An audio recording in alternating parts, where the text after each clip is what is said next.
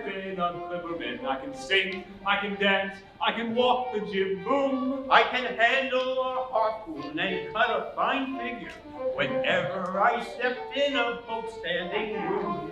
We'll rant and we'll roar like true Yankee whaling. We'll rant and we'll roar on deck and below. Till we get our full And straight up the channel to Bedford we'll go. I was in a whaler last year in Tarawaro. I bought some gold brooches for the girls in the bay. I bought me a pipe there, they called it a meerschaum, but it melted like butter.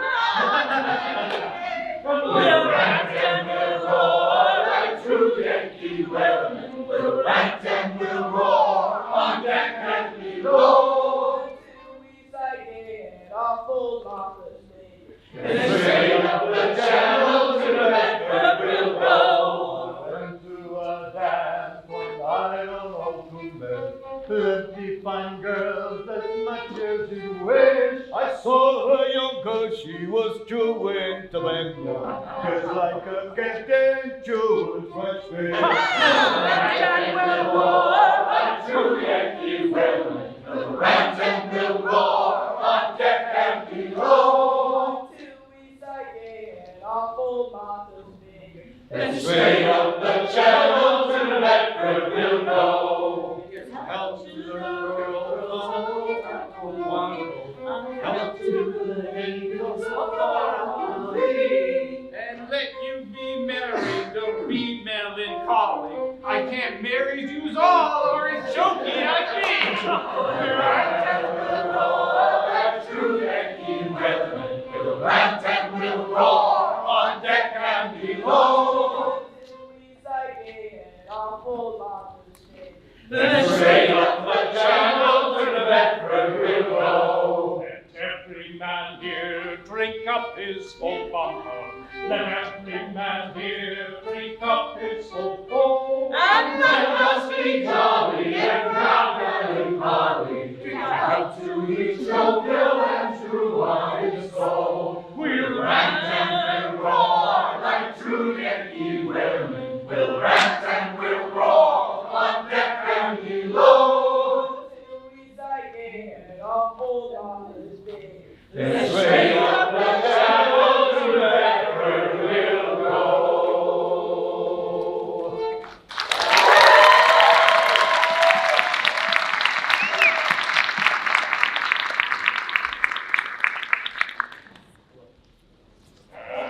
Well, I'm gonna tales and you do.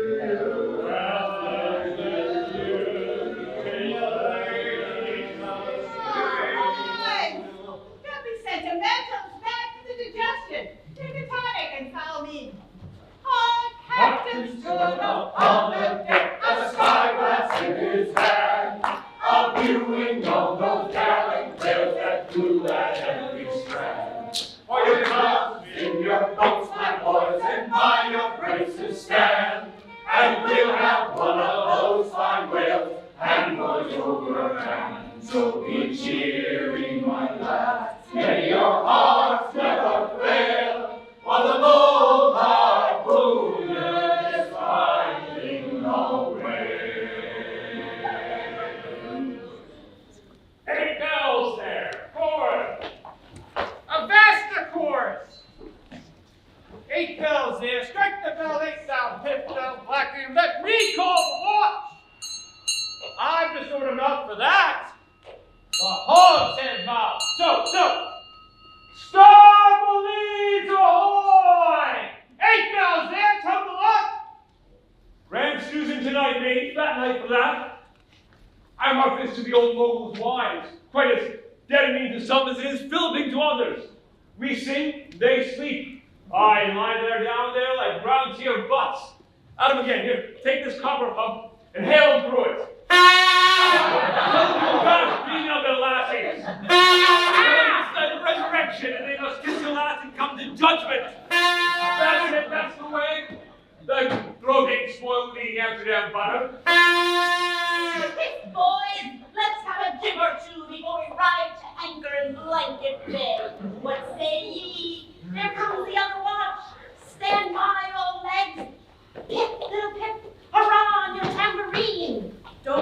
it is. Well, speak my Billy, then wag my ears. Jig it, man, that is the word. I say hurrah. Tell me, will you dance? Form down Indian file. Gallop into the double circle. Throw yourself. I don't like your floor there, matey. It's too springy for my taste. I'm used to ice floors. I'm sorry to throw cold water on the subject, but excuse me. Me too. Where are your girls? Who but a fool would take his left hand by his right and say to himself, how do you do? Partner, I need partner. Aye, girls in the green, they don't hop with ye. Hey, and turn grasshopper. Well, it's so decent. Plenty more of us. Hold one when you may say aye. Let's go to harvest soon. Here comes the music. Now for it.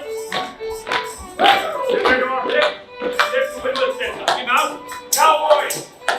Bring it down, boy! Bring it down! That's the way! Bring it! Take fireflies and brace the jinglers! Jinglers say, there goes another dropped off. I pounded some. Rattle like you better pound away. Make up the soda myself. Oh, hold that side. Then you scare yourself.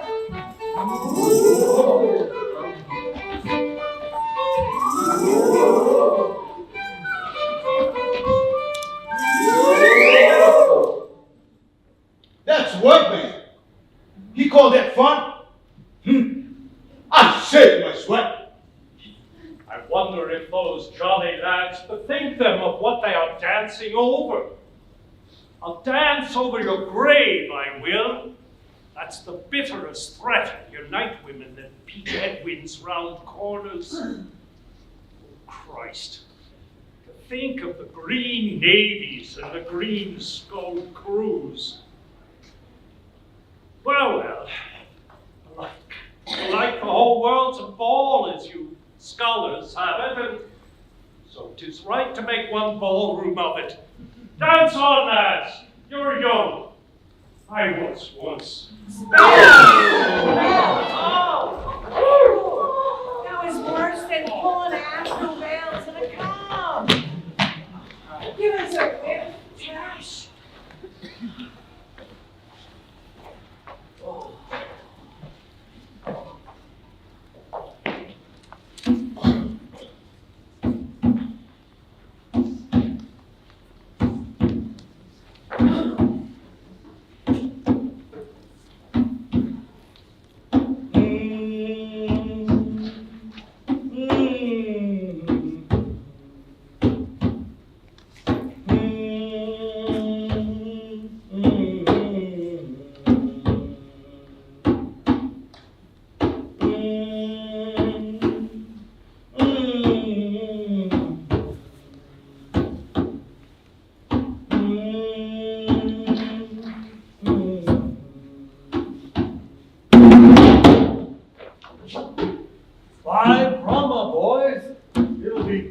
Sail soon.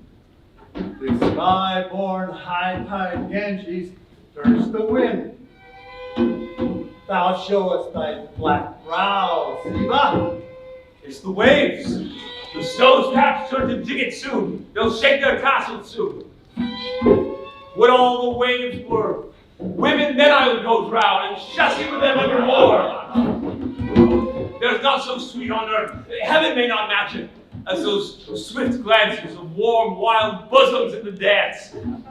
Those, with overarching arms, hide those ripe, bursting grapes. Tell me not of it. Hark ye, lads, fleet interlacings of thy limbs, lithe swayings, toyings, flutterings, lip, heart, hip, all graze, unceasing touch and go. Now taste, observe ye, else come satiety. Hey, pagan? Hell, holy nakedness of our dancing girls. The Eva. Low veil, high pond, Tahiti. I still rest me on thy mat, but the soft soil has slid. I saw thee woven in the wood, my mat. Green, the first day I brought thee thence. Now worn and wilted, white. Ah, me!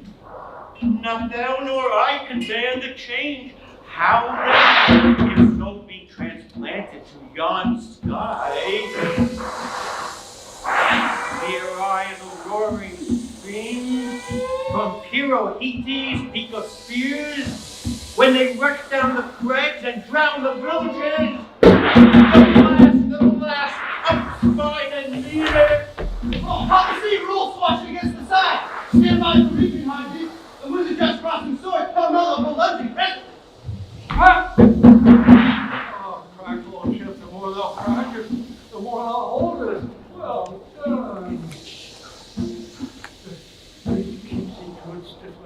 He's no more afraid than the unborn copycat. Look there to fight the poultry with four-lash guns, which the sea salt kicks. Mind you that, I heard old Ahab telling me must always kill a squall. Something as to burst the water spout with a pistol, fire a ship right into it. But that old man's a grand old cove. We are the last to hunt him up his whale. Aye! Aye! How the three pines shake. Pines are the hardest sort of tree to live when shifted to any other soil, and here there's none. Proves cursed clay. Steady, helmsman, steady. This is the sort of weather when brave hearts snap ashore and keeled hulls split at sea. Our captain has his birthmark. Look yonder, boys. There's another in the sky, lurid like you see. All else, pitch black. What is that? Who's afraid of black? Is afraid of me. I'm cool of it. Ah, he wants the bully, huh? The old grudge makes me touchy. I, Harpooner, thy race is the undeniable dark side of mankind. Devilish dark at that. No offense. No. That Spaniard's mad or drunk, but that can't be. Or else in his one case, the old mogul's firewater is somewhat long in working. What's that I saw? Lightning! Yes! No, Dagu showing his teeth. Follow Dyer. Man again. White liver. White skin. Knife thee heartily, big frame, small spirit. Around! Around! Around! A row low and a row aloft. Gods and men, all brawlers. Ha! Wow, a rock, a row. The virgin be blessed, a row. Well, what do you? Fair place. Take the Spaniard's knife. A ring! A ring! There, the ringed horizon. That ring Cain struck Abel. Sweet work. Right work, no? Why then, God, madest thou the ring? Hands by the halyards, in to gallant sails, stand by to reef topsails. This was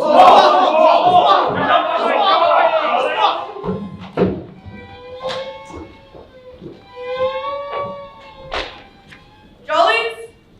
Lord, help such jollies! Thank God, doth Lord! Here comes the royal yard! It's worse than being in the world was the last day of the year. Who'd go climbing after chestnuts now? But there they go, all cursing, and here I don't. Fine prospects to them, they're on the road to heaven. Hold on hard, Jiminy! What a squall! But those chaps there are worse yet. They're your white squalls, they. White squalls? White whale? Ooh. Here have I heard all their chat just now, in the white whale. Ooh. But spoken of once, Only to this evening it makes me jingle all over like my tambourine. Anaconda of an old man swarming hunting. Oh, thou big white God aloft there somewhere in yon darkness, have mercy on this small black boy down here. Preserve him from all men who have no vows to feel fear.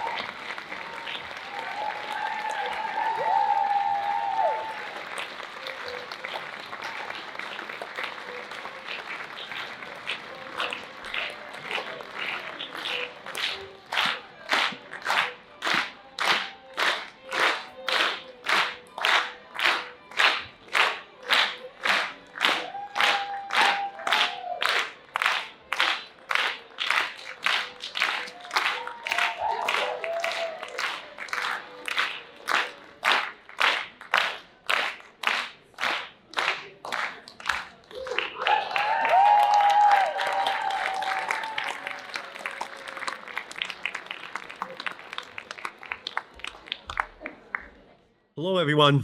I'm Senator Ed Markey, and I have the honor of reading Chapter 41 of Moby Dick. I, Ishmael, was one of that crew.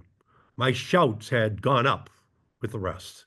My oath had been welded with theirs, and stronger I shouted, and more did I hammer and clinch my oath because of the dread in my soul.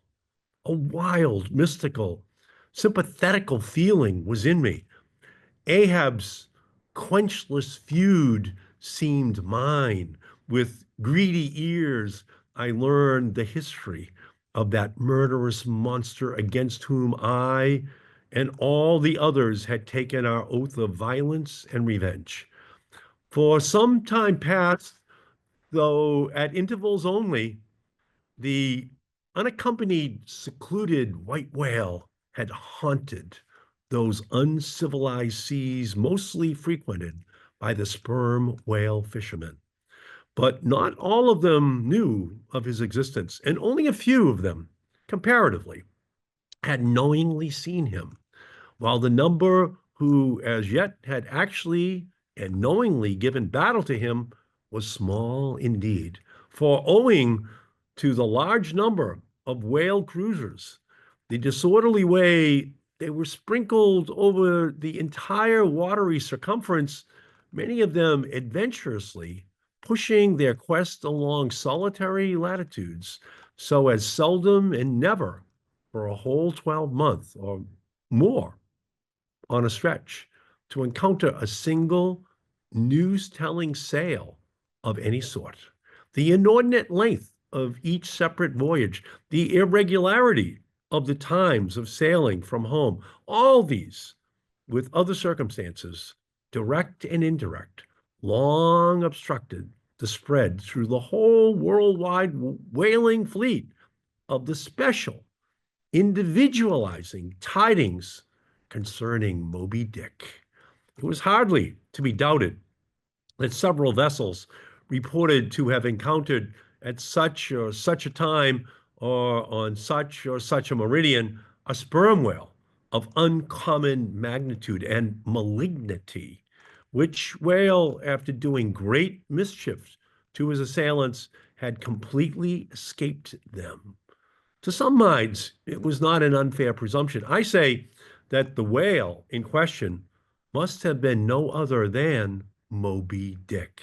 Yet, as of late, the sperm whale fishery had been marked by various and not unfrequent instances of great ferocity, cunning, and malice in the monster attacked. Therefore, it was that those who by accident ignorantly gave battle to Moby Dick, such hunters perhaps for the most part were content to ascribe the peculiar terror he bred more as it were to the perils of the sperm whale fishery at large than to the individual cause. In that way, mostly the disastrous encounter between Ahab and the whale had hitherto been popularly regarded. And as for those who previously hearing of the white whale by chance caught sight of him in the beginning of the thing, they had every one of them almost as boldly and fearlessly lowered for him as for any other whale of that species. But at length, such calamities did ensue in these assaults, not restricted to sprained wrists and ankles, broken limbs, or devouring amputations, but fatal to the last degree of fatality. Those repeated disastrous repulses, all accumulating and piling their terrors upon Moby Dick. Those things had gone far to shake the fortitude of many brave hunters to whom the story of the white whale had eventually come. Nor did wild rumors of all sorts fail to exaggerate and still the more horrify the true histories of these deadly encounters. For not only do fabulous rumors naturally grow out of the very body of all surprising, terrible events, as the smitten tree gives birth to its fungi, but in maritime life, far more than in that of terra firma, wild rumors abound wherever there is any adequate reality for them to cling to. And as the sea surpasses the land in this matter, so the whale fishery surpasses every other sort of maritime life. And the wonderfulness and the fearfulness of the rumors which sometimes circulate there. For not only are whalemen as a body unexempt from that ignorance and superstitiousness hereditary to all sailors, but of all sailors, they are by all odds the most directly brought into contact with whatever is appallingly astonishing in the sea, face to face.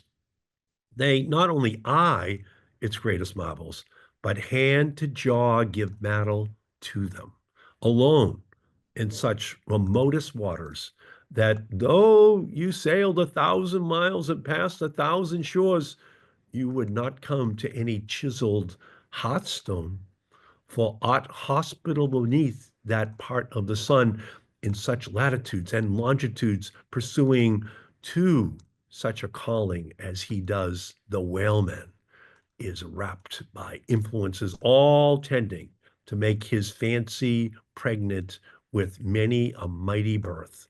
No wonder then that every gathering volume, from the mere transit over the wildest watery spaces, the outblown rumors of the white whale did in the end incorporate with themselves all manner of morbid hints and half-formed fetal suggestions of supernatural agencies, which eventually invested Moby Dick with new terrors, unborrowed from anything that visibly appears, so that in many cases, such a panic did he finally strike that few who by those rumors at least had heard of the white whale, few of those hunters were willing to encounter the perils of his jaw.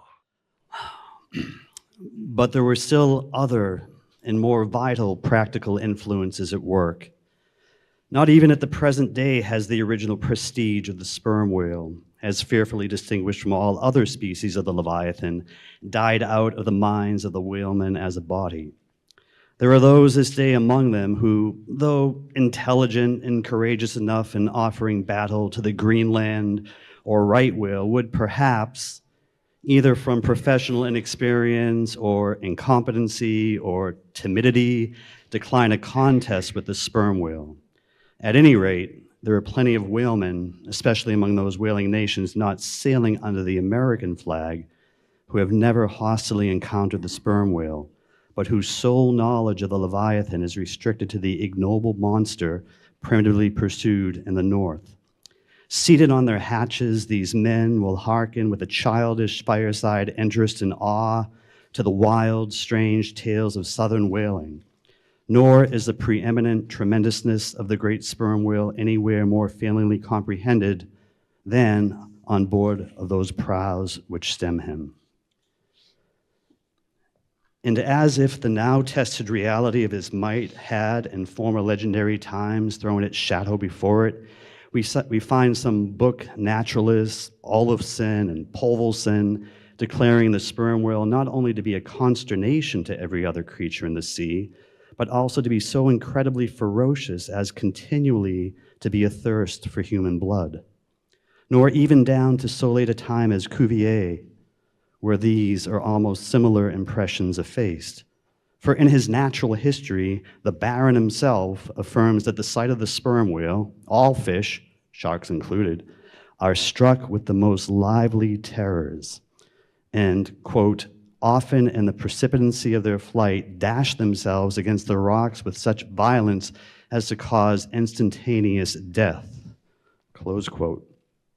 And however the general experiences in the fishery may amend such reports as these, yet in their full terribleness, even to the bloodthirsty item of Povelson, the superstitious belief in them is, in some vicissitudes of their vocation, revived in the minds of the hunters. So that overawed by the rumors and portents concerning him, not a few of the fishermen recalled, in reference to Moby Dick, the earlier days of the sperm whale fishery, when it was oftentimes hard to induce long-practiced right whalemen to embark in the perils of this new and daring warfare. Such men protesting that although other leviathans might be hopefully pursued, yet to chase and point lance at such an apparition as the sperm whale was not for mortal men, that to attempt it would be inevitably to be torn into a quick eternity. On this head, there are some remarkable documents that may be consulted. Nevertheless, some there were who, even in the face of these things, were ready to give chase to Moby Dick, and a still greater number who, chancing only to hear of him distantly and vaguely, without the specific details of any certain calamity, and without superstitious accompaniments, were sufficiently hardy not to flee from the battle it offered. One of the wild suggestings referred to, as at last coming to be linked with the white whale in the minds of the superstitiously inclined, was the unearthly conceit that Moby Dick was ubiquitous, that he had actually been encountered in opposite latitudes at one and the same instant of time. Nor, credulous as such minds must have been, was this conceit altogether without some faint show of superstitious probability.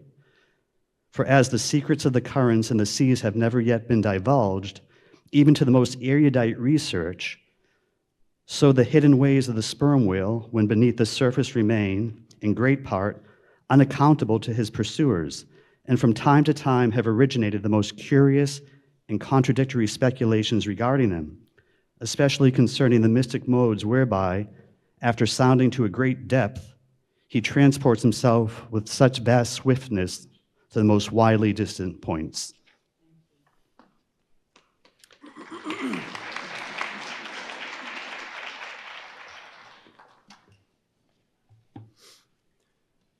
It is a thing well known to both American and English whale ships, and as well a thing placed upon authoritative record years ago by Scoresby, that some whales have been captured far north in the Pacific, in whose bodies have been found the barbs of harpoons darted in the Greenland seas. Nor is it to be gainsaid that in some of these instances, it has been declared that the interval of time between the two assaults could not have exceeded very many days. Hence, by inference, it has been believed by some whalemen that the Northwest Passage, so long a problem to man, was never a problem to the whale. So that here, in the real living experience of living men, the prodigies related in old times of the inland Strelo Mountain in Portugal, near whose top there was said to be a lake in which the wrecks of ships floated up to the surface, and that still more wonderful story of the Arethusa fountain near Syracuse, whose waters were believed to have come from the Holy Land by an underground passage. These fabulous narrations are almost fully equaled by the realities of the whalemen. Forced into familiarity then with such prodigies as these, and knowing that after repeated intrepid assaults, the white whale had escaped alive, it cannot be much matter of surprise that some whalemen should go still further in their superstitions, declaring Moby Dick not only ubiquitous, but immortal, for immortality is but ubiquity in time. That though groves of spears should be planted in his flanks, he would still swim away unharmed. Or if indeed he should ever be made to spout thick blood, such a sight would be but a ghastly deception. For again, in unensanguinated billows, hundreds of leagues away, his unsullied jet would once more be seen. But even stripped of these supernatural surmisings, there was enough in the earthly make and incontestable character of the monster to strike the imagination with unwanted power. For it was not so much his uncommon bulk that so much distinguished him from other sperm whales, but as was elsewhere thrown out, a peculiar snow-white wrinkled forehead and a high pyramidical white hump. These were his prominent features, the tokens whereby, even in the limitless, uncharted seas, he revealed his identity at a long distance to those who knew him. The rest of his body was so streaked and spotted and marbled with the same shrouded hue that in the end he had gained his distinctive appellation of the white whale, a name indeed literally justified by his vivid aspect when seen gliding at high noon through a dark blue sea, leaving a Milky Way wake of creamy foam, all spangled with golden gleamings. Nor was it his unwonted magnitude, nor his remarkable hue, nor yet his deformed lower jaw that so much invested the whale with natural terror as that unexampled, intelligent malignity, which according to specific accounts, he had over and over again evinced in his assaults. More than all, his treacherous retreats struck more of dismay than perhaps aught else. For when swimming before his exalted pursuers with every apparent symptom of alarm, he had several times been known to turn round suddenly and bearing down upon them, either stave their boats to splinters or drive them back in consternation to their ship. Already several fatalities had attended his chase. But those similar disasters, however little brooded ashore, were by no means unusual in the fishery, yet in most instances, such seemed the white whale's infernal aforethought of ferocity that every dismembering or death that he caused was not wholly regarded as having been inflicted by an unintelligent agent.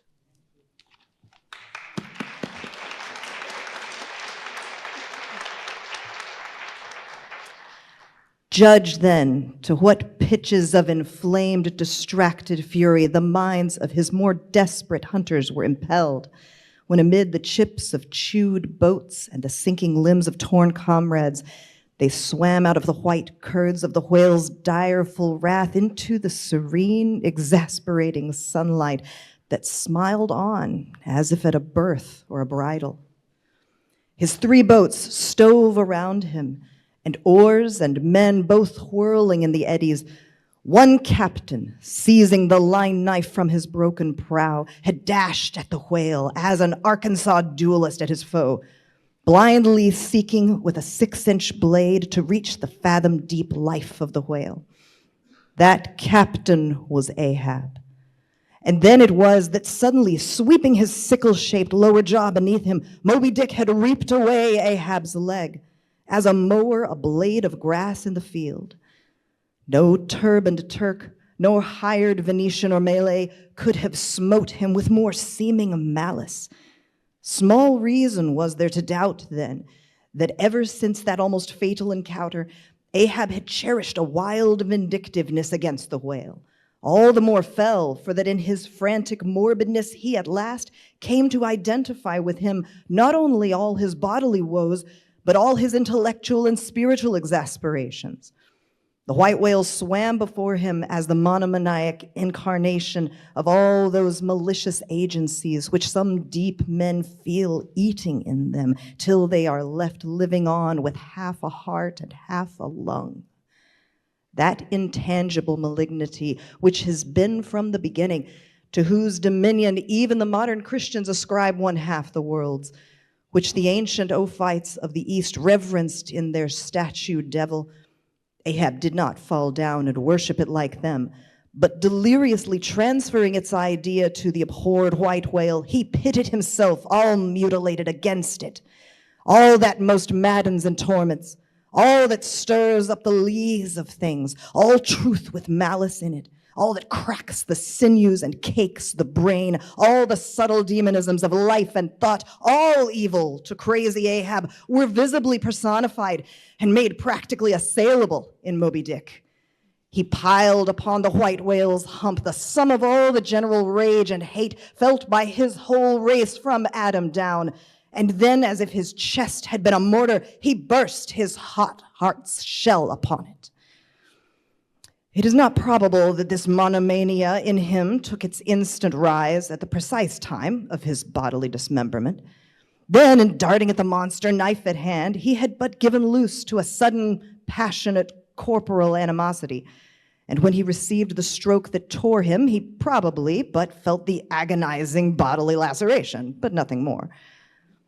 Yet when, by this collision, forced to turn towards home, and for long months of days and weeks, Ahab and Anguish lay stretched together in one hammock, rounding in midwinter that dreary, howling Patagonian cape. Then it was that his torn body and gashed soul bled into one another, and so interfusing made him mad. That it was only then on the homeward voyage, after the encounter, that the final monomania seized him seems all but certain from the fact that at intervals during the passage, he was a raving lunatic. And though unlimbed of a leg, yet such vital strength yet lurked in his Egyptian chest, and was moreover intensified by his delirium, that his mates were forced to lace him fast, even there as he sailed, raving in his hammock. In a straitjacket, he swung to the mad rockings of the gales. And when running into more sufferable latitudes, the ship with mild stun-sailed spread floated across the tranquil tropics, and to all appearances, the old man's delirium seemed left behind him with the Cape Horn swells, and he came forth from his dark den into the blessed light and air. Even then, when he bore that firm, collected front, however pale, and issued his calm orders once again, and his mates thanked God the direful madness was now gone, even then, Ahab, in his hidden self, raved on.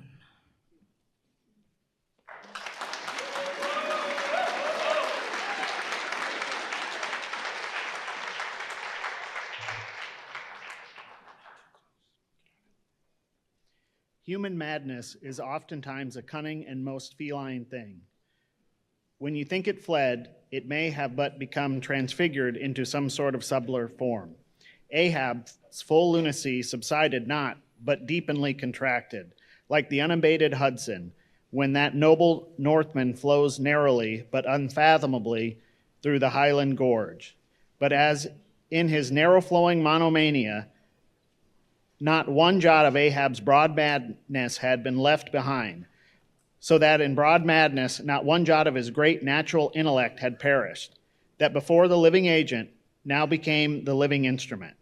If such a furious trope may stand, his special lunacy stormed his general sanity and carried it, and turned all its concentrated cannon upon its own mad mark, so that far from having lost his strength, Ahab, to that one end, did now possess 1,000-fold more potency than ever he had sanely brought to bear upon any one reasonable object. This is much, yet Ahab's larger, darker, deeper part remains unhinted. But vain to popularize profundities, and all truth is profound, winding far down from within the very heart of his spiked Hotel de Cluny, where we here stand, however grand and wonderful, Now quit it, and take your way, ye nobler, sadder souls, to those vast Roman halls of Thermes, where far beneath the fantastic towers of man's upper earth, his root of grandeur, his whole awful essence, sits in bearded state, in antique buried beneath antiquities, and thrown on torsos. So with the broken throne, the great gods mock that captive king, so like Caryatid, he patient sits, upholding his frozen brow and piled entablatures of ages. Whine ye down there, ye ponder, sadder souls, question that proud, sad king, a family likeness, aye, he did beget ye, ye young exiled royalties, and from your grim sire only will old state secrets come. Now in his heart, Ahab had some glimpse of this, namely, all my means are sane, my motive and my object mad. Yet without power to kill or change or shun the fact, he likewise knew that to mankind he did long dissemble, in some sort did still, but that thing of dissembling was only subject to perceptibility, not to his will determinate.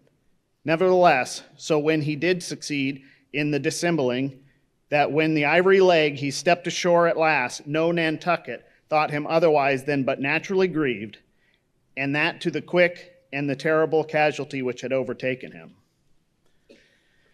The report of his undeniable delirium at sea was likewise popularly ascribed to a kindred cause. And so, too, all added the moodiness which always afterwards, to the very day of sailing in the Pequod on the present voyage, sat brooding on his brow. Nor is so very unlikely that far from distrusting his fitness for another whaling voyage, on account of such dark symptoms, the calculating people of the prudent isle were inclined to harbor the conceit that for those very reasons he was the better qualified and set on edge for a pursuit so full of rage and wildness as the bloody hunt of whales. Gnawed within and scorched without, the infixed unrelenting fangs of some incurable idea, such as one could be found, would seem the very man to dart his iron and lift his lance against the most appalling of all brutes. Or, if for any reason, though to be corporally incapacitated for that, yet such a one would seem superlatively competent to cheer and howl on his underlings to the attack. But be all it as it may, certain as it is, that with the mad secret of his unabated rage bolted up and keyed in him, Ahab had purposely sailed upon the present voyage with the one and only all-engrossing object of hunting the white whale. Had any of his old acquaintances on shore but half dreamed of what was lurking in him then, how soon would their aghast and righteous souls have wrenched a ship from such a fiendish man? They were bent on profitable cruises, and the profit to be counted down in dollars from the mint.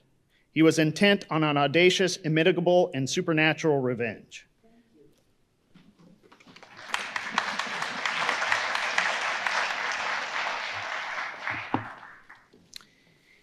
Here, then, was this gray-headed, ungodly old man, chasing with curses a Job's whale round the world, at the head of a crew, too, chiefly made up of mongrel renegades and castaways and cannibals, morally enfeebled also by the incompetence of mere unaided virtue or right-mindedness in Starbuck, the invulnerable jollity of indifference and recklessness in Stubb, and the pervading mediocrity in Flask.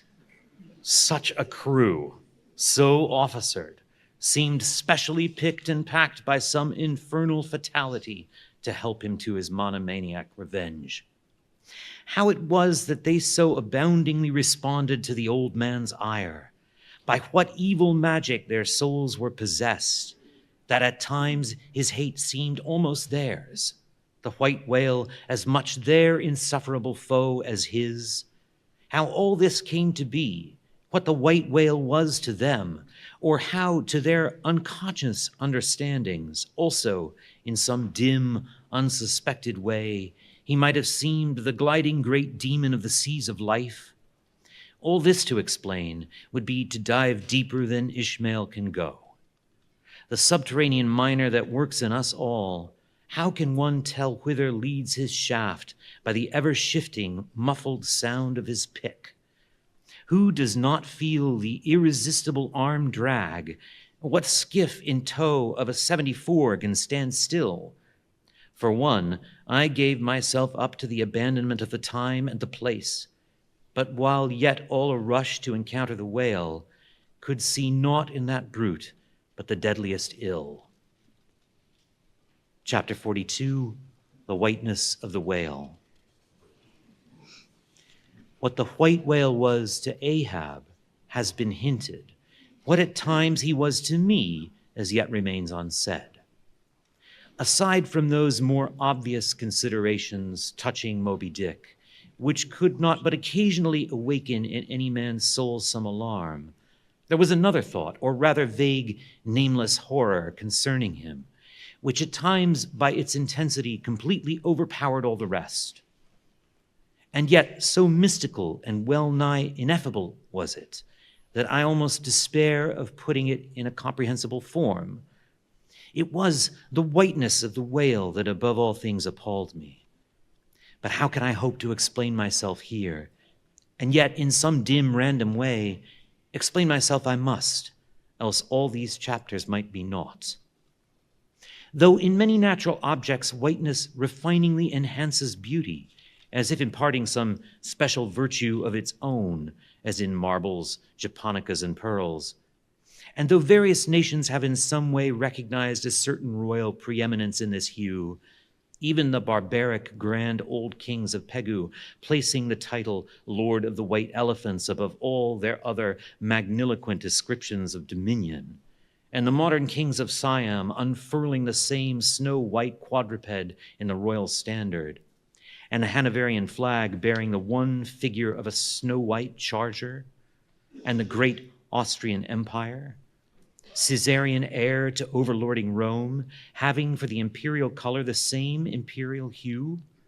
And though this preeminence in it applies to the human race itself, giving the white man ideal mastership over every dusky tribe, and though besides all this, whiteness has been even made significant of gladness, for among the Romans a white stone marked a joyful day, and though in other mortal sympathies and symbolizings, this same hue is made the emblem of many touching noble things, the innocence of brides, the benignity of age, though among the red man of America, the giving of the white belt of wampum was the deepest pledge of honor, though in many climes whiteness typifies the majesty of justice in the ermine of the judge, and contributes to the daily state of kings and queens drawn by milk-white steeds, though even in the higher mysteries of the most august religions, it has been made the symbol of the divine spotlessness and power, by the Persian fire worshippers, the white forked flame being held the holiest on the altar, and in the Greek mythologies, great Jove himself being made incarnate in a snow-white bull. And though to the noble Iroquois, the midwinter sacrifice of the sacred white dog was by far the holiest festival of their theology, that spotless, faithful creature being held the purest envoy they could send to the Great Spirit with the annual tidings of their own fidelity. And though directly from the Latin word for white, all Christian priests derive the name of one part of their sacred vesture, the alb or tunic worn beneath the cassock. And though among the holy pomps of the Romish faith, white is especially employed in the celebration of the Passion of our Lord, though in the vision of St. John, white robes are given to the redeemed, and the 24 elders stand clothed in white before the great white throne, and the Holy One that sitteth there white like wool, yet for all these accumulated associations, with whatever is sweet and honorable and sublime, there yet lurks an elusive something in the innermost idea of this hue, which strikes more of panic to the soul than that redness which affrights in blood.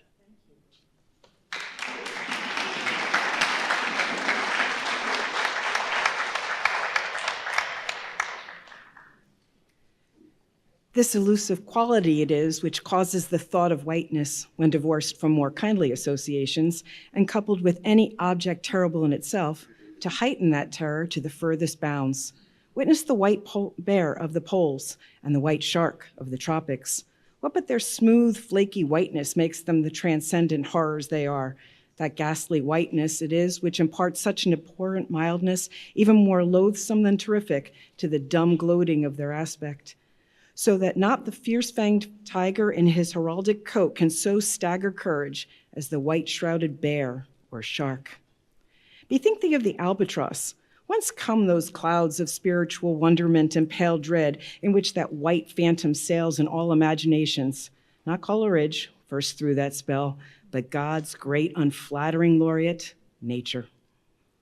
Most famous in our Western annals and Indian traditions is that of the white steed of the prairies, a magnificent milk-white charger, large-eyed, small-headed, bluff-chested, and with the dignity of 1,000 monarchs in his lofty, over-scorning carriage.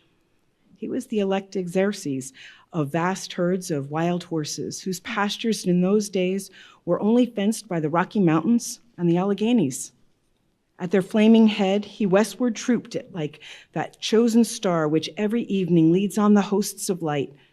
The flashing cascade of his mane, the curving comet of his tail, invested him with housings more resplendent than gold and silver beaters could have furnished him, a most imperial and archangelical apparition of that unfallen Western world, which to the eyes of the old trappers and hunters revived the glories of those primeval times when Adam walked majestic as a god, bluff-bowed and fearless as this mighty steed.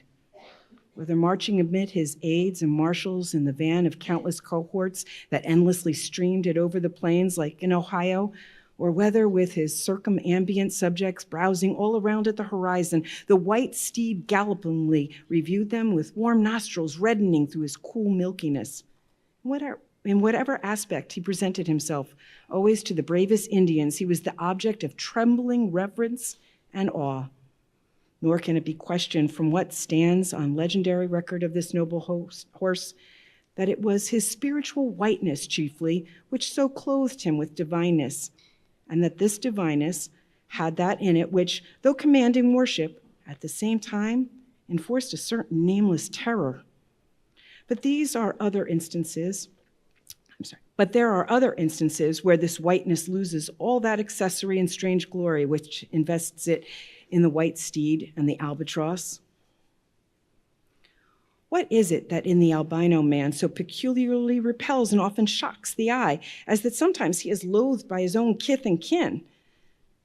It is that whiteness which invests him, a thing expressed by the name he bears. The albino is as well made as other men, has no substantive deformity, and yet this mere aspect of all-pervading whiteness makes him more strangely hideous than the ugliest abortion.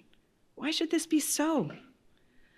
Nor, in quite other aspects, does nature, in her least palpable, but not the less malicious agencies, fail to enlist among her forces this crowning attribute of the terrible.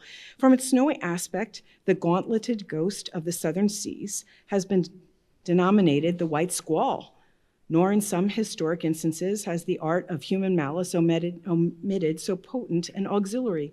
How wildly it heightens the effect of that passage in Froissart when, masked in the snowy symbol of their faction, the desperate white hoods of Ghent murder their bailiff in the marketplace.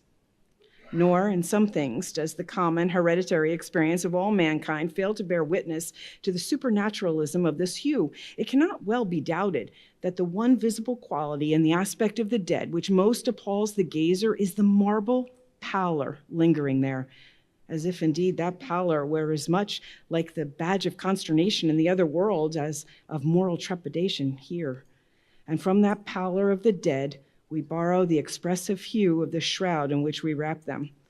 Nor even in our superstitions do we fail to throw the same snowy mantle round our phantoms, all ghosts rising in a milk-white fog.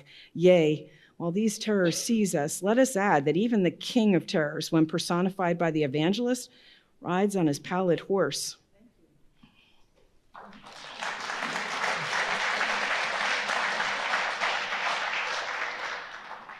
Therefore, in his other moods, symbolize whatever grand or gracious thing he will by whiteness, no man can deny that in its profoundest idealized significance, it calls up a peculiar apparition to the soul. But though without dissent this point be fixed, how is mortal man to account for it? To analyze it would seem impossible. Can we then, by the citation of some of those instances wherein this thing of whiteness, though for the time either wholly or in great part stripped of all direct associations calculated to impart to it aught fearful, but nevertheless is found to exert over us the same sorcery, however modified, can we thus hope to light upon some chance clue to conduct us to the hidden cause we seek? Let us try. But in a matter like this, subtlety appeals to subtlety, and without imagination no man can follow another into these halls. And though doubtless some at least of the imaginative impressions about to be presented may have been shared by most men, yet few perhaps were entirely conscious of them at the time, and therefore may not be able to recall them now.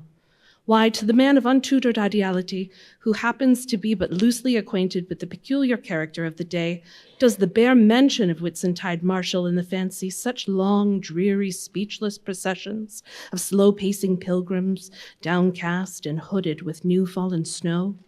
Or, to the unread, unsophisticated Protestant of the middle American states, why does the passing mention of a white friar or a white nun evoke such an eyeless statue in the soul? Or what is there apart from the traditions of dungeoned warriors and kings, which will not wholly account for it, that makes the White Tower of London tell so much more strongly on the imagination of an untraveled American than those other storied structures its neighbors, the Byward Tower, or even the Bloody, and those sublimer towers, the White Mountains of New Hampshire, whence in peculiar moods comes that gigantic ghostliness over the soul at the bare mention of that name, while the thought of Virginia's Blue Ridge is full of a soft, dewy, distant dreaminess? Or why, irrespective of all latitudes and longitudes, does the name of the White Sea exert such a spectralness over the fancy, while that of the Yellow Sea lulls us with mortal thoughts of long lacquered mild afternoons on the waves, followed by the gaudiest and yet sleepiest of sunsets? Or, to choose a wholly unsubstantial instance, purely addressed to the fancy, why, in reading the old fairy tales of Central Europe, does the tall, pale man of the Hartz forests, whose changeless pallor unrustingly glides through the green of the groves, why is this phantom more terrible than all the whooping imps of the Blocksberg? Nor is it altogether the remembrance of her cathedral-toppling earthquakes, nor the stampedos of her frantic seas, nor the tearlessness of arid skies that never rain, nor the sight of her wild field of leaning spires, wrenched copestones, and crosses all adroop like canted yards of anchored fleets, and her suburban avenues of house walls, lying over upon each other as a tossed pack of cards. It is not these things alone which make tearless Lima the strangest, saddest city thou canst see.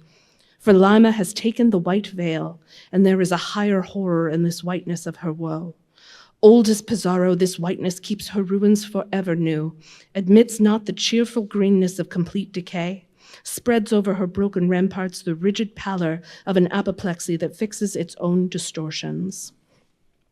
I know that, to the common apprehension, this phenomenon of whiteness is not confessed to be the prime agent in exaggerating the terror of objects otherwise terrible, nor to the unimaginative mind is there aught of terror in those appearances whose awfulness to another mind almost solely consists in this one phenomenon, especially when exhibited under any form at all approaching to muteness or universality.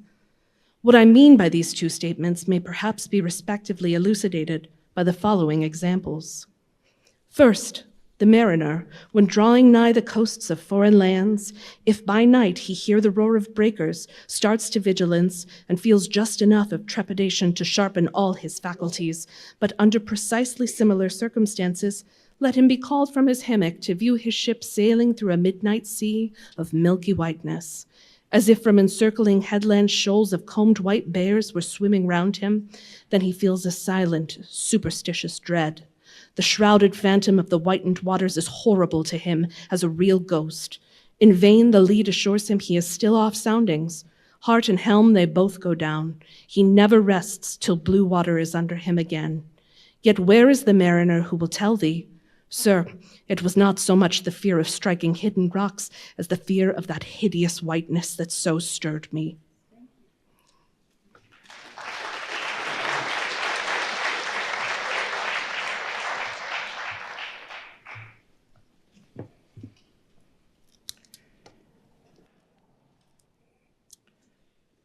Second to the native Indian of Peru, the continual sight of the snow-Haddad Andes conveys naught of dread, except perhaps in the mere fancying of the eternal frosted desolateness reigning at such vast altitudes, and the natural conceit of what a fearfulness it would be to lose oneself in such inhuman solitudes. Much the same is it with the backwoodsman of the West, who, with comparative indifference, views an unbounded prairie sheeted with driven snow, no shadow of tree or twig to break the fixed trance of whiteness. Not so the sailor, beholding the scenery of the Antarctic seas, where at times, by some infernal trick of legerdemain in the powers of frost and air, he, shivering and half shipwrecked, instead of rainbows, speaking hope and solace to his misery, views what seems a boundless churchyard grinning upon him with its lean ice monuments and splintered crosses. But thou sayest, methinks this white lead chapter about whiteness is but a white flag hung out from a craven soul. Thou surrenderest to a hypo, Ishmael.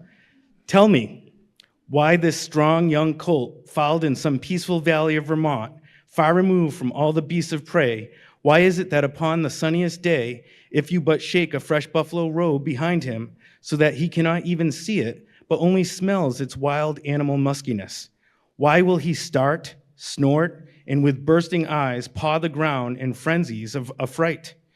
There is no remembrance in him of any gorings of wild creatures in his green northern home, so that the strange muskiness he smells cannot recall to him anything associated with the experience of former perils. For what knows he, this New England colt, of the black bisons of distant Oregon? No, but here thou beholdest, even in a dumb brute, the instinct of the knowledge of the demonism in the world. Though thousands of miles from Oregon, still when he smells that savage musk, the rending, goring bison herds are as present as to the deserted wildfowl of the prairies, which this instant may be trampling into dust. Thus, then, the muffled rollings of a milky sea, the bleak rustlings of the festooned frosts of mountains, the desolate shiftings of the windrowed snows of prairies, all these to Ishmael are as the shaking of that buffalo robe to the frightened colt. Though neither knows where lie the nameless things of which the mystic sign gives forth such hints, yet with me, as with the colt, somewhere those things must exist. Though in many of its aspects this visible world seems formed in love, the invisible spheres were formed in fright. But not yet have we solved the incantation of this whiteness and learned why it appeals with such power to the soul, and more strange and far more pretentious, why, as we have seen, it is at once the most meaning symbol of spiritual things, nay, the very veil of the Christian's deity, and yet should be, as it is, the intensifying agent in things the most appalling to mankind? Is it that by the indefiniteness it shadows forth the heartless voids and immensities of the universe, and thus stabs us from behind with the thought of annihilation when beholding the white depths of the Milky Way? Or is it that as in essence whiteness is not so much a color as the visible absence of color, and at the same time the concrete of all colors? Is it for these reasons that there is such a dumb blankness, full of meaning in a wide landscape of snows, a colorless all color of atheism from which we shrink? And when we consider that other theory of the natural philosophers, that all other earthly hues, every stately or lovely emblazoning, the sweet things of sunset skies and woods, yea, in the gilded velvets of butterflies and the butterfly cheeks of young girls, all these are but subtle deceits, not actually inherent in substances, but only laid on from without, so that all deified nature absolutely paints like the harlot, whose allurements cover nothing but the channel house within. And when we proceed further and consider that the mystical cosmetic, which produces every one of her hues, the great principle of light, forever remains white or colorless in itself, and if operating without medium upon matter, would touch all objects, even tulips and roses, with its own blank tinge. Pondering all this, the palsied universe lies before us a leper, and like willful travelers in Lapland who refuse to wear colored and coloring glasses upon their eyes, so the wretched infidel gazes himself blind at the monumental white shroud that wraps all the prospect around him. In all these things, the albino whale was the symbol. Wonder ye then at the fiery hunt. Thank you.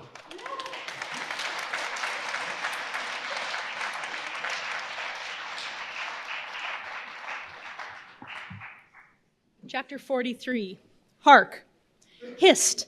Did you hear that noise, Kabako? It was the middle watch, a fair moonlight. The seamen were standing in a cordon extending from one of the freshwater butts in the waist to the scuttlebutt near the taffrail. In this manner, they passed the buckets to fill the scuttlebutt. Standing, for the most part, on the hallowed precincts of the quarterdeck, they were careful not to speak or rustle their feet. From hand to hand, the buckets went in the deepest silence, only broken by the occasional flap of a sail and the steady hum of the unceasing advancing keel. It was in the midst of this repose that Archie, one of the cordon, whose post was near the after hatches, whispered to his neighbor, a cholo, the words above. Hist! Did you hear that noise, Kabako? Take the bucket, will ye, Archie? What noise do you mean? There it is again, under the hatches. Don't you hear it? A cough. It sounded like a cough. Cough be damned. Pass along that return bucket. There again. There it is. It sounds like 2 or 3 sleepers turning over now. Carumba, have done, shipmate, will ye? It's the 3 soaked biscuits ye eat for supper turning over inside ye. Nothing else. Look to the bucket. Say what you will, shipmate. I've sharp ears. Aye, you are the chap, ain't ye, that heard the hum of the old Quakeress's knitting needles 50 miles at sea from Nantucket. You're the chap. Grin away, we'll see what turns up. Hark ye, Kabako, there is somebody down in the afterhold that has not yet been seen on deck, and I suspect our old mogul knows something of it too. I heard Stubb tell Flask one morning watch that there was something of that sort in the wind. Tish, the bucket! Chapter 44, the chart. Had you followed Captain Ahab down into his cabin after the squall that took place on the night succeeding that wild ratification of his purpose with his crew, you would have seen him go to a locker in the transom and, bringing out a large wrinkled roll of yellowish sea charts, spread them before him on his screwed down table. Then, seating himself before it, you would have seen him intently study the various lines and shadings which there met his eye, and with slow but steady pencil trace additional courses over spaces that before were blank. At intervals, he would refer to piles of old logbooks beside him, wherein were set down the seasons and places in which, on various former voyages of various ships, sperm whales had been captured or seen.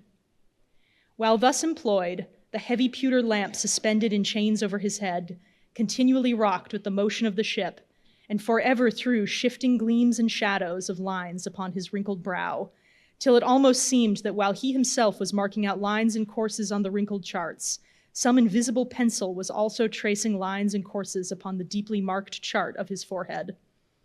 But it was not this night in particular that, in the solitude of his cabin, Ahab thus pondered over his charts. Almost every night they were brought out. Almost every night some pencil marks were effaced, and others were substituted. For with the charts of all 4 oceans before him, Ahab was threading a maze of currents and eddies with a view to the more certain accomplishment of that monomaniac thought of his soul. Now, to anyone not fully acquainted with the ways of the Leviathans, it might seem an absurdly hopeless task thus to seek out one solitary creature in the unhooped oceans of this planet. But not so did it seem to Ahab, who knew the sets of all tides and currents, and thereby calculating the driftings of the sperm whale's food, and also calling to mind the regular, ascertained seasons for hunting him in particular latitudes, could arrive at reasonable surmises, almost approaching to certainties, concerning the timeliest day to be upon this or that ground in search of his prey. So assured indeed is the fact concerning the periodicalness of the sperm whales resorting to given waters that many hunters believe that, could he be so closely observed and studied throughout the world, were the logs for one voyage of the entire whale fleet carefully collated, then the migrations of the sperm whale would be found to correspond in invariability to those of the herring shoals or the flights of swallows. On this hint, attempts have been made to construct elaborate migratory charts of the sperm whale.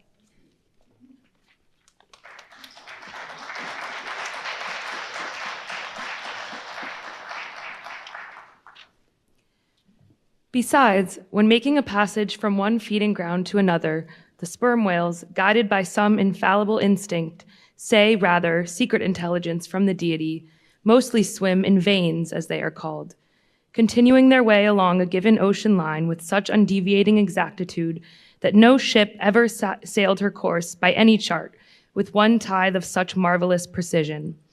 Though in these cases, the direction taken by any one whale be straight as a surveyor's parallel, and though the line of advance be strictly confined to its own unavoidable straight wake, yet the arbitrary vein in which at these times he is said to swim generally embraces some few miles in width, more or less as the vein is presumed to expand or contract, but never exceeds the visual sweep from the whale ship's mastheads, when circumspectly gliding along this magic zone. The sum is that at particular seasons within that breadth and along that path, migrating whales may with great confidence be looked for. And hence, not only at substantiated times upon well-known separate feeding grounds could Ahab hope to encounter his prey, but in crossing the widest expanses of water between those grounds, he could, by his art, so place and time himself on his way, as even then not to be wholly without prospect of a meeting. There was a circumstance which at first sight seemed to entangle his delirious but still methodical scheme, but not so in the reality, perhaps. Though the gregarious sperm whales have their regular seasons for particular grounds, yet in general you cannot conclude that the herds which haunted such and such a latitude or longitude this year, say, will turn out to be identically the same with those that were found there the preceding season. Though there are peculiar and unquestionable instances where the contrary of this has proved true. In general, the same remark, only within a less wide limit, applies to the solitaries and hermits among the matured, aged sperm whales. So that though Moby Dick had in a former year been seen, for example, on what is called the Seychelles Ground in the Indian Ocean, or Volcano Bay on the Japanese coast, yet it did not follow that were the Pequod to visit either of those spots at any subsequent corresponding season, she would infallibly encounter him there. So too with some other feeding grounds where he had at times revealed himself. But all these seemed only his casual stopping places and ocean inns, so to speak, not his places of prolonged abode.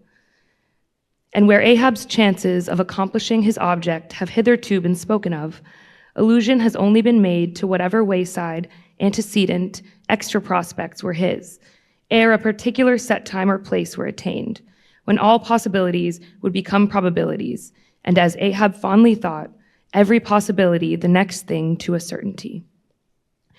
That particular set time and place were conjoined in the one technical phrase, the season on the line. For there and then, for several consecutive years, Moby Dick had been periodically descried, lingering in those waters for a while, as the sun, in its annual round, loiters for a predicted interval in any one sign of the zodiac. There it was, too, that most of the deadly encounters with the white whale had taken place. There the waves were storied with his deeds. There also was that tragic spot where the monomaniac old man had found the awful motive to his vengeance. But in the cautious comprehensiveness and unloitering vigilance with which Ahab threw his brooding soul into this unfaltering hunt, he would not permit himself to rest all his hopes upon the one crowning fact above mentioned, however flattering it might be to those hopes. Nor in the sleeplessness of his vow could he so tranquilize his unquiet heart as to postpone all intervening quest. Now, the Pequod had sailed from Nantucket at the very beginning of the season on the line. No possible endeavor then could enable her commander to make the great passage southwards, double Cape Horn, and then running down 60 degrees of latitude, arrive in the equatorial Pacific in time to cruise there. Therefore, he must wait for the next ensuing season.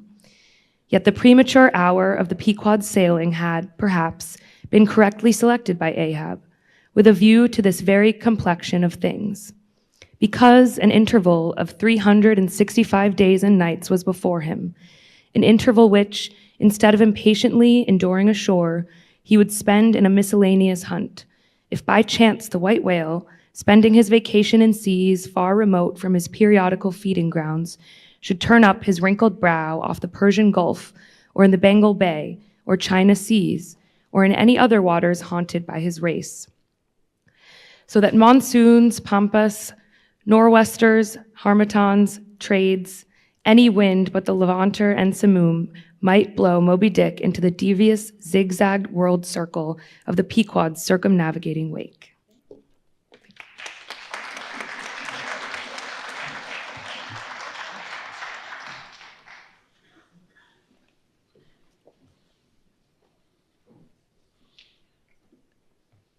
But granting all this, yet regarded discreetly and coolly, seems it not but a mad idea this, that in the broad, boundless ocean, one solitary whale, even if encountered, should be thought capable of individual recognition from his hunter, even as a white-bearded mufti in the thronged thoroughfares of Constantinople?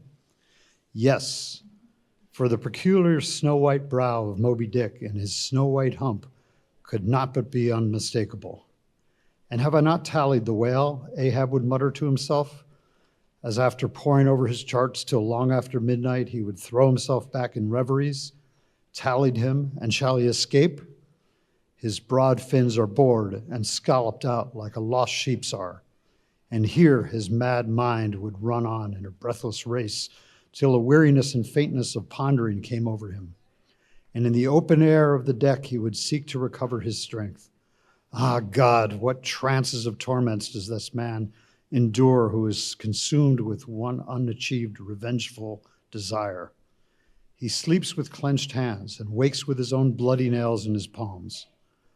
Often, when forced from his hammock by exhausting and intolerably vivid dreams of the night, which, resuming his own intense thoughts through the day, carried them on amid a clashing of frenzies and whirled them round and round and round in his blazing brain till the very throbbing of his life spot became insufferable anguish. And when, as was sometimes the case, these spiritual throes in him heaved his being up from its base, and a chasm seemed opening in him, from which forked flames and lightning shot up, and accursed fiends beckoned him to leap down upon them. When this hell in himself yawned beneath him, a wild cry would be heard through the ship, and with glaring eyes, Ahab would burst from his stateroom as though escaping from a bed that was on fire. Yet these, perhaps, instead of being the unsuppressible symptoms of some latent weakness or fright at his own resolve, were but the plainest tokens of its intensity. For at such times, crazy Ahab, the scheming, unappeasedly steadfast hunter of the white whale, this Ahab that had gone to his hammock, was not the agent that so caused him to burst from it in horror again. The latter was the eternal, living principle or soul in him, and in sleep, being for the time dissociated from the characterizing mind, which at other times employed it for its outer vehicle or agent, it spontaneously sought escape from the scorching contiguity of the frantic thing, of which for the time it was no longer an integral. But as the mind does not exist unless leagued with the soul, therefore it must have been that in Ahab's case, yielding up to all thoughts and fancies to this one supreme purpose, that purpose by its own sheer inveteracy of will forced itself against gods and devils into a kind of self-assumed independent being of its own.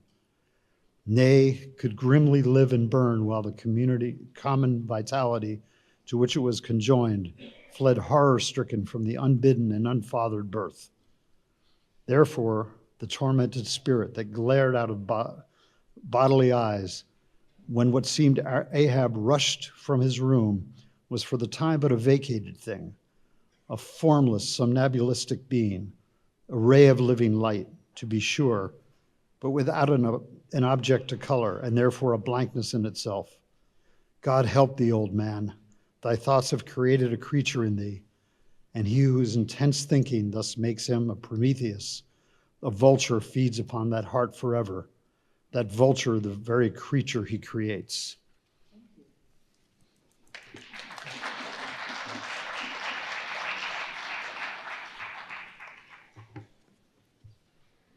Chapter 45, the affidavit. So far as what there may be of a narrative in this book, and indeed as indirectly touching one or two very interesting and curious particulars in the habits of sperm whales, the foregoing chapter in its earlier part is as important a one as will be found in this volume, but the leading matter of it requires to be still farther and more familiarly enlarged upon in order to be adequately understood, and moreover to take away any incredulity which a profound ignorance of the entire subject may induce in some minds as to the natural verity of the main points of this affair. I care not to perform this part of my task methodically, but shall be content to produce the desired impression by separate citations of items, practically or reliably known to me as whalemen, and from these citations, I take it, the conclusion aimed at the will naturally follow of itself. First, I have personally known 3 instances where a whale, after receiving a harpoon, has effected a complete escape and, after an interval, in one instance of 3 years, has been again struck by the same hand and slain, when the 2 irons, both marked by the same private cipher, have been taken from the body. In the instance where 3 years intervened between the flinging of the 2 harpoons, I think it may have been something more than that.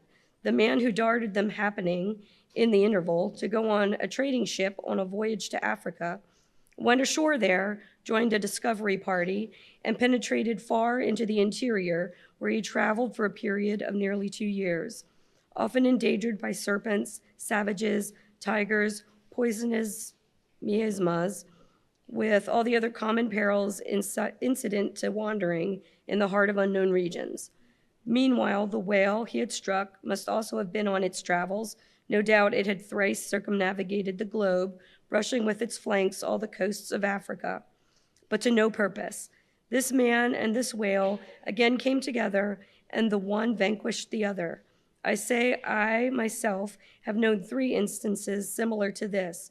That is, in 2 of them, I saw the whale struck, and upon the second attack, saw the 2 irons with the respective marks cut in them, afterwards taken from the dead fish. In the 3-year instance, it so fell out that I was in the boat both times, first and last, and the last time distinctly recognized a peculiar sort of huge mole under the whale's eye, which I had observed 3 years previous. I say 3 years, but I am pretty sure it was more than that. Here are 3 instances, then, which I personally know the truth of, but I have heard of many other instances from persons whose veracity in the matter there is no good ground to impeach.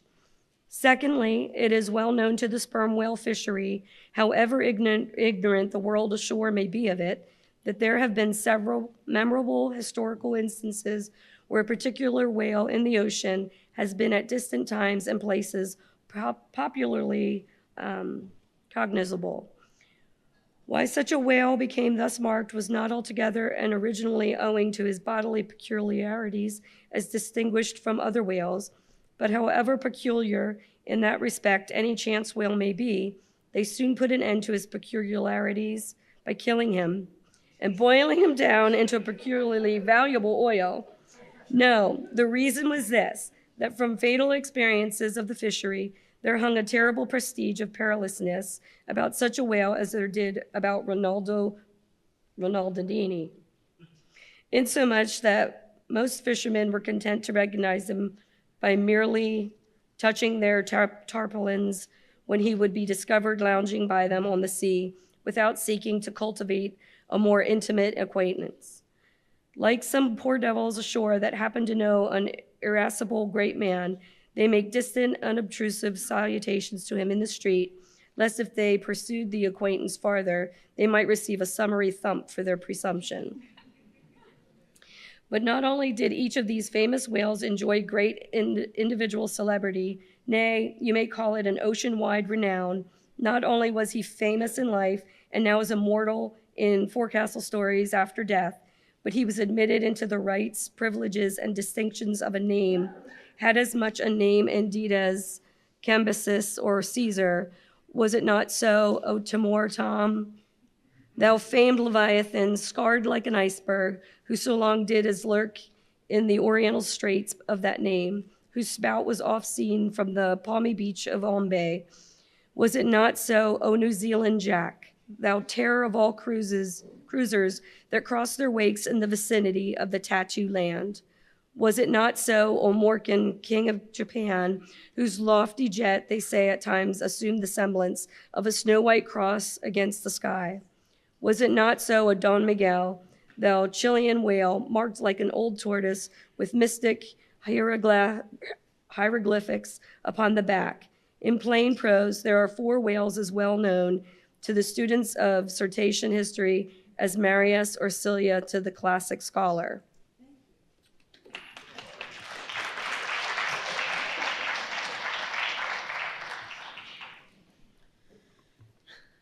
But this is not all.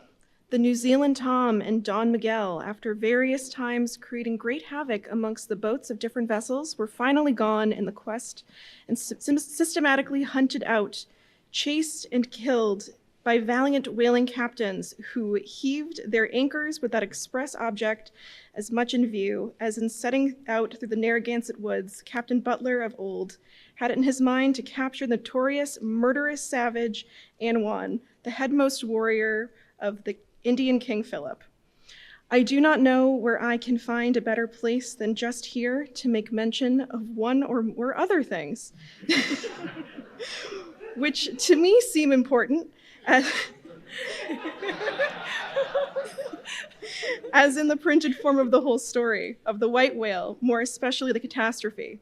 For this is one of those disheartening instances where truth requires full as much bolstering as error. So ignorant are the most landsmen of some of the plainest and most palpable wonders of the world that without some hints touching the plain facts, historical and otherwise, of the fishery, they might scout at Moby Dick as a monstrous fable, or still worse, more detestable, a hideous, intolerable allegory.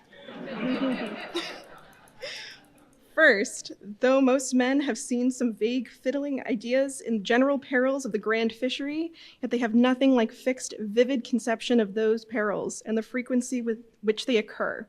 One reason, perhaps, is that not 1 in 50 of actual disasters and death by casualties in the fishery ever finds public record at home. However transient and immediately forgotten that record. Do you suppose that the poor fellow there who's this moment perhaps caught by the fellow whale line off the coast of New Guinea is being carried down to the bottom of the sea by the sounding Leviathan? Do you suppose that the poor fellow's name will appear in the newspaper obituary you will read tomorrow at your breakfast? No, because the mails are very irregular between here and New Guinea. In fact, did you hear that what might be called regular news or direct or indirect from New Guinea? Yet I will tell you that upon one particular voyage which I was made to the Pacific, among the many others, we spoke 30 different ships. Every one of them had a death by whale, some of them more than one, and the 3 that had lost one boat's crew. For God's sakes, be economical with your lamps and candles.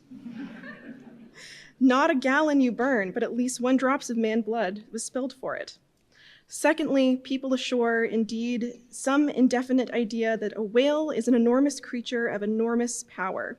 But I have ever found that when narrating to them some specific examples of this twofold enormousness, they have significantly complimented me upon my fastidiousness, which I declare upon my soul I had no more idea of being facetious than Moses when he wrote the history of the plagues of Egypt.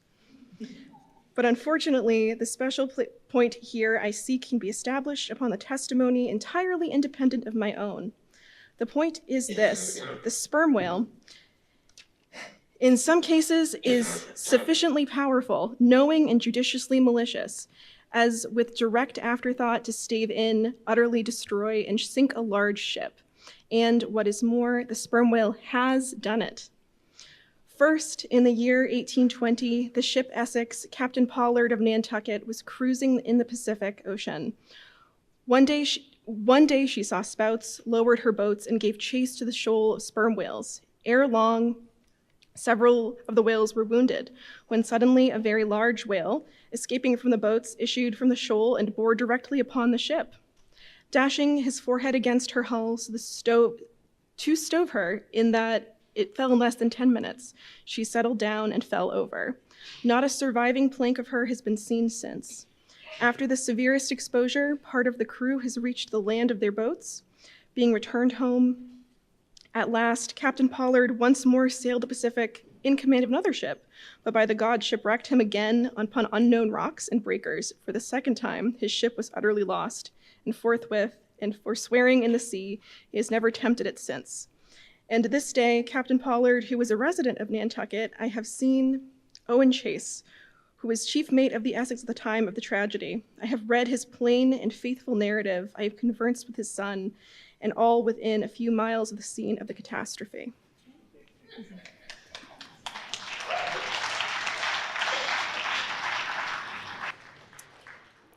Secondly, the ship Union, also of Nantucket, was in the year 1807 totally lost off the Azores by a similar onset, but the authentic particulars of this catastrophe I have never chanced to encounter, though from the whale hunters I have now and then heard casual allusions to it. Thirdly, some 18 or 20 years ago, Commodore J, then commanding an American sloop of war of the first class, happened to be dining with a party of whaling captains on board a Nantucket ship in the harbor of Oahu, Sandwich Islands. Conversation turning upon whales, the Commodore was pleased to be acceptable touching the amazing strength ascribed to them by the professional gentlemen present.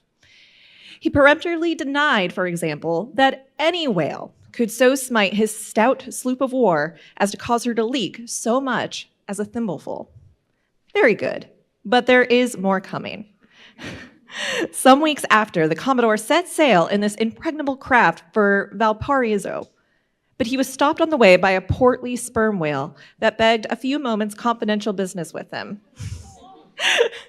That business consisted in fetching the Commodore's craft such a thwack that with all his pumps going, he made straight for the nearest port to heave down and repair. I am not superstitious, but I consider the Commodore's interview with that whale as providential. Was not Saul of Tarsus converted from unbelief by a similar fright? I tell you, the sperm whale will stand no nonsense. I will now refer you to Langsdorff's voyages for a little circumstance in point, peculiarly interesting to the writer hereof. Langsdorff, you must know, by the way, was attached to the Russian Admiral Krenitsin's famous discovery expedition in the beginning of the present century. Captain Langsdorff thus begins his 17th chapter. By the 13th of May, our ship was ready to set sail, and the next day we were out in the open sea, on our way to Acushnet. The weather was very clear and fine, but so intolerably cold that we were obliged to keep on our fur clothing. For some days we had very little wind. It was not till the 19th that a brisk gale from the northwest sprang up. An uncommon large sperm whale, the body of which was larger than the ship itself, lay almost at the surface of the water, but was not perceived by anyone on board till the moment when the ship, which was in full sail, was almost upon him, so that it was impossible to prevent its striking against him. We were thus placed in the most imminent danger, as this gigantic creature, setting up on its back, raised the ship 3 feet at least out of the water. The masts reeled, and the sails fell altogether, while we who were below all sprang instantly upon the deck, concluding that we had struck upon some rock. Instead of this, we saw the monster sailing off with the utmost gravity and solemnity. Captain de Wolf applied immediately to the pumps to examine whether or not the vessel had received any damage from the shock, but we found that, very happily, it had escaped entirely uninjured. Now, the Captain de Wolfe here alluded to as commanding the ship in question is a New Englander who, after a long life of unusual adventures as a sea captain, this day resides in the village of Dorchester near Boston. I have the honor of being a nephew of his. I have particularly questioned him concerning this passage in Langsdorff. He substantiates every word. The ship, however, was by no means a large one. A Russian craft built on the Siberian coast and purchased by my uncle after bartering away the vessel in which he sailed from home. In that up and down manly book of old-fashioned adventure, so full too of honest wonders, The Voyage of Lionel Wafer, one of ancient Dampier's old chums, I found a little matter set down so like, just quoted from Langsdorff, that I cannot forbear inserting it here for a corroborative example, if such be needed. Lionel, it seems, was on his way to John Ferdinando, as he calls the modern Juan Fernandez. In our way thither, he says, about 4 o'clock in the morning, when we were about 150 leagues from the main of America, our ship felt a terrible shock, which put our men in such consternation that they could hardly tell where they were or what to think. But everyone began to prepare for death. And indeed, the shock was so sudden and violent that we took it for granted the ship had struck against a rock. But when the amazement was a little over, we cast the lead and sounded, but found no ground. The suddenness of the shock made the guns leap in their carriages, and several of the men were shaken out of their hammocks. Captain Davis, who lay with his head over a gun, was thrown out of his cabin. Lionel then goes on to impute the shock to an earthquake and seems to substantiate the imputation by stating that a great earthquake, somewhere about that time, did actually do great mischief along the Spanish land. But I should not much wonder if, in the darkness of that early hour of the morning, the shock was, after all, caused by an unseen whale vertically bumping the hull from beneath.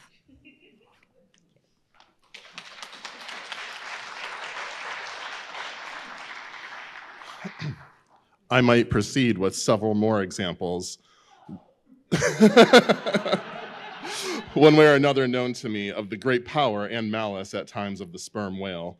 In more than one instance, he has been known not only to chase the assailing boats back to their ships, but to pursue the ship itself, and long withstand all the lances hurled at him from its decks. The English ship Pussy Hall can tell a story of that head, and for his strength, let me say that there have been examples where the lines attached to a running sperm whale have, in a calm, been transferred to the ship and secured there, the whale towing her great hull through the water as a horse walks off with a cart. Again, it is very often observed that if the sperm whale, once struck, is allowed time to rally, then he acts. Not so often with blind rage as with willful, deliberate designs of destruction to his pursuers.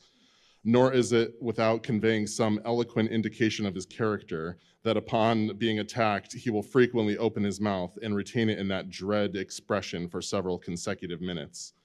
But I must be content with only one more and a concluding illustration. A remarkable and most significant one, by which you will not fail to see that not only is the most marvelous event in this book corroborated by plain facts of the present day, but that these marvels, like all marvels, are mere repetition of the ages, so that for the millionth time we may say amen with Solomon, verily there is nothing new under the sun. In the 6th Christian century lived Procipius, a Christian magistrate of Constantinople, in the days when Justinian was emperor and Belisarius general. As many know, he wrote the history of his own times, a work every way of uncommon value. By the best authorities, he has always been considered most trustworthy and unexaggerating historian, except for in some or one or two particulars, not all affecting the matter presently mentioned. Now, in this history of his,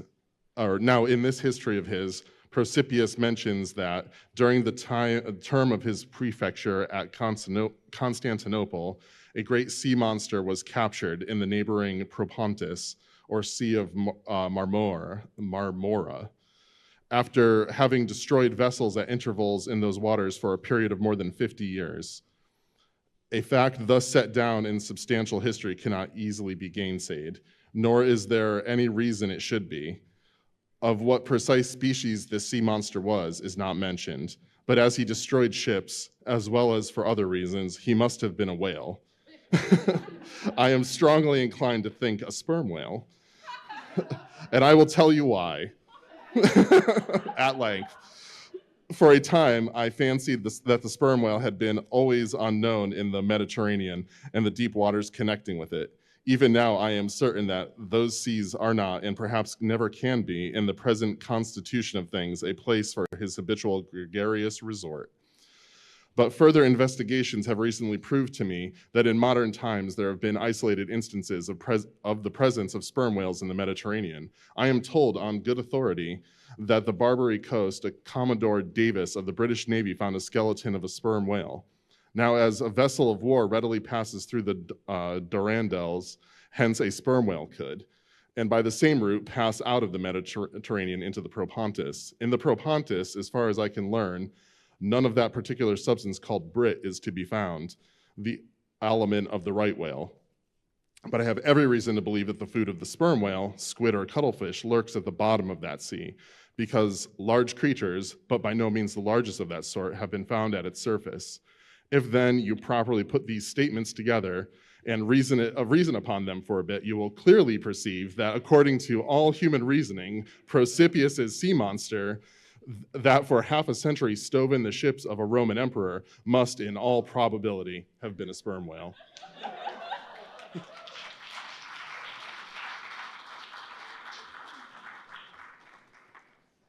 Chapter 46, Surmises. Though consumed with the hot fire of his purpose, Ahab, in all his thoughts and actions, ever had in view the ultimate capture of Moby Dick. Though he seemed ready to sacrifice all mortal interests to that one passion, nevertheless it may have been that he was by nature and long habitation far too wedded to a fiery whalesman way altogether to abandon in the collateral prosecution of the voyage. Or at least, if this were otherwise, there was not wanting other motives much more influential with him. It would be refining too much, perhaps, even considering his monomania, to hint that his vindictiveness towards the white whale might have possibly extended itself in some degree to all sperm whales, and that the more monsters he slew by so much, the more he multiplied by the chances that each subsequently encountered whale would prove to be the hated one he hunted. But if such an hypothesis be indeed exceptionable, there were still additional considerations which, though not so strictly according with the wildness of his ruling passion, yet were by no means incapable of swaying him.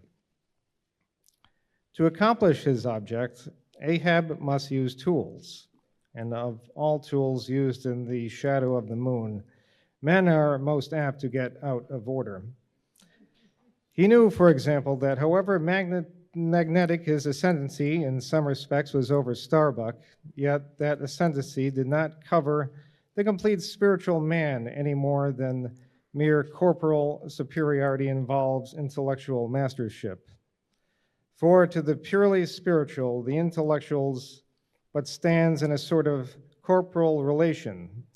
Starbuck's body and Starbuck's coerced will were Ahab's, so long as Ahab kept his magnet at Starbuck's brain.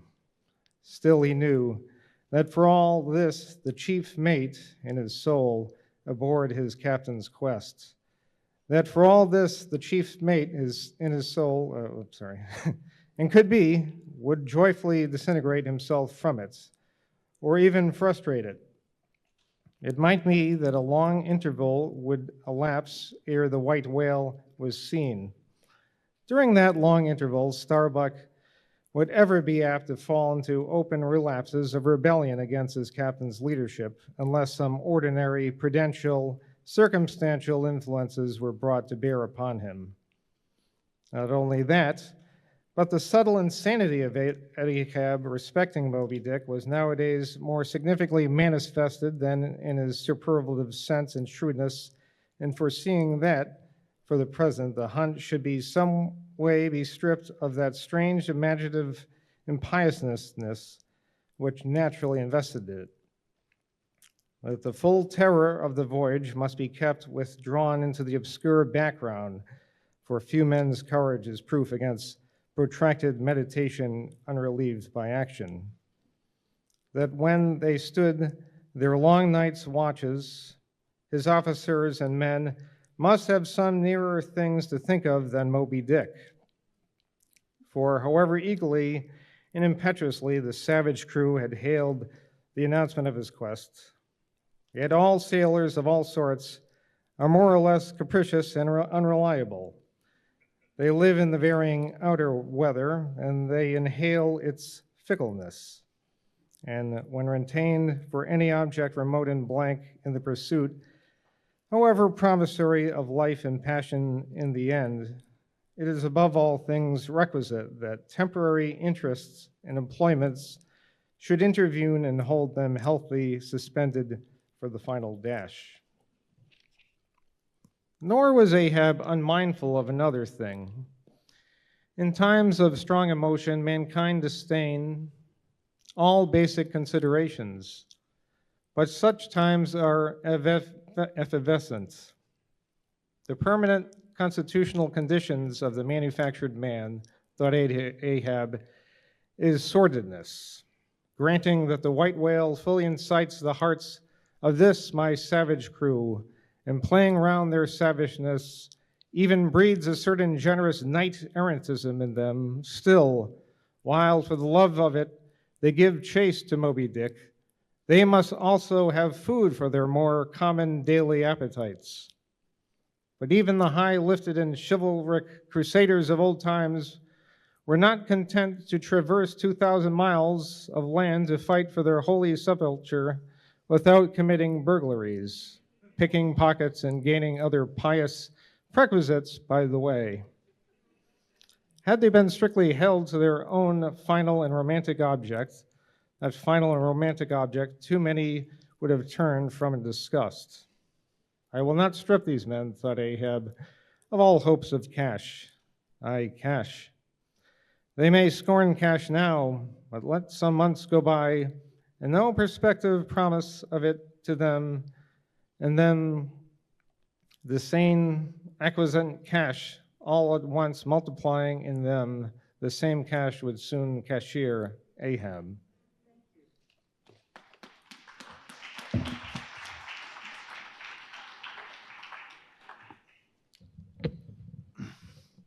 Nor was there wanting still another precautionary motive, more related to Ahab personally, having impulsively, it is probable, and perhaps somewhat prematurely revealed the prime but private purpose of the Pequod's voyage. Ahab was now entirely conscious that in so doing, he had indirectly laid himself open to the unanswerable charge of usurpation. And with perfect impunity, both moral and legal, his crew, if so disposed, and to that end competent, could refuse all further obedience to him and even violently wrest him from command. From even the barely hinted imputation of usurpation and the possible consequences of such a suppressed impression gaining ground, Ahab must of course have been most anxious to protect himself. That protection could only consist in his own predominating brain and heart and hand, backed by a heedful, closely calculating attention to every minute atmospheric influence which it was possible for his crew to be subjected to. For all these reasons then, and others perhaps too analytic to be verbally developed here, Ahab plainly saw that he must still in good degree continue true to the natural, nominal purpose of the Pequod's voyage. Observe all customary usages, and not only that, but force himself to evince his well-known passionate interest in the general pursuit of his profession. Be all this as it may, his voice was now often heard hailing the 3 mastheads and admonishing them to keep a bright lookout and not omit reporting even a porpoise. This vigilance was not long without reward. Chapter, I don't know Roman numerals, The Mapmaker. It was a cloudy, sultry afternoon. The seamen were lazily lounging about the decks or vacantly gazing over into the lead-colored waters. Queequeg and I were mildly employed weaving what is called a sword mat for an additional lashing to our boat. So still and subdued and yet somehow preluding was all the scene, and such an incantation of reverie lurked in the air that each silent sailor seemed resolved to his own invisible self.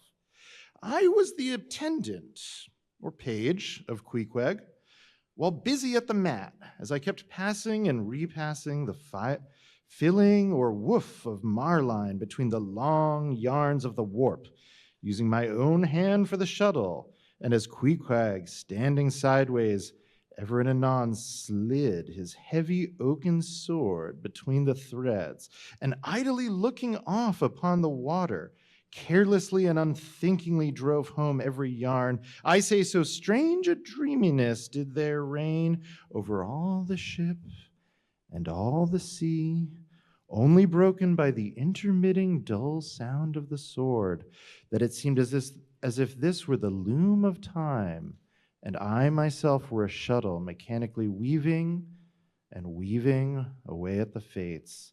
There lay the fixed threads of the warp, subject to but one single, ever-returning, unchanging vibration, and that vibration merely enough to admit of the crosswise interblending of other threads with its own. This warp seemed necessity, and here thought I, with my own hand I ply my own shuttle, and weave my own destiny into these unalterable threads.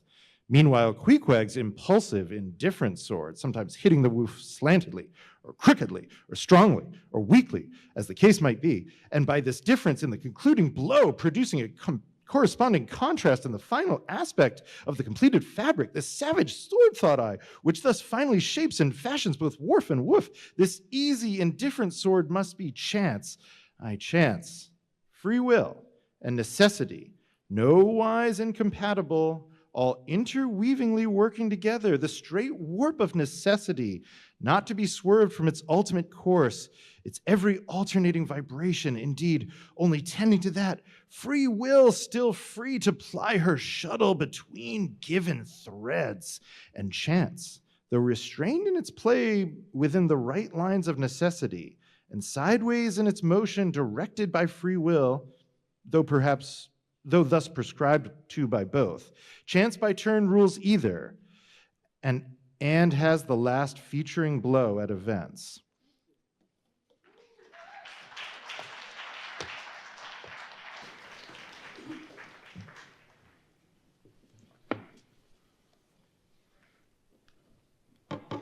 There we were, weaving away.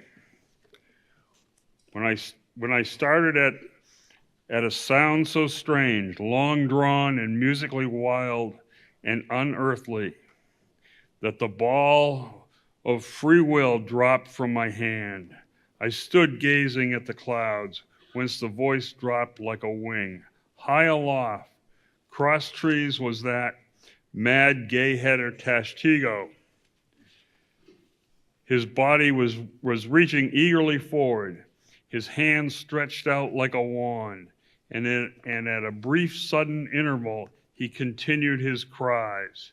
To be sure, the same sound was at that very moment perhaps being heard all over the seas, from hundreds of whalesmen's lookouts perched as high in the air, but from few of those lungs could that accustomed old cry have derived such a marvelous cadence as from Tashtigo the Indians.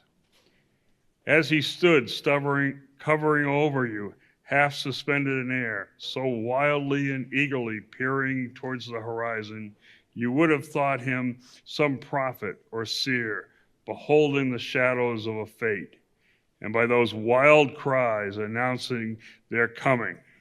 There she blows! There she blows! Where away? On the lee beam, about 2 miles off, a school of them. Instantly, all was commotion. The sperm whale blows as a clock ticks, and the same under violating reliable uniformity, and thereby whalemen distinguish this fish from other tribes of his genus. There go flukes! Now the cry from Tashtego, and the whales disappeared. Quick, steward, cried Ahab, time! Doughboy hurried below, glanced at the watch, and reported the exact minute to Ahab. The ship was now kept away from the wind, and she went gently rolling before it. Tashtego reporting that the whales had gone down, heading to leeward. We could confidently looked to see them again directly in advance of our bows. For that singular craft, at times evinced by the sperm whale, when sounding with his head in one direction, he nevertheless, while concealed beneath the surface, mills around and swiftly swims off in the opposite quarter. This deceitfulness of his could now be seen in action, for there was no reason to suppose that the fish seen by Tashtego had been in any way alarmed, or indeed knew at all of our vicinity. One of the men selected as shipkeepers, that is, those not appointed to the boats, by this time relieved the Indian at the mainmast head. The sailors at the fore and mizzen had come down. The line tubs were fixed in their places. The cranes were thrust out.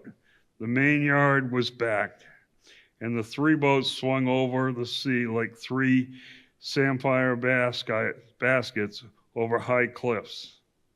Outside of the bulwarks, their eager crews with one hand clung to the rail, while one foot was expectantly poised on the gunwale.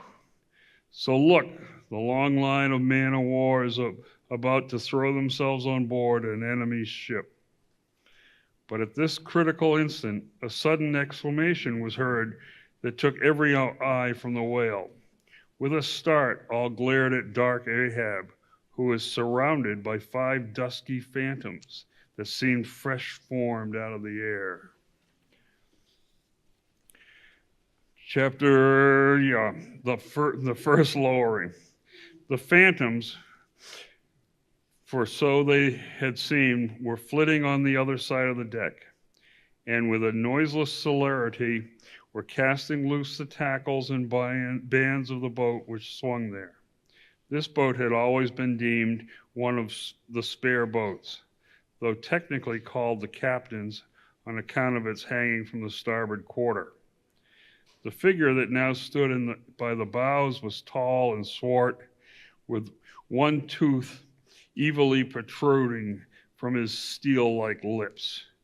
A rumpled Chinese jacket of black cotton funerally invested him, and with wide black trousers and the same dark stuff, but strangely crowning this eboness with a glistening white plaited turban.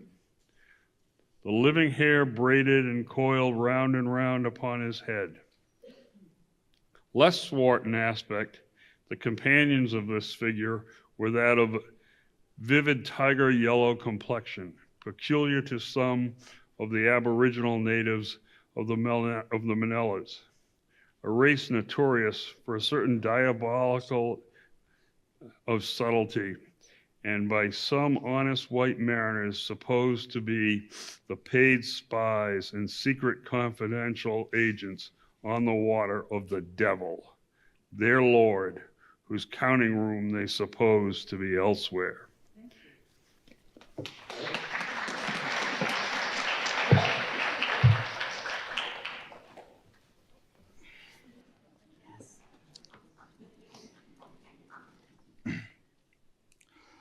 While yet the wondering ship's company were gazing upon these strangers, Ahab cried out to the white-turbaned old man at their head, "All ready there, Fedallah?"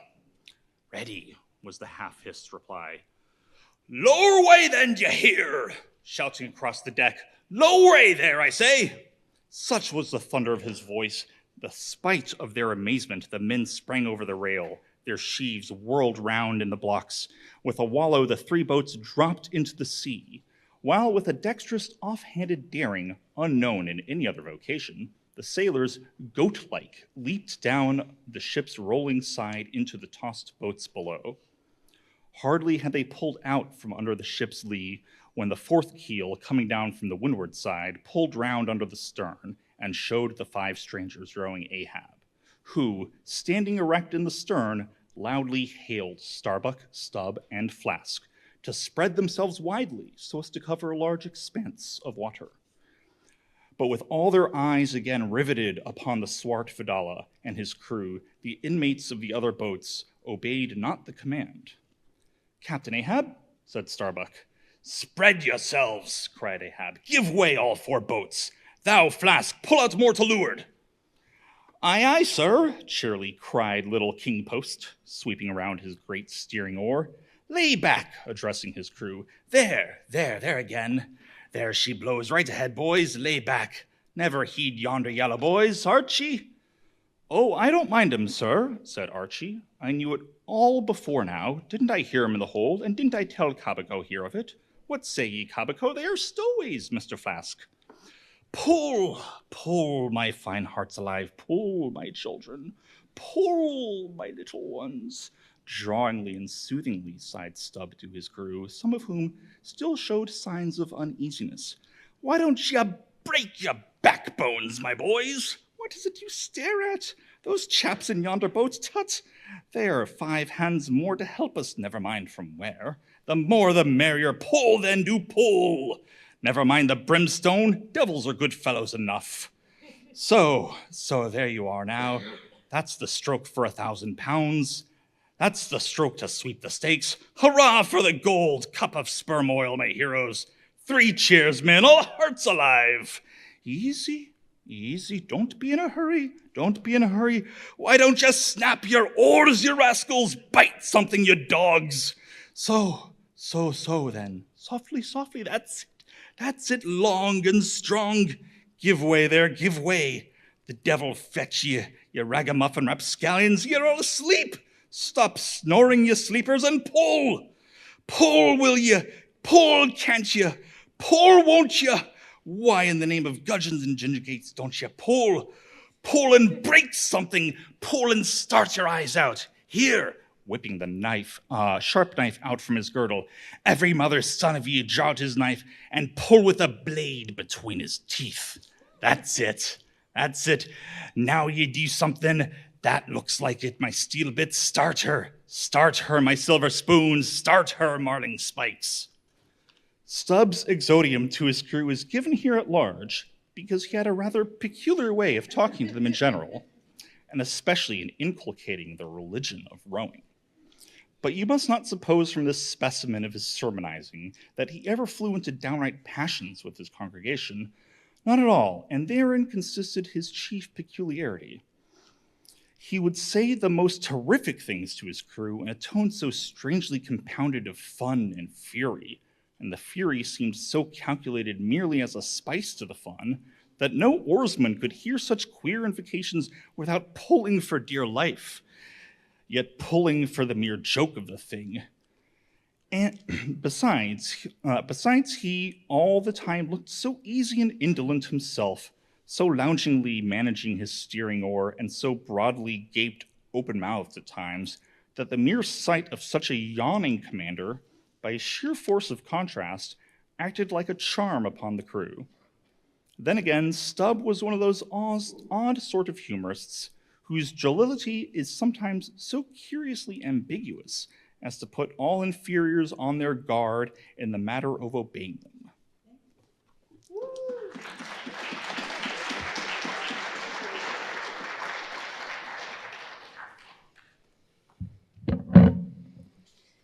In obedience to a sign from Ahab, Starbuck was now pulling obliquely across Stubb's bow. And when, for a minute or so, the two boats were pretty near to each other, Stubb hailed the mate. "Mr. Starbuck! Larboard boat there, ahoy! A word with ye, sir, if ye please." "Halloa!" returned Starbuck, turning round not a single inch as he spoke, still earnestly but whisperingly urging his crew, his face set like a flint from Stubb's.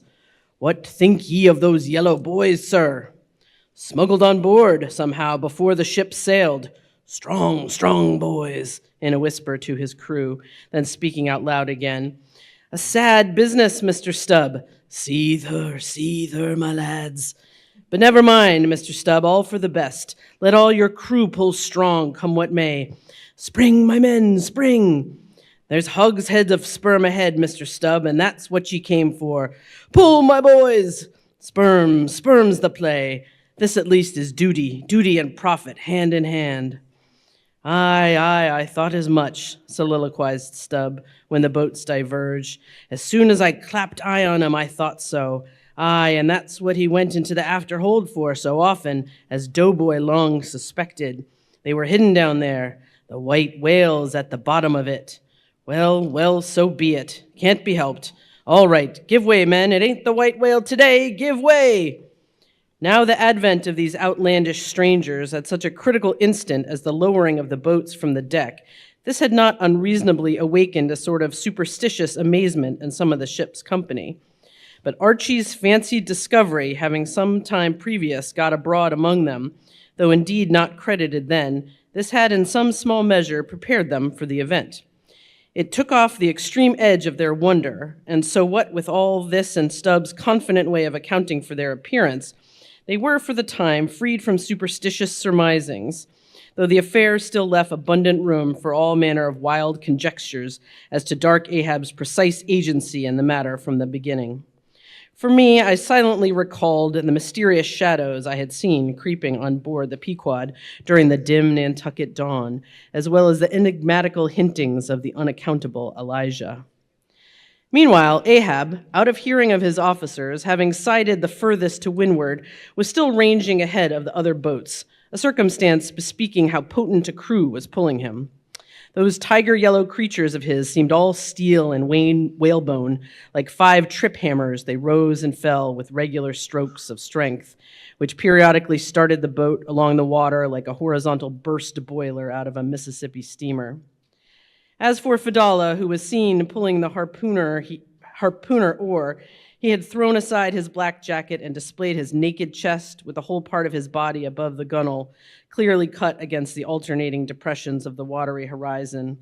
While the other end of the boat, Ahab, with one arm, like a fencer's, thrown half backward into the air, as if to counterbalance any tendency to trip. Ahab was seen steadily managing his steering oar, as in 1,000 boat lowerings ere the white whale had torn him. All at once, the outstretched arm gave a peculiar motion and then remained fixed, while the boat's 5 oars were seen simultaneously peaked. Boat and crew sat motionless on the sea. Instantly, the 3 spread boats in the rear paused on their way. The whales had irregularly settled bodily down into the blue, thus giving no distantly discernible token of the movement, though from his closer vicinity Ahab had observed it. "Every man look out along his oars," cried Starbuck. "Thou, Queequeg, stand up." Nimbly springing up on the triangular raised box in the bow, the savage stood erect there, with intensely eager eyes gazed off toward the spot where the chase had last been descried. Likewise, upon the extreme stern of the boat, where it was also triangularly platformed level with the gunwale, Starbuck himself was seen coolly and adroitly balancing himself to the jerkings tossing of his chip of a craft, and silently eyeing the vast blue eye of the sea. Not very far distant, Flask's boat was also lying breathlessly still, its commander recklessly standing upon the top of the loggerhead, a stout sort of post rooted in the keel and rising some 2 feet above the level of the stern platform. It is used for catching turns with the whale line. Its top is not more spacious than the palm of a man's hand, and standing upon such a base as that, Flask seemed perched at the masthead of some ship which had sunk to all but her trucks. But Little King Post was small and short, And at the same time, little King Post was full of a large and tall ambition, so that this loggerhead standpoint of his did by no means satisfy King Post.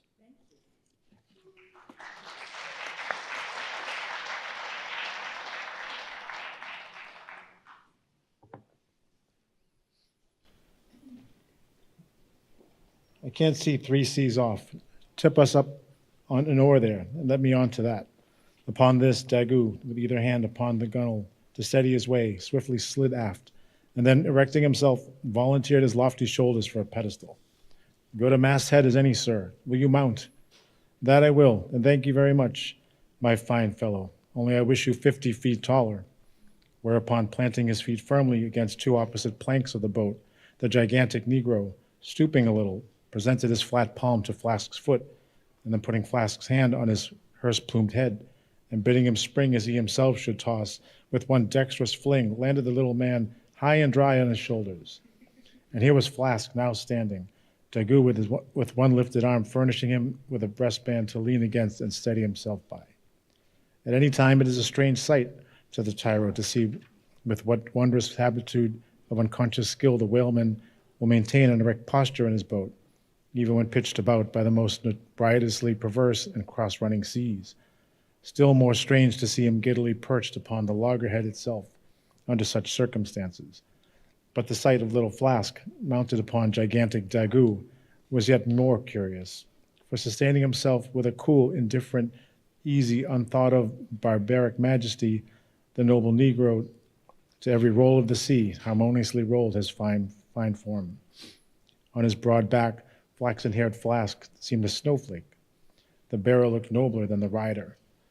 Though truly vivacious, tumultuous, ostentatious little Flask would now and then stamp with impatience, but not one added heave did he thereby give to the Negro's lordly chest. So have I seen passion and vanity stamping the living magnanimous earth, but the earth did not alter her tides and her seasons for that. Meanwhile Stubb, the third mate, betrayed no such far-gazing solicitudes. The whales might have made one of their regular soundings, not a temporary dive from mere fright. And if that were the case, Stubb, as his wont in such cases it seems, was resolved to solace the languishing interval with his pipe. He withdrew it from his hatband, where he always wore it aslant like a feather. He loaded it and rammed home the loading with his thumb end, but hardly had he ignited his match across the rough sandpaper of his hand when Tashtego, his harpooner, whose eyes had been setting to windward like 2 fixed stars, suddenly dropped like light from his erect attitude to his seat, crying out in a quick frenzy of hurry, "Down, down all and give way, there they are!" To a landsman, no whale nor any sign of a herring would have been visible at that moment, nothing but a troubled bit of greenish-white water and thin scattered puffs of vapor hovering over it, and suffusingly blowing off to leeward, like the confused scud from white rolling billows. The air around suddenly vibrated and tingled, as it were, like the air over intensely heated plates of iron. Beneath this atmospheric waving and curling, and partially beneath a thin layer of water, also the whales were swimming. Seen in advance of all the other indications, the puffs of vapor they spouted seemed their forerunning couriers and detached flying outriders. All 4 boats were now in keen pursuit of that one spot of troubled water and air, but it bade far to outstrip them. It flew on, as a mass of interblending bubbles borne down a rapid stream from the hills. "Pull, pull, my good boys," said Starbuck, in the lowest possible but intensest concentrated whisper to his men, while the sharp fixed glance from his eyes darted straight ahead of the bow, almost seemed as 2 visible needles in 2 unerring binnacle compasses. He did not say much to his crew, though, nor did his crew say anything to him. Only the silence of the boat was at intervals startlingly pierced by one of his peculiar whispers, now harsh with command, now soft with entreaty. How different the loud little King Post. "Sing out and say something, my hearties, roar and pull, my thunderbolts. Beach me on their blackbacks, boys. Only do that for me, and I'll sign over to you my Martha's Vineyard plantation, boys, including wife and children, boys. Lay me on.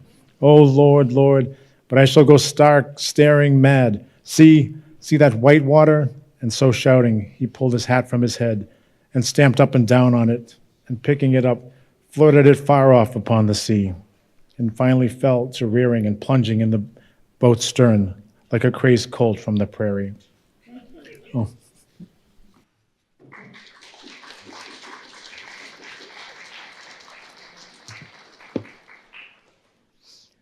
Look at that chap now, philosophically drawled Stubb, who, with his unlighted short pipe, mechanically retained between his teeth at a short distance, followed after. He's got fits, that Flask has. Fits? Yes, give him fits. That's the very word. Pitch fits into him. Merrily, merrily, hearts alive, pudding for supper, you know. Merry's the word. Pull, babes, pull, sucklings, pull all. But what the devil are you hurrying about? Softly, softly, and steadily, my men. Only pull and keep pulling, nothing more. Crack all your backbones and bite your knives in two. That's all.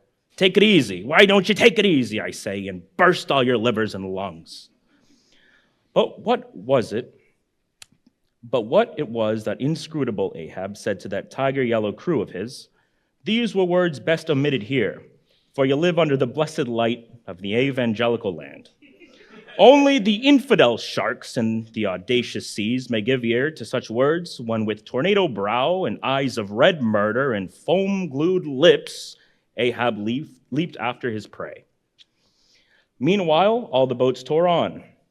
The repeated specific allusions of Flask to that whale, as he called the fictitious monster which he declared to be incessantly tantalizing his boat's bow with his tail, these allusions of his were at times so vivid and lifelike that they would cause some one or two of his men to snatch a fearful look over the shoulder. But this was against all rule, for the oarsmen must put out their eyes and ram a skewer through their necks, usage pronouncing that they must have no organs but ears and no limbs but arms in these critical moments. It was a sight full of quick wonder and awe. The vast swells of the omnipotent sea, the surging hollow roar they made, as they rolled along the 8 gunnels like gigantic bowls in a boundless bowling green, the brief suspended agony of the boat as it would tip for an instant on the knife-like edge of the sharper waves that almost seemed threatening to cut it in two, the sudden profound dip into the watery glens and hollows, the keen spurrings and goadings to gain the top of the opposite hill, the headlong sled-like slide down its other side, all these with the cries of the headsmen and harpooners and the shuddering gasps of the oarsmen, with the wondrous sight of the ivory Pequod bearing down upon her boats with outstretched sails like a wild hen after her screaming brood. All this was thrilling. Not the raw recruit marching from the bosom of his wife into the fever heat of his first battle, not the dead man's ghost encountering the first unknown phantom in the other world. Neither of these can feel stranger and stronger emotions than that man does, who for the first time finds himself pulling into the charmed, churned circle of the hunted sperm whale. The dancing white water made by the chase was now becoming more and more visible, owing to the increasing darkness of the dun cloud shadows flung upon the sea. The jets of vapor no longer blended, but tilted everywhere to right and left. The whales seemed separating their wakes. The boats were pulled more apart, Starbuck giving chase to 3 whales running dead to leeward. Our sail was now set, and with the still rising wind we rushed along, the boat going with such madness through the water that the lee oars could scarcely be worked rapidly enough to escape being torn from the rowlocks.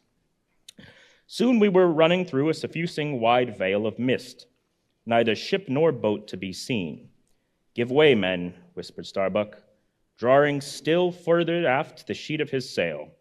There is time to kill a fish yet before the squall comes. There's white water again.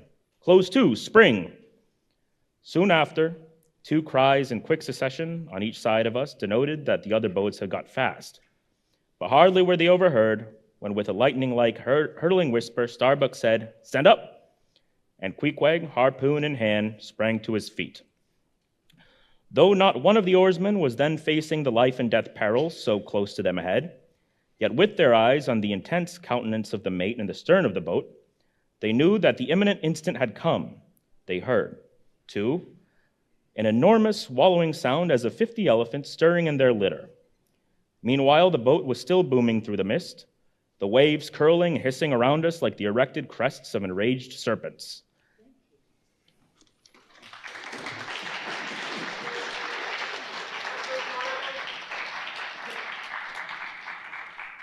That's his hump.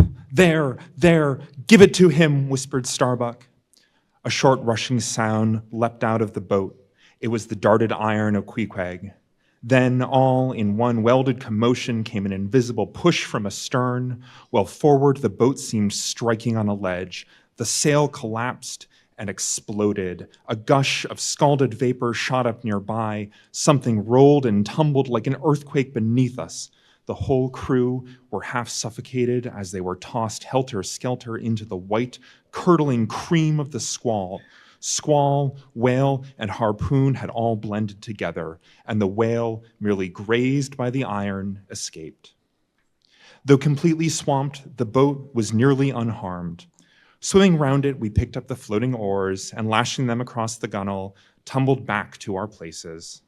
There, we sat up to our knees in the sea, the water covering every rib and plank, so that, to our downward gazing eyes, the suspended craft seemed a coral boat grown up from the bottom of the ocean.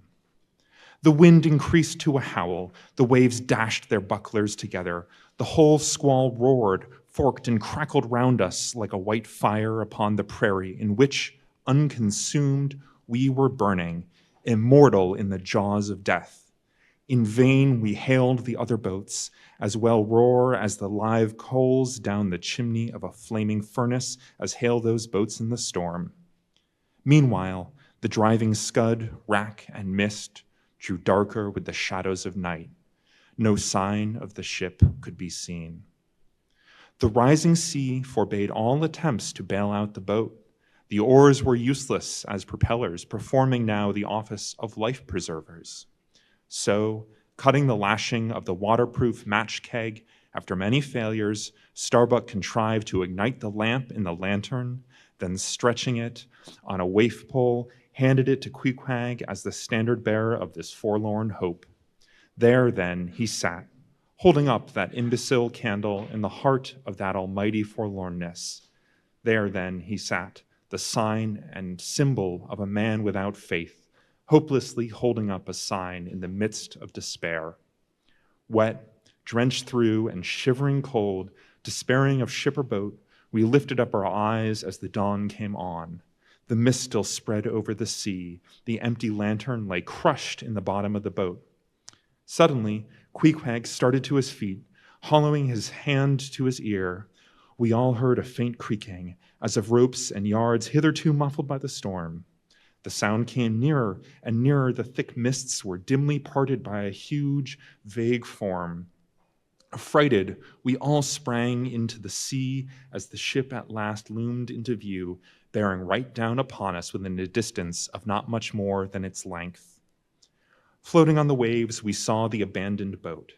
As for one instant it tossed and gaped beneath the ship's bow like a chip at the base of a cataract, and then the vast hull rolled over it, and it was seen no more till it all came weltering astern. Again, we swam for it. We dashed against by the seas, and were at last taken up and safely landed on board. Ere the squall came close to, the other boats had cut loose from their fish and returned to the ship in good time. The ship had given us up, but was still cruising, if haply it might land upon some token of our perishing, an oar or a lance pole. Chapter 49, The Hyena. There are certain queer times and occasions in this strange mixed affair we call life when a man takes this whole universe for a vast practical joke, though the wit thereof he but dimly discerns, and more than suspects that the joke is at nobody's expense but his own. However, nothing dispirits, and nothing seems worthwhile disputing. He bolts down all events, all creeds and beliefs and persuasions, all hard things visible and invisible, never mind how knobby, as an ostrich of potent digestion gobbles down bullets and gunflints. And for small difficulties and worryings, prospects of sudden disaster, peril of life and limb, all these and death itself seem to him only sly, good-natured hits, and jolly punches on the side bestowed by the unseen and unaccountable old joker. That odd sort of wayward mood I am speaking of comes over a man only in some time of extreme tribulation. It comes in the very midst of his earnestness, so that what just before might have seemed to him a thing most momentous now seems but part of the general joke.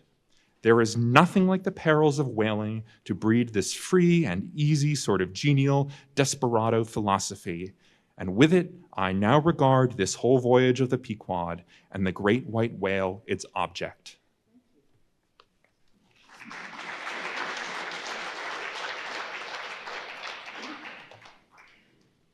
Queequeg, said I, when they had dragged me, the last man, to the deck, and I was still shaking myself in my jacket to fling off the water. Queequeg, my fine friend, does this sort of thing happen often? Without much emotion, though soaked through just like me, he gave me to understand that such things did often happen. Mr. Stubb, said I, turning to that worthy, who, buttoned up in his oil jacket, was now calmly smoking his pipe in the rain. Mr. Stubb, I think I have heard you say that of all whalemen you ever met, our chief mate, Mr. Starbuck, is by far the most careful and prudent. I suppose then that going plump on a flying whale with your sail set in a foggy squall is the height of a whaleman's discretion? Certain. I've lowered for whales from a leaking ship in a gale off Cape Horn. Mr. Flask, said I, turning to little King Post, who was standing close by, you are experienced in these things, and I am not. Will you tell me whether it is an unalterable law in this fishery, Mr. Flask, for an oarsman to break his own back, pulling himself back foremost into death's jaws? Can't you twist that smaller, said Flask. Yes, that's the law. I should like to see a boat's crew backing water up to a whale face foremost. Ha ha, that whale would give them squint for squint, mind that. Here then, from 3 impartial witnesses, I had a deliberate statement of the entire case. Considering, therefore, that squalls and capsizings in the water and consequent biovacs on the deep were matters of common occurrence in this kind of life, considering that at the superlatively critical instant of going on to the whale that I must resign my life into the hands of him who steered that boat, oftentimes a fellow who at that very moment is in his impetuousness upon the point of scuttling the craft with his own frantic stampings, considering that the particular disaster to our own particular boat was chiefly to be imputed to Starbuck's driving on to his whale almost in the teeth of a squall, and considering that Starbuck, notwithstanding, was famous for his great heedfulness in the fishery, considering that I belonged to this uncommonly prudent Starbuck's boat, and finally considering in what a devil's chase I was implicated, touching the white whale, taking all things together, I say, I thought I might as well go below and make a rough draft of my will. Queequeg, said I, come along. You shall be my lawyer, executor, and legatee. It may seem strange that of all men, sailors should be tinkering at their last wills and testaments, but there are no people in the world more fond of that diversion. This was the 4th time in my nautical life that I had done the same thing. After the ceremony was concluded upon the present occasion, I felt all the easier. A stone was rolled away from my heart. Besides, all the days I should now live would be as good as the days that Lazarus lived after his resurrection, a supplementary clean gain of so many months or weeks as the case may be. I survived myself. My death and burial were locked up in my chest. I looked round me tranquilly and contentedly, like a quiet ghost with a clean conscience sitting inside the bars of a snug family vault. Now then, thought I, unconsciously rolling up the sleeves of my frock, here goes for a cool, collected dive at death and destruction, and the devil fetch the hindmost. Chapter 50, Ahab's Boat and Crew, Fedallah. Who would have thought it, Flask? Cried Stubb. If I had but one leg, you would not catch me in a boat, unless maybe to stop the plug hole with my timber toe. Oh, he's a wonderful old man. I don't think it so strange, after all, on that account, said Flask. If his leg were off at the hip now, it would be a different thing. That would disable him, but he has one knee, and a good part of the other left, you know. I don't know that, my little man. I never yet saw him kneel. Among whale-wise people, it has often been argued whether, considering the paramount importance of his life to the success of the voyage, it is right for a whaling captain to jeopardize that life in the active perils of the chase. So Tamerlane's soldiers often argued with tears in their eyes whether that invaluable life of his ought to be carried into the thickest of the fight. But with Ahab, the question assumed a modified aspect. Considering that with 2 legs, man is but a hobbling wight in all times of danger. Considering that the pursuit of whales is always under great and extraordinary difficulties, that in every individual moment indeed then comprises a peril. Under these circumstances, is it wise for any maimed man to enter a whaleboat in the hunt? As a general thing, the joint owners of the Pequod must have plainly thought not. Ahab well knew that although his friends at home would think little of his entering a boat in certain comparatively harmless vicissitudes of the chase, for the sake of being near the scene of action and giving his orders in person, yet for Captain Ahab to have a boat actually apportioned to him as a regular headsman in the hunt, above all for Captain Ahab to be supplied with 5 extra men as that same boat's crew, he well knew that such generous conceits never entered the heads of the owners of the Pequod. Therefore, he had not solicited a boat's crew from them, nor had he in any way hinted his desires on that head. Nevertheless, he had taken private measures of his own touching all that matter. Until Archie's published discovery, the sailors had little foreseen it, though to be sure when, after being a little while out of port, all hands had concluded the customary business of fitting the whaleboats for service. When some time after this Ahab was now and then found bestirring himself in the matter of making thole pins with his own hands for what was thought to be one of the spare boats, and even solicitously cutting the small wooden skewers, which, when the line is running out, are pinned over the groove in the bow. When all this was observed in him, and particularly his solicitude in having an extra coat of sheathing in the bottom of the boat, as if to make it better withstand the pointed pressure of his ivory limb, and also the anxiety he evinced in exactly shaping the thigh board, or clumsy cleat, as it is sometimes called, the horizontal piece in the boat's bow, for bracing the knee against in darting or stabbing at the whale. When it was observed how often he stood up in that boat with his solitary knee fixed in the semicircular depression in the cleat, and with the carpenter's chisel gouged out a little here and straightened it a little there, all these things, I say, had awakened much interest and curiosity at the time. But almost everybody supposed that this particular preparative heedfulness in Ahab must only be with a view to the ultimate chase of Moby Dick, for he had already revealed his intention to hunt that mortal monster in person. But such a supposition did by no means involve the remotest suspicion as to any boat's crew being assigned to that boat. Now, with the subordinate phantoms, what wonder remained soon waned away, for in a whaler wonders soon wane.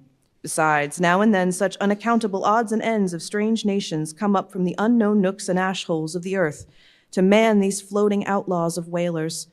The ships themselves often pick up such queer castaway creatures found tossing about the open sea on planks, bits of wreck, oars, whaleboats, canoes, blown-off Japanese junks and whatnot, that Beelzebub himself might climb up the side and step down into the cabin to chat with the captain, and it would not create any unsubduable excitement in the forecastle.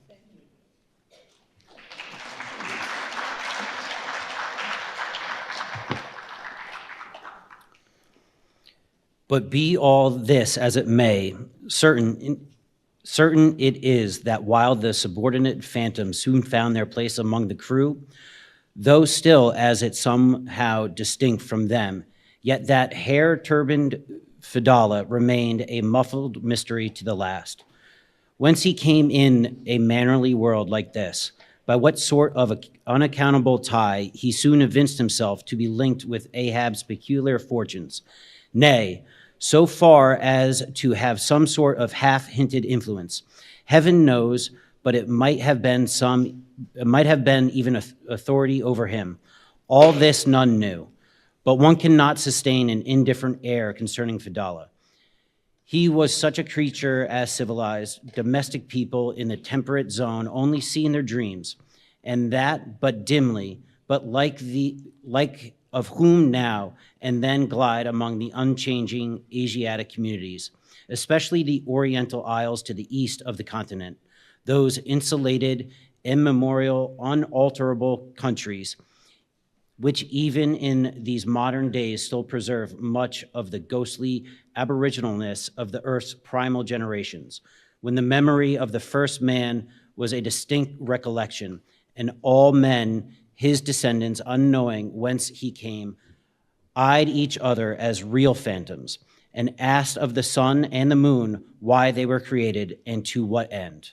When, though, according to Genesis, the angels indeed consorted with the daughters of men, the devils also, add the uncanonical rabbins, indulge in the mundane amours. Chapter 51, the Spirit Spout.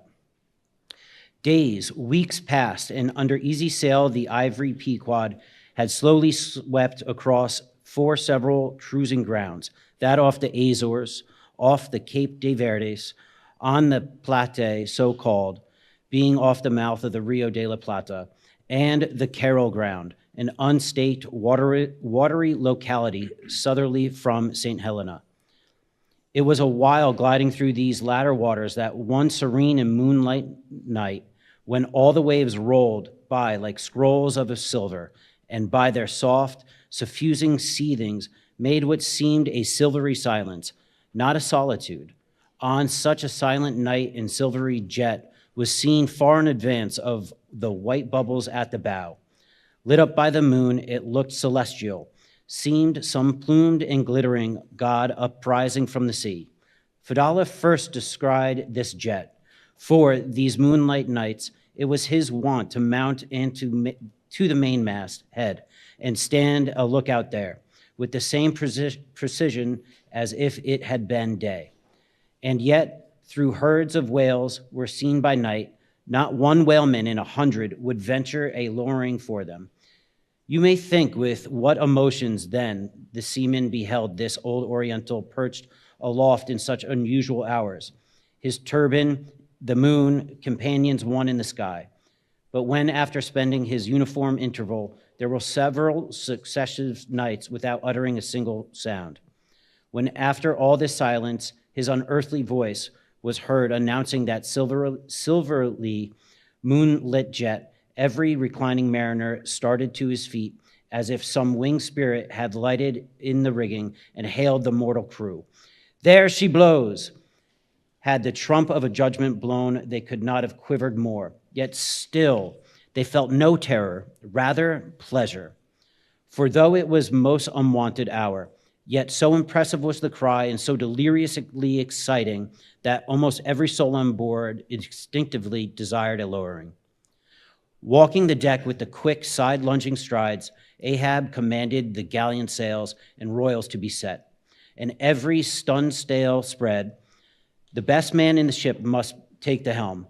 Then, with every masthead manned, the piled-up craft rolled down before the wind. The strange upheaving, lifting tendency of the taffrail breeze filling the hollows of so many sails made the buoyant, hovering deck to feel like air beneath the feet, while still she rushed along as if 2 agnostic influences were struggling in her, one to mount direct to heaven, the other to drive yawingly to some horizontal goal. And have you watched Ahab's face that night, you would have thought that in him also 2 different things were warring, while his one live leg made lively echoes along the deck. Every stroke of his dead limb sounded like a coffin tap. On life and death this old man walked. But though the ship so swiftly sped and threw from every eye like arrows the eager glances shot, yet the silvery jet was no more seen that night. Every sailor swore he saw it once, but not a second time.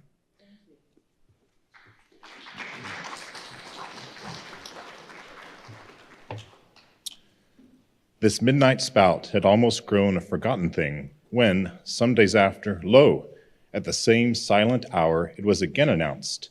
Again it was descried by all, but upon making sail to overtake it, once more it disappeared, as if it had never been. And so it served us night after night, till no one heeded it but to wonder at it.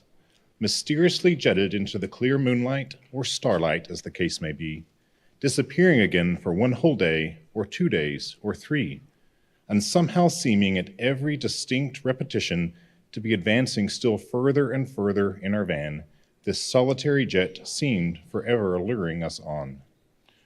Nor with the immemorial superstition of their race, and in accordance with preternaturalness, as it seemed, which in many things invested the Pequod, were there wanting some of the seamen who swore that whenever and wherever descried, and however remote times, or in however far apart latitudes and longitudes, that unnarrable spout was cast by one self-same whale, and that whale Moby Dick. For a time there reigned, too, a sense of peculiar dread at this flitting apparition, as if it were treacherously beckoning us on, in order that the monster might turn around upon us and rend us at last in the remotest and most savage seas. These temporary apprehensions, so vague but so awful, derived a wondrous potency from the contrasting serenity of the weather, in which, beneath all its blue blandness, some thought there lurked a devilish charm. As for days and days we voyaged along, through seas so wearily, loathsomely mild, all that space, in repugnance to our vengeful errand, seemed vacating itself of life before our urn-like prow. But at last, when turning to the eastward, the Cape winds began howling around us, and we rose and fell upon the long, troubled seas that are there. When the ivory-tusked Pequod sharply bowed to the blast, and gored the dark waves in her madness, till, like showers of silver chips, the foam flakes flew over her bulwarks, then all this desolate vacuity of life went away, but gave place to sights more dismal than before. Close to our bows, strange forms in the water darted hither and thither before us, while thick in our rear flew the inscrutable sea ravens. And every morning, perched on our stays, rows of these birds were seen, and every morning, and in spite of our hootings, for a long time obstinately clung to the hemp, as though they deemed our ship some drifting, uninhabitable craft, a thing appointed to desolation, and therefore fit for roosting places for their homeless selves. And heaved, still unrestingly heaved, the black sea, as if its vast tides were a conscience, and the great mundane soul were in anguish and remorse for the long sin and suffering it had bred. Cape of Good Hope, how they call ye? Rather, Cape Tormentoso, as called of yore, for long allured by the perfidious silence that before had attended us, we found ourselves launched into this tormented sea, where guilty beings transformed into those fowls and those fish, seemed condemned to swim on everlastingly without any haven in store, or beat that black air without any horizon. But calm, snow-white, and unvaryingly, still directing its fountain of feathers to the sky, still beckoning us on from before, the solitary jet would at times be descried. During all this blackness of the elements, Ahab, though assuming for the time the almost continual command of the drenched and dangerous deck, manifested the gloomiest reserve, and more seldom than ever addressed his mates. In tempestuous times like these, after everything above and aloft had been secured, nothing more can be done but passively to await the issue of the gale. The captain and crew became practical fatalists. So, with his ivory leg inserted into its accustomed hole, and with one hand firmly grasping a shroud, Ahab, for hours and hours, would stand, gazing dead to windward, while an occasional squall of sleet or snow would all but congeal his very eyelashes together. Meantime, the crew, driven from the forward part of the ship by the perilous seas that burstingly broke over its bows, stood in a line against the bulwarks in the waist, and the better to guard against the leaping waves. Each man had slipped himself into a sort of bowline secured to the rail, in which he swung as in a loosened belt. Few or no words were spoken, and the silent ship, as if manned by painted sailors in wax, day after day tore on through the swift madness and gladness of the demonic waves. By night the same muteness of humanity before the shrieks of the ocean prevailed. Still in silence the men swung in the bowlines. Still wordless Ahab stood up to the blast. Even when wearied nature seemed demanding repose, he would not seek that repose in his hammock. Never could Starbuck forget the old man's aspect. When one night, going down into the cabin to mark how the barometer stood, he saw him with closed eyes sitting straight in his floor-screwed chair, the rain and half-melted sleet of the storm from which he had come some time before emerged, still slowly dripping from the unremoved hat and coat. On the table beside him lay unrolled one of those charts of tides and currents which have previously been spoken of. His lantern swung from his tightly clenched hand. Though his body were erect, the head was thrown back so that the closed eyes were pointing towards the needle of the telltale that swung through from a beam in the ceiling. Terrible old man, thought Starbuck with a shudder, sleeping in his gale, still thou steadfastly eyest thy purpose.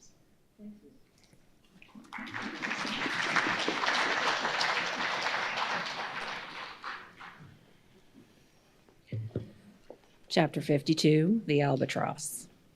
Southeastward from the Cape, off the distant Crozetts, a good crossing ground for right whalemen, a sail loomed ahead, the Gosney, Albatross by name. As she slowly drew nigh, from my lofty perch in the foremast head, I had a good view of that sight so remarkable to a tyro in the far ocean fisheries, a whaler at sea and long absent from home. As if the waves had been fallen, this craft was bleached like the skeleton of a stranded walrus. All down her sides, this spectral appearance was traced with long channels of reddened rust, while all her spars and her rigging were like thick branches of trees furred over with hoarfrost. Only her lower sails were set. A wild sight it was to see her long, bearded lookouts at those three mastheads. They seemed clad in the skins of beast, so torn and bepatched, the raiment that had survived nearly 4 years of cruising. Standing in iron hoops nailed to the mast, they swayed and swung over a fathomless sea, and though when the ship slowly glided close under our stern, we 6 men in the air came so nigh to each other that we might almost have leapt from the mastheads of one ship to those of the other. Yet those forlorn-looking fishermen, mildly eyeing us as they passed, and not one word to our own lookouts, while the quarter-deck hail was being heard from below. "Ship ahoy! Have you seen the white whale?" But as the strange captain, leaning over the pallid bulwarks, was in the act of putting his trumpet to his mouth, it somehow fell from his hand into the sea, and the wind now rising amain, he in vain strove to make himself heard without it. Meantime, his ship was still increasing the distance between, while in various silent ways the seamen of the Pequod were evincing their observance of this ominous incident. At the first mere mention of the white whale's name to one other ship, Ahab for a moment paused. It almost seemed as though he would have lowered a boat to board the stranger had not the threatening wind forbade.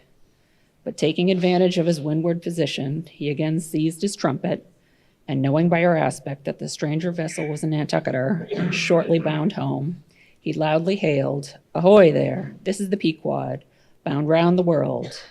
Tell them to address all future letters to the Pacific Ocean. And this time 3 years, if I am not at home, tell them to address them to..." At that moment, the 2 wakes were fairly crossed, and instantly then, in accordance with their singular ways, shoals of small, harmless fish that for some days before had been placidly swimming by our side, darted away with what seemed shuddering fans and ranged themselves fore and aft with the stranger's flanks. Though in the course of his continual voyagings, Ahab must often before have noticed a similar sight, yet to my monomaniac man, the various trifles capriciously carry meanings. "Swim away from me, do you?" murmured Ahab, gazing over to the water. There seemed but little in the words, but the tone conveyed more of deep, helpless sadness than the insane old man had ever before evinced. By turning to the steersman, who thus far had been holding the ship in the wind to diminish her headway, he cried out in his old lion voice, "Up helm! Keep her off round the world! Round the world!" There is much in that sound to inspire proud feelings. But whereto does all that circumnavigation conduct? Only through numberless perils to the very point whence we started, where those that we left behind secure were all the time before us. Were this world an endless plain, and by sailing eastward, we could forever reach new distances and discover sights more sweet and strange than any Cyclades or islands of King Solomon. Then there were promise in the voyage, in pursuit of those far mysteries we dream of, or in tormented chase of that demon phantom that sometime or other swims before all human hearts. While chasing such over this round globe, they either lead us on in barren mazes or midway leave us whelmed.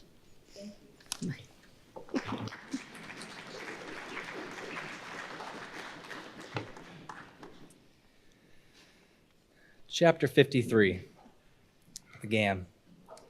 The ostensible reason why Ahab did not go on board of the whaler we had spoken was this: the wind and sea betokened storms. But even had this not been the case, he would not, after all, perhaps have boarded her. Judging by his subsequent conduct on similar occasions, if so it had been that, by the process of hailing, he had obtained a negative answer to the question he put.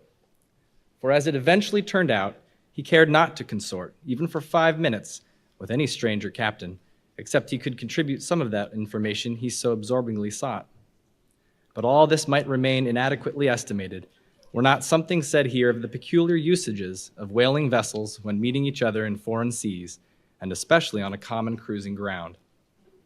If two strangers crossing the Pine Barrens in New York State, or the equally desolate Salisbury Plain in England, if casually encountering each other in such inhospitable wilds, these twain, for the life of them, cannot well avoid a mutual salutation, and stopping for a moment to interchange the news, and perhaps sitting down for a while and resting in concert, then how much more natural that upon the illimitable Pine Barrens and Salisbury Plains of the sea, two whaling vessels descrying each other at the ends of the earth, off lone Fanning's Island, or the faraway King's Mills, how much more natural, I say, that under such circumstances these ships should not only interchange hails, but come into still closer, more friendly and sociable contact. And especially would this seem to be a matter of course in the case of vessels owned in one seaport, and whose captains, officers, and not a few of the men are personally known to each other, and consequently have all sorts of dear domestic things to talk about. For the long absent ship, the outward bounder, perhaps, has letters on board. At any rate, she will be sure to let her have some papers of a date a year or two later than the last one on her blurred and thumb-worn files. And in return for that courtesy, the outward bound ship would receive the latest whaling intelligence from the cruising ground to which she may be destined, a thing of the utmost importance to her. And in degree, all this will hold true concerning whaling vessels crossing each other's track on the cruising ground itself, even though they are equally long absent from home. For one of them may have received a transfer of letters from some third and now far remote vessel, and some of those letters may be for the people of the ship she now meets. Besides, they would exchange the whaling news and have an agreeable chat, for not only would they meet with all the sympathies of sailors, but likewise with all the peculiar congenialities arising from a common pursuit and mutually shared provisions and perils. Nor would difference of country make any very essential difference, that is, so long as both parties speak one language, as is the case with Americans and English. Though, to be sure, from the small number of English whalers, such meetings do not very often occur, and when they do occur, there is too apt to be a sort of shyness between them, for your Englishman is rather reserved, and your Yankee, he does not fancy that sort of thing in anybody but himself. Besides, the English whalers sometimes affect a kind of metropolitan superiority over the American whalers, regarding the long, lean Nantucketer with his nondescript provincialisms as a sort of sea peasant. But where this superiority in the English whaleman does really consist, it would be hard to say, seeing that the Yankees in one day collectively kill more whales than all the English collectively in 10 years. But this is a harmless little foible in the English whale hunters, which the Nantucketer does not make much to heart, probably because he knows that he has a few foibles himself. So then, we see that of all ships separately sailing the sea, the whalers have most reason to be sociable, and they are so, whereas some merchant ships crossing each other's wake in the mid-Atlantic will oftentimes pass on without so much as a single word of recognition, mutually cutting each other on the high seas like a brace of dandies in Broadway, and all the time indulging, perhaps, in finical criticism upon each other's rig. As for men of war, when they chance to meet at sea, They first go through such a string of silly bowings and scrapings, such a ducking of ensigns, that there does not seem to be much right down heart goodwill and brotherly love about it at all. As touching slave ships meeting, why they are in such a prodigious hurry, they run away from each other as soon as possible. And as for pirates, when they chance to cross each other's crossbones, the first hail is, "How many skulls?" the same way that whalers hail, "How many barrels?"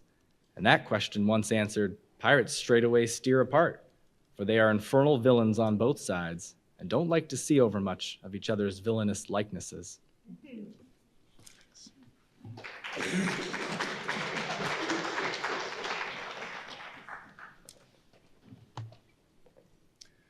But look at the godly, honest, unostentatious, hospitable, sociable, free and easy whaler. What does the whaler do when she meets another whaler in any sort of decent weather?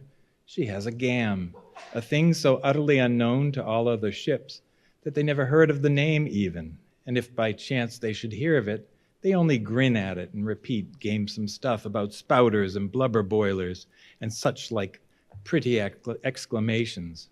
Why it is that all merchant seamen and also all pirates and men-of-warsmen and slave ship sailors cherish such a scornful feeling towards whale ships, this is a question it would be hard to answer. Because in the case of pirates, say, I should like to know whether that profession of theirs has any peculiar glory about it. It sometimes ends in uncommon elevation indeed, but only at the gallows. And besides, when a man is elevated in that odd fashion, he has no proper foundation for his superior altitude. Hence, I conclude that in boasting himself to be high-lifted above a whaleman, in that assertion the pirate has no solid basis to stand on. But what is a gam? You might wear out your index finger running up and down the columns of dictionaries and never find the word. Dr. Johnson never attained to that erudition. Noah Webster's Ark does not hold it. Nevertheless, this same expressive word has now for many years been in constant use among some 15,000 true-born Yankees. Certainly it needs a definition and should be incorporated into the lexicon. With that view, let me learnedly define it. Gam, a noun, a social meeting of two or more whale ships, generally on a cruising ground, when, after exchanging hails, they exchange visits by boat's crews, the two captains remaining for the time on board of one ship and the two chief mates on the other. There is another little item about gamming which must not be forgotten here. All professions have their own little peculiarities of detail. So has the whale fishery.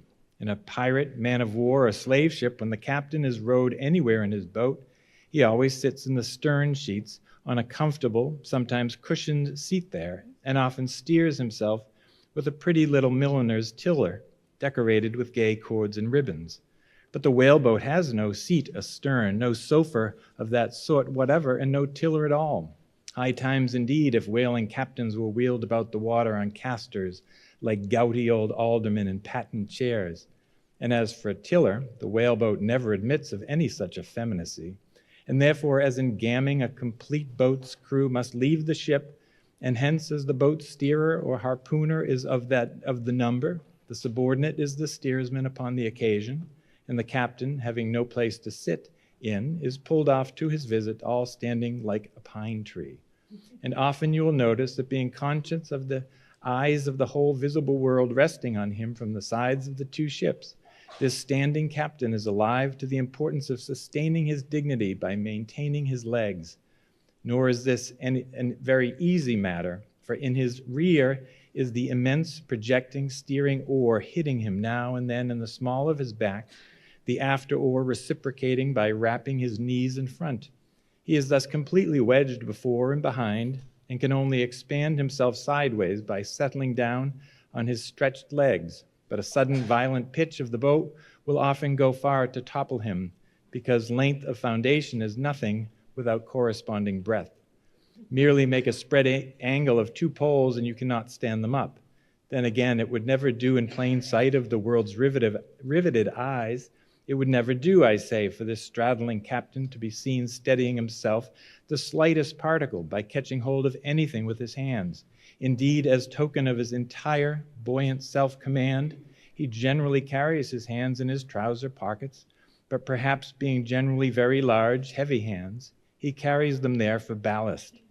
Nevertheless, there have occurred instances, well authenticated ones too, where the captain has been known for an uncommonly critical moment or two in a sudden squall, say, to seize hold of the nearest oarsman's hair and hold on there like grim death.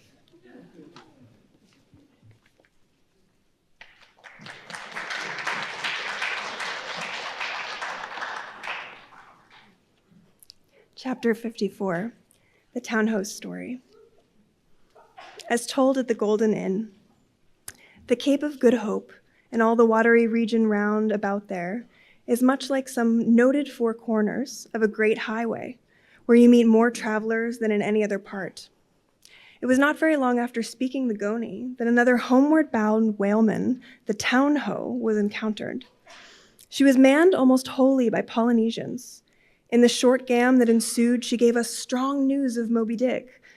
To some, the general interest in the white whale was now wildly heightened by a circumstance of the Town Ho's story, which seemed obscurely to involve the whale a certain wondrous inverted visitation of one of those so-called judgments of God, which at times are said to overtake some men. This latter circumstance, with its own particular accompaniments, forming what may be called a secret part of the tragedy about to be narrated, never reached the ears of Captain Ahab or his mates, for that secret part of the story was unknown to the captain of the Town Ho himself. It was the private property of 3 Confederate white seamen of the ship, one of whom, it seemed, communicated it to Tashtego with Romish injunctions of secrecy.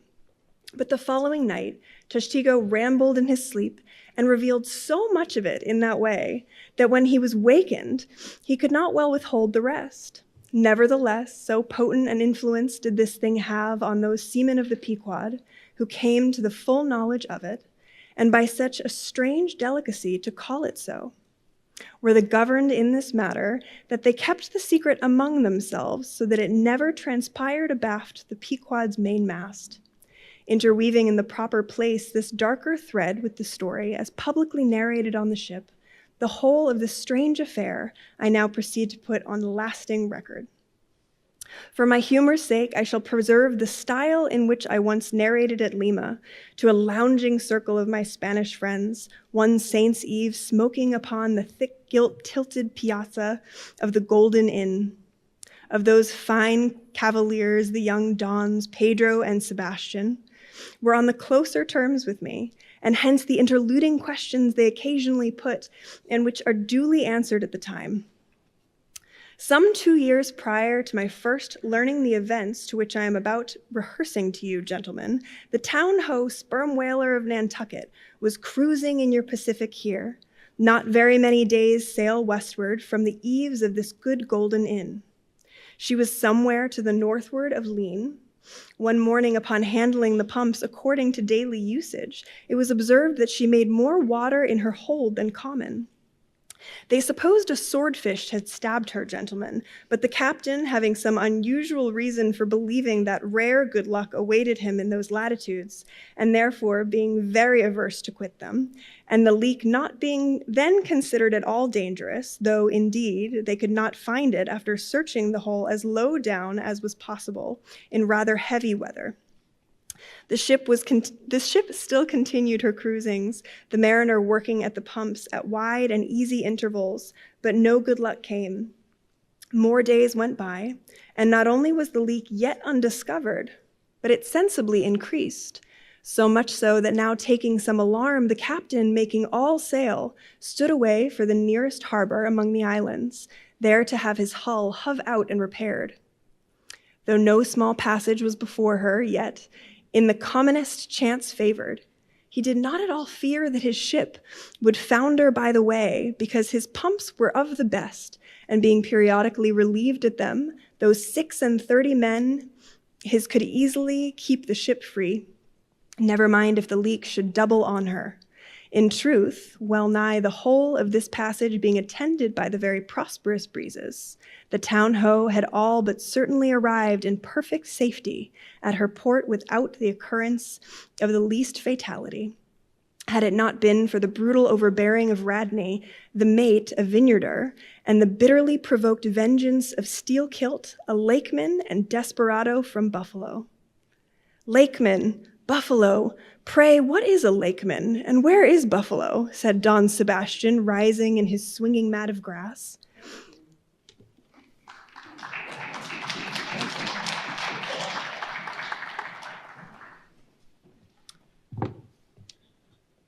On the eastern shore of our Lake Erie, Don. But I crave your courtesy. Maybe you shall soon hear further of all that. Now, gentlemen, in square sail brigs and three-masted ships well nigh as large and stout as any that ever sailed out of your old Calo to far Manila, this lakeman, in the landlocked heart of our America, had yet been nurtured by all those agrain freebooting impressions popularly connected with the open ocean. For in their interflowing aggregate, those grand freshwater seas of ours, Erie and Ontario, and Huron and Superior and Michigan, possess an ocean-like expansiveness with many of the ocean's noblest traits, with many of its rimmed varieties of races and of climes. They contained round archipelagos of romantic isles, even as the Polynesian waters do, in large part, are shored by two great contrasting nations as the Atlantic is. They furnish long maritime approaches to our numerous territorial colonies from the east, dotted all round their banks. Here and there are frowned upon by batteries and by the goat-like craggy guns of lofty Mackinac. They have heard the fleet thunderings of naval victories as intervals. They yield their breeches to the wild barbarians whose red-painted faces flash from out their peltry wigwams. For leagues and leagues are flanked by ancient and unentered forests, where the gaunt pines stand like serried lines of kings in Gothic genealogies. Those same woods harboring wild African beasts of prey and silken creatures whose exported furs give robes to Tartar emperors. They mirror the paved capitals of Buffalo and Cleveland, as well as Winnebago villages. They float alike the full-rigged merchant ship, the armed cruiser of the state, the steamer, and the birch canoe. They are swept by borne and dismasting blasts as direful as any that lash that salted wave. They know what shipwrecks are, for out of sight of land, however inland, they have drowned full many a midnight ship with all shrieking crew. Thus, gentlemen, thou an inlander, Steelkilt was wild ocean born and wild ocean nurtured, as much of an audacious mariner as any. And for Radney, though in his infancy, he may have laid him down on the lone, Nantucket beach to nurse his material sea, though in afterlife he had long followed our austere Atlantic and your contemplative Pacific. Yet was he quite as vengeful and full of social quarrel as the backwoods seaman, fresh from the latitudes of buckworn-handled Bowie knives. Yet was this Nantucketer a man with good-hearted traits, and this lakeman a mariner, who thought a sort of devil indeed might yet be inflexible firmness, only tempered by the common decency of human recognition, which is the meanest slave's right. Thus treat, this Steelkilt had long been retained, harmless and docile. At all events, he had proved so thus far, but Radney was doomed and made mad and Steelkilt. But gentlemen, you shall hear. It was not more than a day or two, at the furthest most after pointing her prow for her island haven, that the town-hose leak seemed again increasing, but only so to require an hour or more at the pumps every day. You must know that in the settled and civilized ocean like our Atlantic, for example, some skippers think little of pumping their whole way across. Though of a still, sleepy night, should the officer of the deck happen to forget his duty in that respect, the probability would be that he and his shipmates would never again remember it, on account of all hands gently subsiding to the bottom. Nor in the solitary and savage seas far from you, to the westward, gentlemen, is it altogether unusual for ships to keep clanging at their pump handles in full course even for a voyage of considerable length. That is, if it lie along tolerably accessible coast, or if any other reasonable retreat is afforded them. It is only when a leaky vessel is in some very out-of-the-way part of those waters, some really landless latitude, that her captain begins to feel a little anxious. Much this way had it been with the town-house, so when her leak was found gaining once more, there was in truth some small concern manifested by several of her company, especially by Radney, the mate. He commanded the upper sails to be well hoisted, sheeted home anew, and every way expanded to the breeze.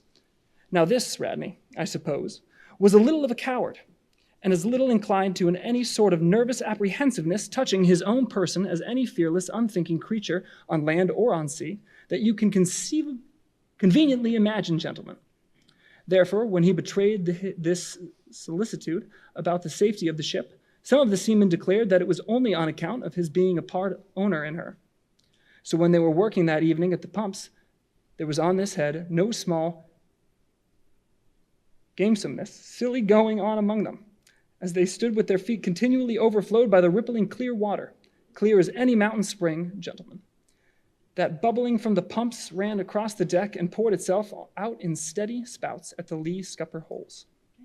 Thank you.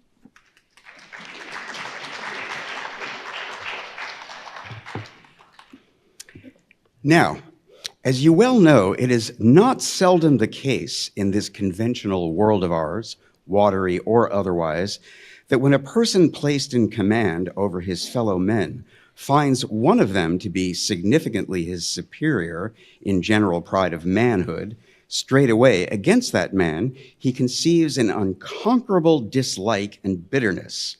And if he have a chance, he will pull down and pulverize that subaltern's tower and make a little heap of dust of it. Be this conceit of mine as it may, gentlemen, at all events, Steelkilt was a tall and noble animal with a head like a Roman and a flowing golden beard like the tasseled housings of your last viceroy's snorting charger, and a brain and a heart and a soul in him, gentlemen, which had made Steelkilt Charlemagne, had he been born son to Charlemagne's father. But Radney, the mate, was ugly as a mule, yet as hardy, as stubborn, as malicious.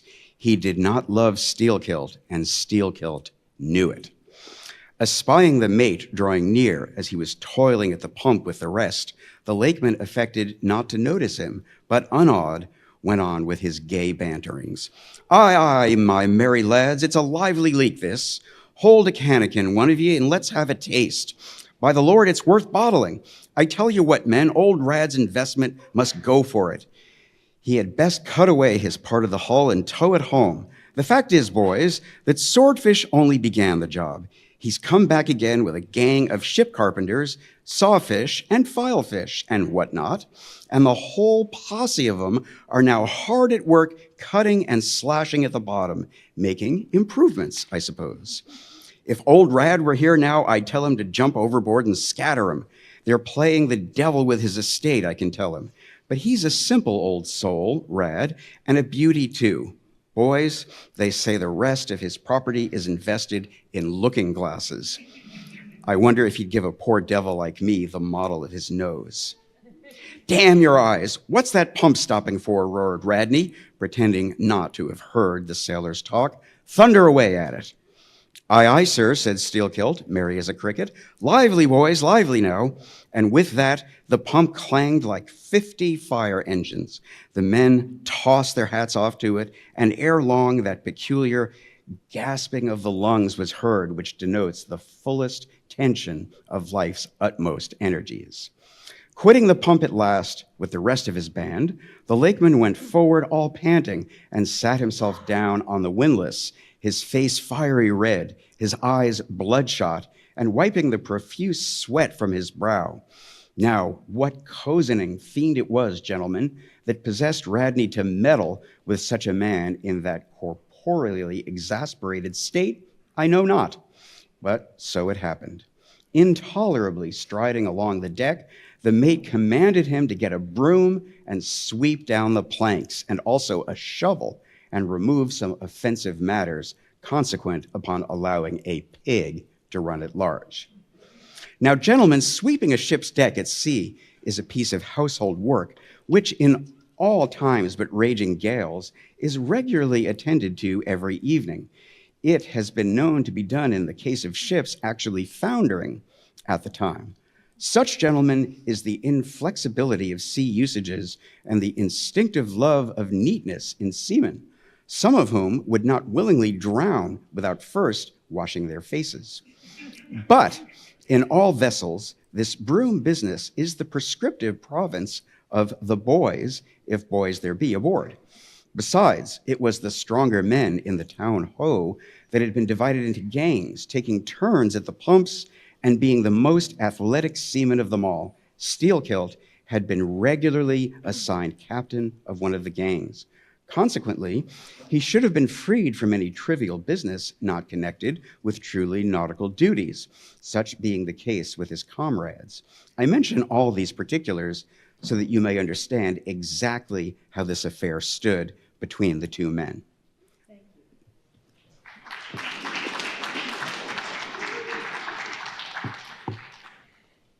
But there was more than this. The order about the shovel was almost as plainly meant to sting and insult Steelkit as though Radney had spat in his face.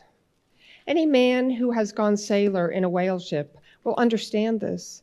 And all this and doubtless much more the Lakeman fully comprehended when the mate uttered his command. But as he sat still for a moment, and as he steadfastly looked into the shape's malignant eye and perceived the stacks of powder casks heaped in him, in the slow march silently burning along towards them, as he instinctively saw all this, that strange forbearance and unwillingness to stir up the deeper passionatness in an already ireful being, a repugnance most felt, when felt at all, by really valiant men, even when aggrieved, this nameless phantom feeling, gentlemen, stole over Steelkit. Therefore, in his ordinary tone, only a little broken by the bodily exhaustion he was temporarily in, he answered him saying that sweeping the deck was not his business, and he would not do it. And then, without all alluding to the shovel, he pointed to 3 lads as the customary sweepers, who, not being billeted at the pumps, had done little or nothing all day. To this Radney replied with an oath, in a most domineering and outrageous manner, unconditionally reiterating his command. Meanwhile advancing still upon the still-seated Lakeman with an uplifted Cooper's Club hammer which he had snatched from a cask nearby. Heated and irritated as he was by his spasmodic toil at the pumps, for all his first nameless feeling of forbearance, the swearing Steelkit could but ill brook this bearing in the mate. But somehow still smothering the conflagration within him, without speaking, he remained doggedly rooted to his seat, till at last the incensed Radney shook the hammer within a few inches of his face, furiously commanding him to do his bidding. Steelkit rose, and slowly retreating round the windlass, steadfastly followed by the mate with his menacing hammer, deliberately repeated his intention not to obey. Seeing, however, that his forbearance had not the slightest effect, by an awful and unspeakable intimation with his twisted hand, he warned off the foolish and infatuated man, but it was to no purpose. And in this way the two went, one slowly round the windlass, when resolved at last no longer to retreat, bethinking him that he now forborne as much as comported with his humor, the Lakeman paused on the hatches and thus spoke to the officer. Mr. Radney, I will not obey you. Take that hammer away or look to yourself. But the predestined mate, coming still closer to him where the Lakeman stood fixed, now shook the heavy hammer within an inch of his teeth, meanwhile repeating a string of insufferable maledictions. Retreating not the 1,000th part of an inch, stabbing him in the eye with the unflinching poignard of his glance, Steelkit, clenching his right hand behind him and creepily drawing it back, told his persecutor that if the hammer but grazed his cheek, he, Steelkit, would murder him. But gentlemen, the fool had been branded for the slaughter by the gods. Immediately the hammer touched the cheek. The next instant the lower jaw of the mate was stove in his head. He fell on the hatch, spouting blood like a whale. Ere the cry could go aft, Steelkit was shaking one of the backstays, leading far aloft to where 2 of the comrades were standing their mastheads. They were both cannelers. Cannelers, cried Don Pedro, we have seen many whale ships in our harbor, but never heard of your cannelers. Pardon, who and what are they?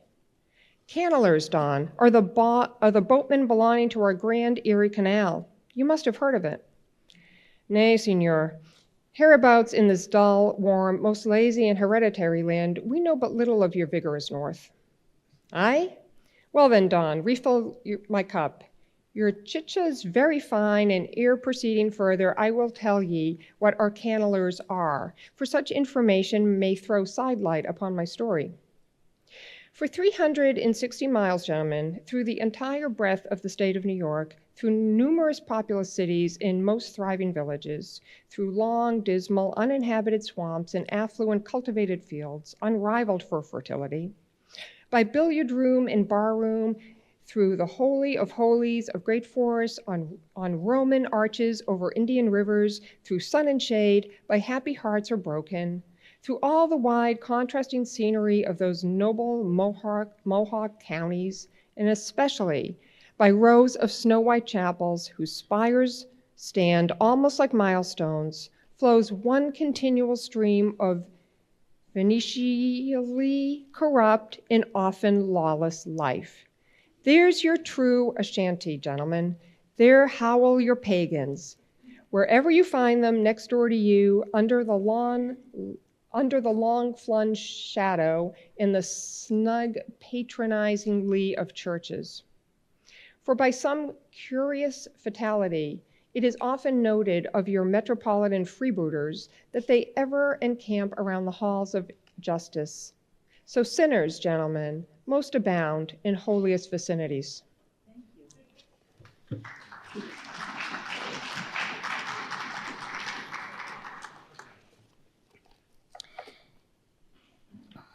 Is that a fair passing? Said Don Pedro, looking downwards into the crowded plaza with humorous concern. Well, for our northern friend, Dame Isabella's Inquisition wanes in Lima, laughed Don Sebastian. Proceed, senor. A moment. Pardon, cried another of the company.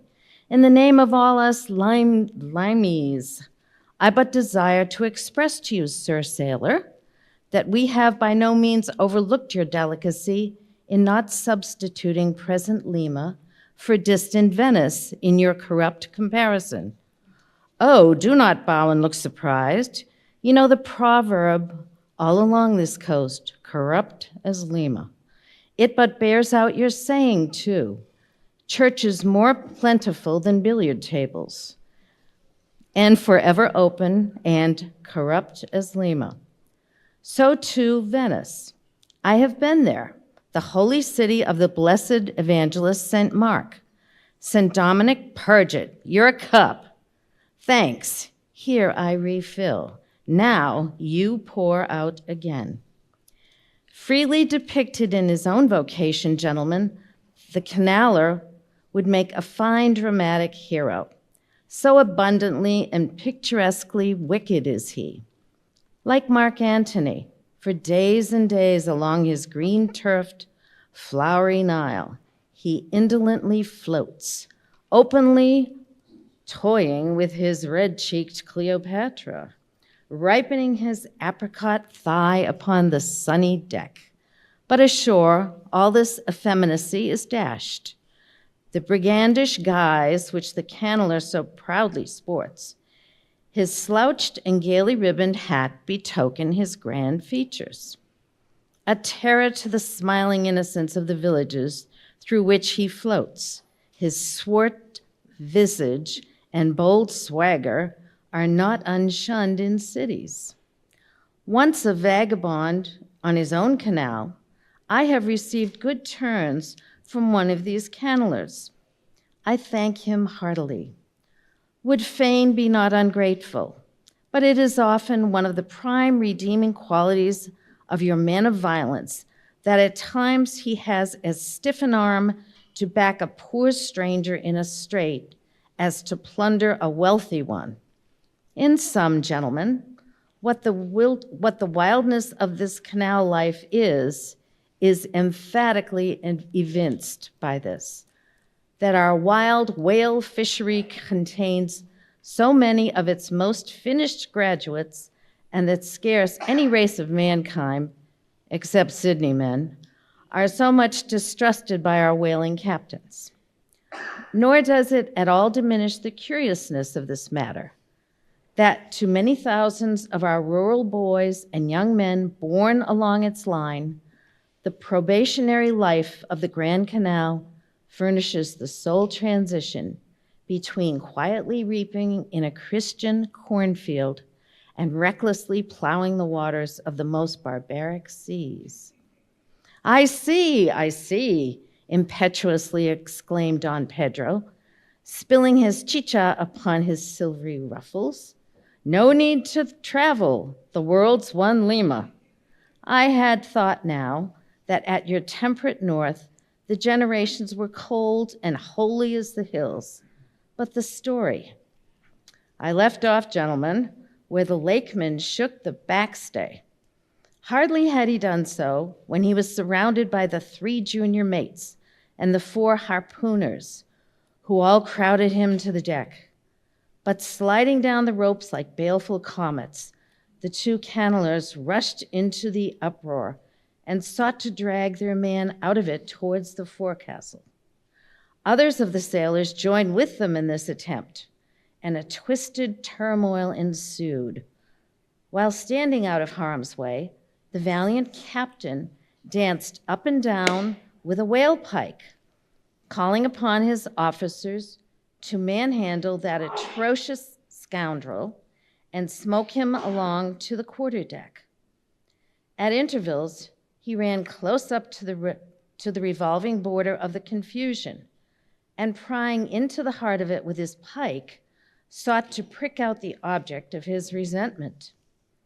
But Steelkit and his desperadoes were too much for them all. They succeeded in gaining the forecastle deck, where, hastily slewing about 3 or 4 large casks in a line with the windlass, these sea Parisians entrenched themselves behind the barricades.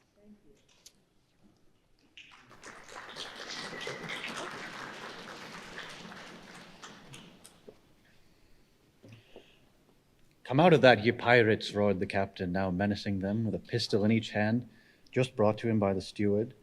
"Come out of that, ye cutthroats." Steelkilt leaped on the barricade and, striding up and down there, defied the worst the pistols could do, but gave the captain to understand distinctly that his, Steelkilt's, death would be the signal for a murderous mutiny on the part of all hands. Fearing in his heart lest this might prove but too true, the captain a little desisted, but still commanded the insurgents instantly to return to their duty. "Will you promise not to touch us if we do?" demanded their ringleader. Turn to, I make no promise. To your duty. Do you want to sink the ship by knocking off at a time like this? Turn to." And he once more raised a pistol.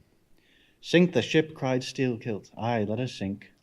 Not a man of us turns to, unless you swear not to raise a rope yarn against us. What say ye, men?" turning to his comrades. A fierce cheer was their response. The lakeman now patrolled the barricade, all the while keeping his eye on the captain and jerking out such sentences as these. "It's not our fault, we didn't want it. I told him to take his hammer away. It was boy's business. He might have known me before this. I told him not to prick the buffalo. I believe I've broken a finger here against this cursed jaw. Ain't those mincing knives down in the forecastle there, men?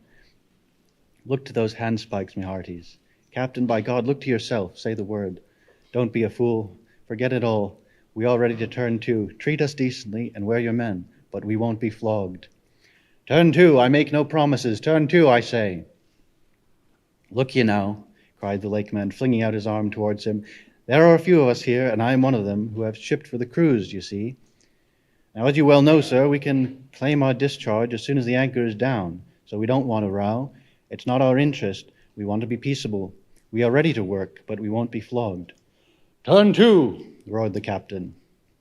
Steelkilt glanced round him a moment and then said, "I tell you what it is now, captain. Rather than kill ye and be hung for such a shabby rascal, we won't lift a hand against ye unless ye attack us.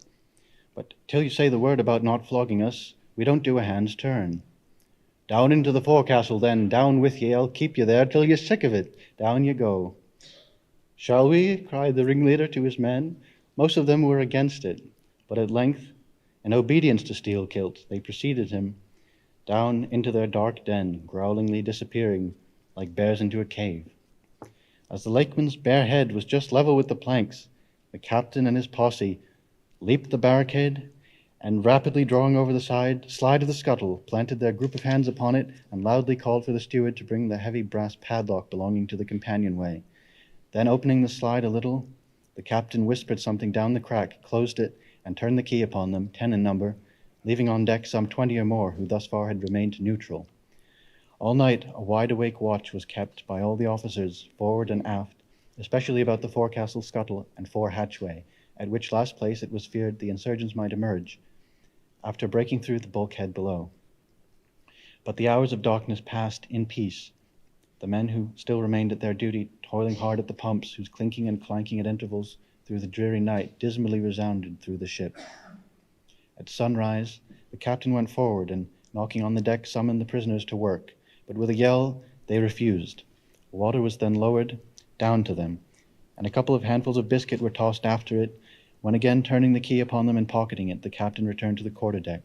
Twice every day for 3 days this was repeated, but on the fourth morning a confused wrangling and then a scuffling was heard as the customary summons was delivered, and suddenly 4 men burst up from the forecastle, saying they were ready to turn to. The fetid closeness of the air and a famishing diet, united perhaps to some fears of ultimate retribution, had constrained them to surrender at discretion. Emboldened by this, the captain reiterated his demand to the rest, but Steelkilt shouted up to him a terrific hint to stop his babbling and betake himself where he belonged. On the 5th morning, 3 others of the mutineers bolted up into the air from the desperate arms below that sought to restrain them. Only 3 were left. "Better turn to now," said the captain with a heartless jeer. "Shut us up again, will ye?" cried Steelkilt. "Oh, certainly," said the captain, and the key clicked. It was at this point, gentlemen, that, enraged by the defection of 7 of his former associates, and stung by the mocking voice that had last hailed him, and maddened by his long entombment in a place as black as the bowels of despair, it was then that Steelkilt proposed to the 2 canallers, thus far apparently of one mind with him, to burst out of their hole at the next summoning of the garrison, and armed with their keen mincing knives, long, crescentic, heavy implements with a handle at each end, run amuck from the bowsprit to the taffrail, and if by any devilishness of desperation possible, seize the ship. For himself, he would do this, he said, whether they joined him or not. That was the last night he should spend in that den. But the scheme met with no opposition on the part of the other 2. They swore they were ready for that, or for any other mad thing, for anything in short but a surrender. And what was more, they each insisted upon being the first men on deck when the time to make the rush should come. But to this their leader as fiercely objected, reserving that priority for himself, particularly as his 2 comrades would not yield, the one to the other in the matter. And both of them could not be first, for the latter would but admit 1 man at a time. And here, gentlemen, the foul play of these miscreants must come out.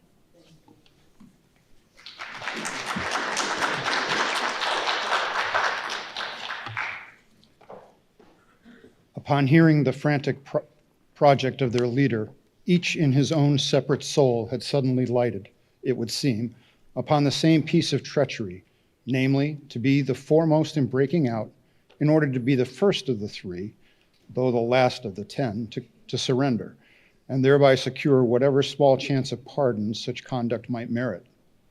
But when Steelkilt made known his determination still to lead them to the last, they in some way, by some subtle chemistry of villainy, mixed their before secret treacheries together, and when their leader fell into a doze, verbally opened their souls to each other in 3 sentences, and bound the sleeper with cords, and gagged him with cords, and shrieked out for the captain at midnight.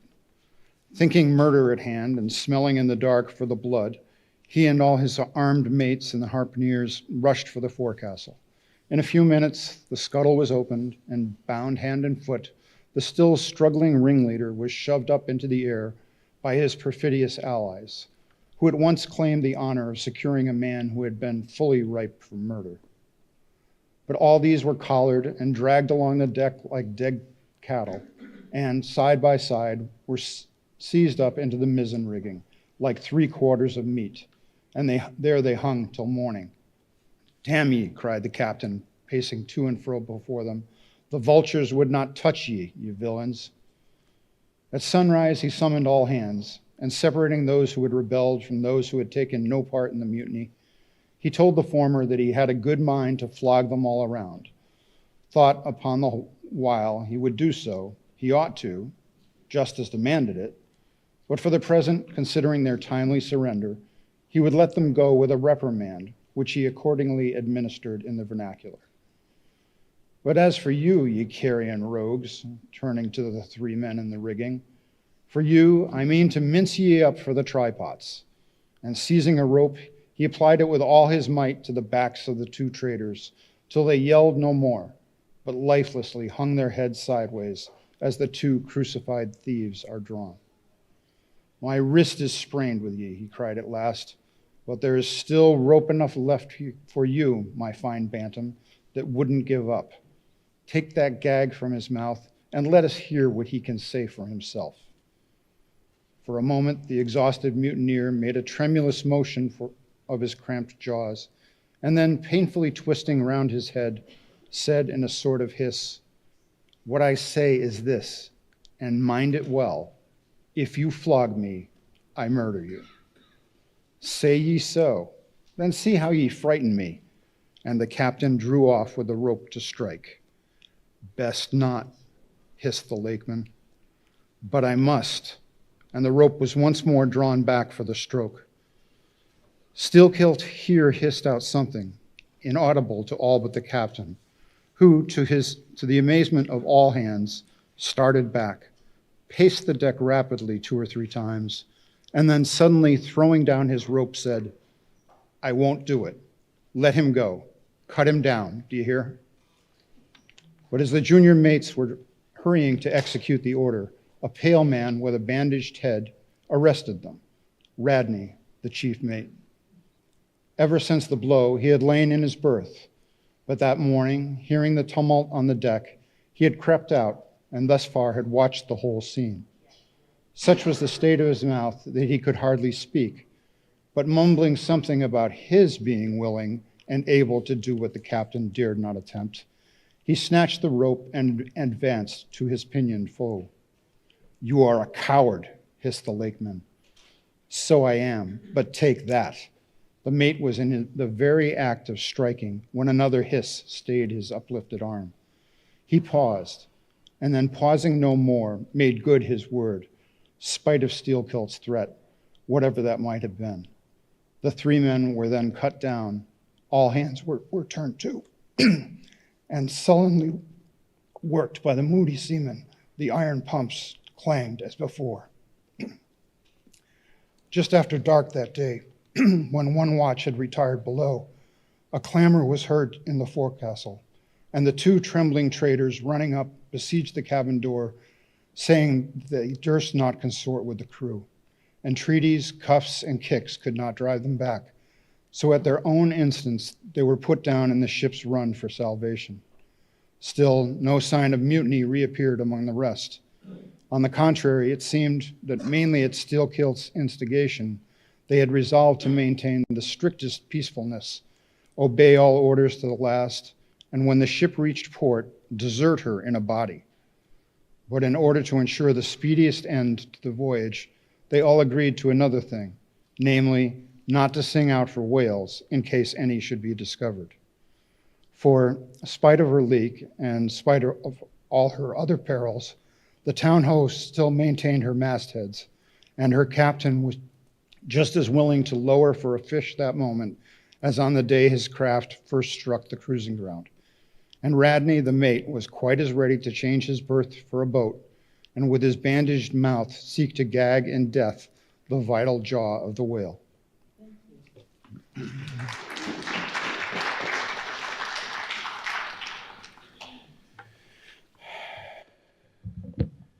But though the lakeman had induced the seamen to adopt this sort of passiveness in their conduct, he kept his own counsel, at least till all was over, concerning his own proper and private revenge upon the man who had stung him in the ventricles of his heart.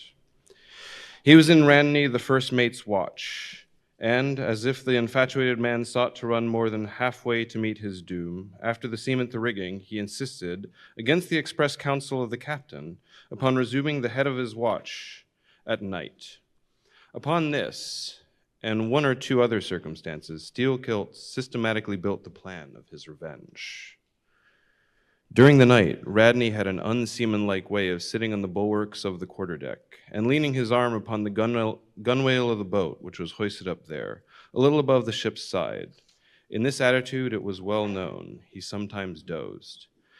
There was a considerable vacancy between the boat and the ship, and down beneath this was the sea. Steelkilt calculated his time, and found that his next trick at the helm would come round at 2 o'clock, in the morning of the third day from that in which he had been betrayed. At his leisure, he employed the interval in braiding something very carefully in his watches below. "What are you making there?" said a shipmate. "What do you think? What does it look like?" "Like a lanyard for your bag, but it's an odd one, seems to me." "Yeah, rather oddish," said the lakeman, holding it at arm's length before him. "But I think it'll answer, shipmate. I haven't enough twine. Have you any?" "But there was none in the forecastle." "Then I must go get some from the old Rad," and he rose to go aft. "You don't mean to go begging to him," said a sailor. "Why not? Do you think he won't do me a turn when it's to help himself in the end, shipmate?" And going to the mate, he looked at him quietly and asked him for some twine to mend his hammock. It was given him. Neither twine nor lanyard were seen again. But the next night, in an iron ball, closely netted, partly rolled from the pocket of the lakeman's monkey jacket, as he was tucking the coat into his hammock for a pillow. 24 hours after, his trick at the silent helm, nigh to the man who is apt to doze over the grave, always ready dug to the seaman's hand. That fatal hour was then to come, and in the foreordaining soul of Steelkilt, the mate was already stark and stretched as a corpse, with his forehead crushed in. But gentlemen, a fool saved the would-be murderer from the bloody deed he had planned. Yet complete revenge he had, and without being the avenger.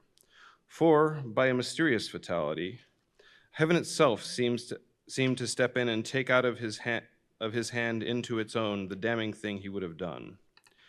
It was just between daybreak and sunrise of the morning of the second day, when they were washing down the decks, that a stupid Tenerife man, drawing water into the main chains, all at once shouted, "There she rolls! There she rolls, Jesu! What a whale!"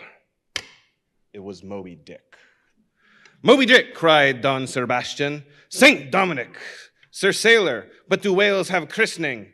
Whom call you Moby Dick? A very white and famous and most deadly immortal monster, Don. But that would be too long a story." "How? How?" cried all the young Spaniards crowding. "Nay, Dons, nay, I cannot rehearse that now. Let me get more into the airs, sirs." The chicha, cried Don Pedro. "Our vigorous friend looks faint, filled up to his empty glass." "No need, gentlemen, one moment. I proceed. Now, gentlemen, so suddenly perceiving the snowy whale within 50 yards of the ship, forgetful of the compact among the crew, in the excitement of the moment, the Tenerife man had instinctively and involuntarily lifted his voice for the monster. Though for some little time past it had been plainly beheld from the three sullen mastheads, all was now a frenzy. The white whale, was the cry from the captain, mates, and harpooners, who, undeterred by the fearful rumors, were all anxious to capture so famous and precious a fish, while the dogged crew eyed askance with curses, the appalling beauty of the vast milky mass that lit up the horizontal spangling sun, shifted and glistening like a living opal in the blue morning sea. Gentlemen, a strange fatality pervades the whole career of these events, as if verily mapped out before the world itself was chartered. The mutineer was the bowsman of the mate, and when fast to a fish, it was his duty to sit next to him, while Radney stood up with his lance in the prow and haul in or slack the line at the word of command. Moreover, when the 4 boats were lowered, the mates got the start, and none howled more fiercely with delight than did Steelkilt, as he strained at his oar. After a stiff pull, their harpooners got fast, and, spear in hand, Radney sprang to the bow. He was always a furious man, it seems, in a boat, and now his bandaged cry was to beach him on the whale's topmost back. Nothing loath, his bowsmen hauled him up and up, through a blinding foam that blent two whitenesses together, till of sudden the boat struck as against a sunken ledge, and keeling over, spilled out the standing mate. That instant, as he fell on the whale's slippery back, the boat righted and was dashed aside by the swell, while Radney was tossed over into the sea, onto the other flank of the whale. He struck out through the spray, and for an instant was dimly seen through the veil, wildly sinking to remove himself from the eye of Moby Dick. But the whale rushed round in a sudden maelstrom, seized the swimmer between his jaws, and rearing up high with him, plunged headlong again and went down.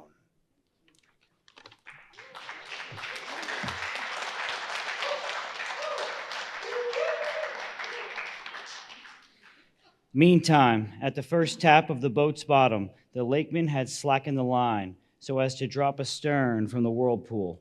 Calmly looking on, he thought his own thoughts, but a sudden, terrific, downward jerking of the boat quickly brought his knife to the line. He cut it, and the whale was free. But at some distance, Moby Dick rose again with some tatters of Radney's red woolen shirt caught in his teeth that had destroyed him. All four boats gave chase again, but the whale eluded them and finally wholly disappeared. In good time, the town-ho reached her port, a savage, solitary place where no civilized creature resided. There, headed by the lakemen, all but 5 or 6 of the foremast men deliberately deserted among the palms. Eventually, as it turned out, seizing a large double war canoe of the savages and setting sail for some other harbor. The ship's company being reduced to but a handful, the captain called upon the islanders to assist him in the laborious business of heaving down the ship to stop the leak. But to such unresting vigilance over their dangerous allies was this small band of whites necessitated, both by night and by day, and so extreme was the hard work they underwent, that upon the vessel being ready again for sea, they were in such a weakened condition that the captain durst not put off with them in so heavy a vessel. After taking counsel with his officers, he anchored the ship as far offshore as possible, loaded and ran out his 2 cannon from the bows, stacked his muskets on the poop, and warning the islanders not to approach the ship at their peril, took 1 man with him, and setting sail of his best whaleboat, steered straight before the wind for Tahiti, 500 miles distant, to procure reinforcement to his crew. On the 4th day of the sail, a large canoe was descried, which had seen to have touched at a low isle of corals. He steered away from it, but the savage craft bore down on him, and soon the voice of Steelkilt hailed him to heave to, or he would run him underwater. The captain presented a pistol. With 1 foot on each prow of the yoked war canoes, the lakeman laughed him to scorn, assuring him that if the pistol so much as clicked in the lock, he would bury him in bubbles and foam. "What do you want of me?" cried the captain. "Where are you bound? And for what are you bound?" demanded Steelkilt. "No lies." "I am bound to Tahiti for more men." "Very good. Let me board you a moment. I come in peace." With that, he leapt from the canoe, swam to the boat, and climbing the gunwale, stood face to face with the captain. "Cross your arms, sir. Throw back your head. Now repeat after me. As soon as Steelkilt leaves me, I swear to beach this boat on yonder isle and remain there 6 days. If I do not, may lightning strike me." "A pretty scholar," laughed the lakeman. "Adios, senor." And leaping into the sea, he swam back to his comrades. Watching the boat till it was fairly beached and drawn up onto the roots of a coconut tree, Steelkilt made sail again, and in due time arrived in Tahiti, his own place of destination. There, luck befriended him.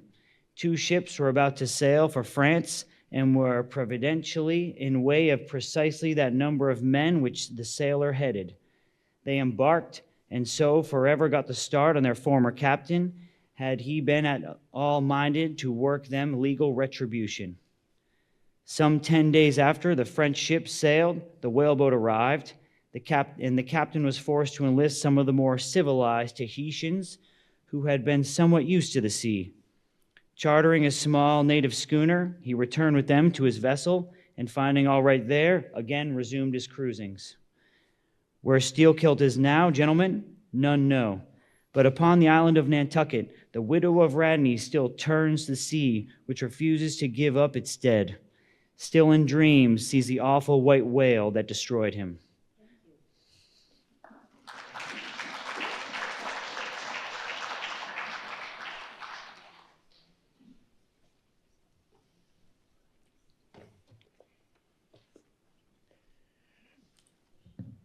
Are you through? Said Don Sebastian quietly. I am Don. Then I entreat you, tell me if to the best of your own convictions that your story is in substance really true. It is so passing wonderful. Did you get it from an unquestionable source? Bear with me if I seem to press. Also, bear with all of us, sir, sailor, for we all join in Don Sebastian's suit, cried the company with exceeding interest. Is there a copy of the Holy Evangelist in the Golden Inn, gentlemen? Nay, said Don Sebastian, but I know a worthy priest nearby who will quickly procure one for me. I go for it, but are you well advised? This may grow too serious.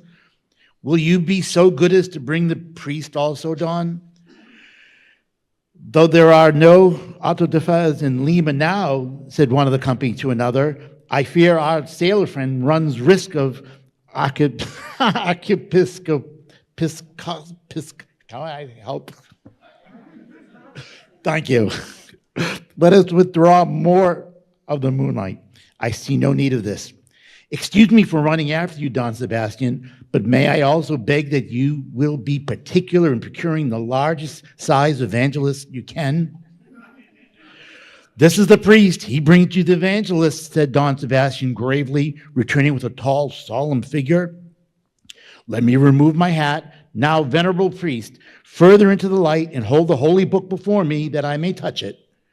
So help me heaven, and on my honor, the story I've told you, gentlemen, is in substance and in great items true. I know it to be true. It happened on this ball. I trod the ship. I knew the crew. I've seen and talked with Steelkilt since the death of Radney. Chapter 55.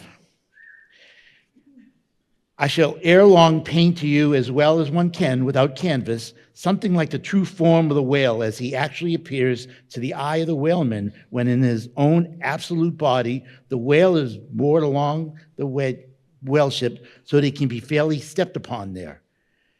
It may be worthwhile, therefore, previously to advert to those curious imaginary portraits of him which even down to the present day confidently challenge the faith of the landsman. It is time to set the world right in this matter by proving such pictures of the whale all wrong. It may be that the primal source of all those pictorial delusions will be found among the oldest Hindu, Egyptian, and Grecian sculptures. For ever since those inventive but unscrupulous times when on the marble panelings of temples, the pedestals of statues and on shields, medallions, cups, and coins, the dolphin was drawn in scales of chain armor like Saladin's and a helmeted head like St. George's, ever since then has something of the same sort of license prevailed, not only in most popular pictures of the whale, but in many scientific presentations of him. Now, by all odds, the most ancient extant portrait anyways purporting to be the whale's is to be found in the famous cavern pagoda of Elephanta in India. The Brahmins maintain that in the almost endless sculptures of that immemorial pagoda, all the trades and pursuits, every conceivable avocation of man were prefigured ages before any of them actually came into being. No wonder then that in some sort our noble profession of whaling should have been there shadowed forth. The Hindu whale referred to occurs in a separate department of the wall, depicting the incarnation of Vishnu in the form of Leviathan, learnedly known as the Matsya avatar. But though the sculpture is half man and half whale, so as only to give the tail of the latter, yet that small section of him is all wrong. It looks more like the tapering tail of anaconda than the broad palms of the true whale's majestic flukes. But go to the old galleries and look now at a great Christian painter's portrait of this fish. for he succeeds no better than the antediluvian Hindu. It is Guido's picture of Perseus rescuing Andromeda from the sea monster or whale. Where did Guido get the model of such a strange creature as that? Nor does Hogarth, in painting the same scene in his own Perseus Descending, make out one whit better. The huge corpulence of that Hogarthian monster undulates on the surface, scarcely drawing 1 inch of water. It has a sort of howdah on its back, and in its distended tusked mouth into which the billows are rolling might be taken for the trader's gate leading from the Titans by water into the Tiber. Then there are prodromus whales of Old Scotch, Sebald, and Jonah's whale, as depicted in the principal Bibles and the cuts of old primers. What shall be said of these?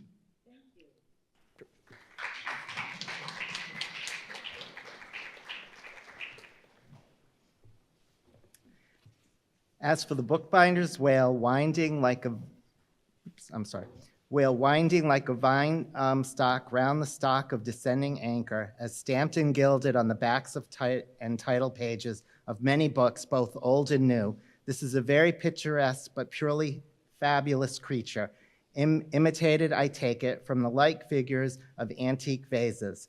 Though universally denominated a dolphin, I nevertheless call this bookbinder's fish an attempt at a whale, because it was so intended when the device was first introduced. It was introduced by an old Italian publisher, somewhat about the 15th century, during the revival of learning. And in those days, and even down to a comparatively late period, dolphins were popularly supposed to be a species of the Leviathan.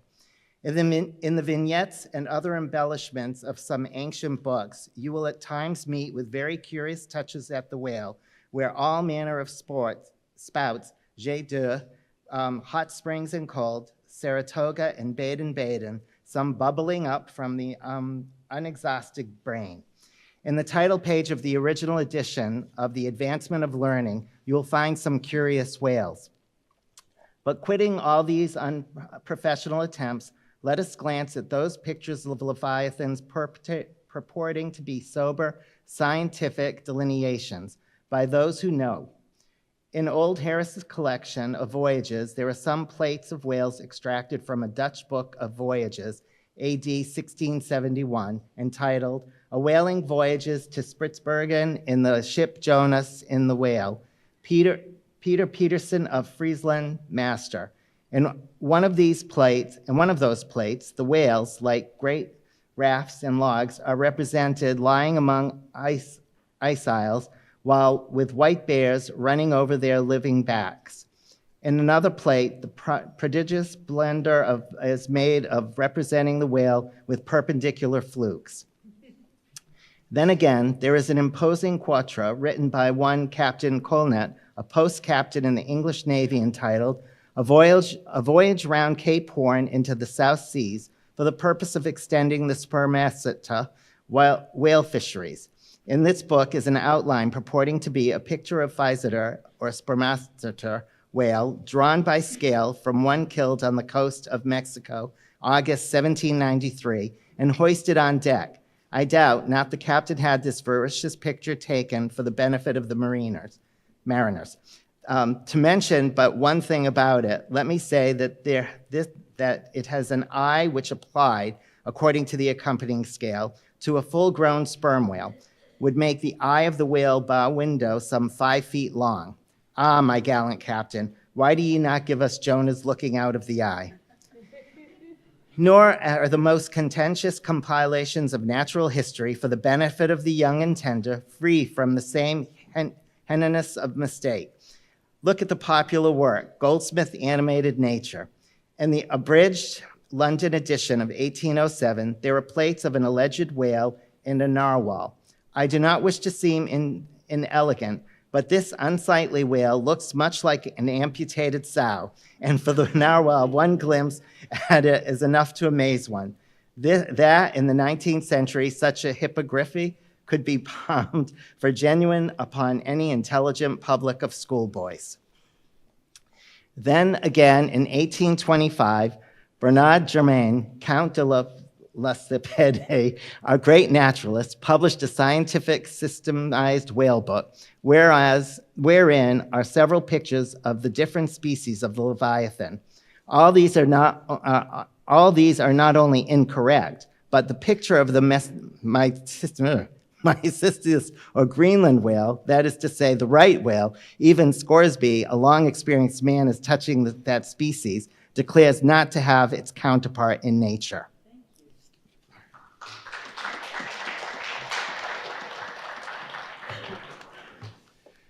But the placing of the cap sheaf to all this blundering business reserved for the scientific Frederick Cuvier, brother to the famous Baron.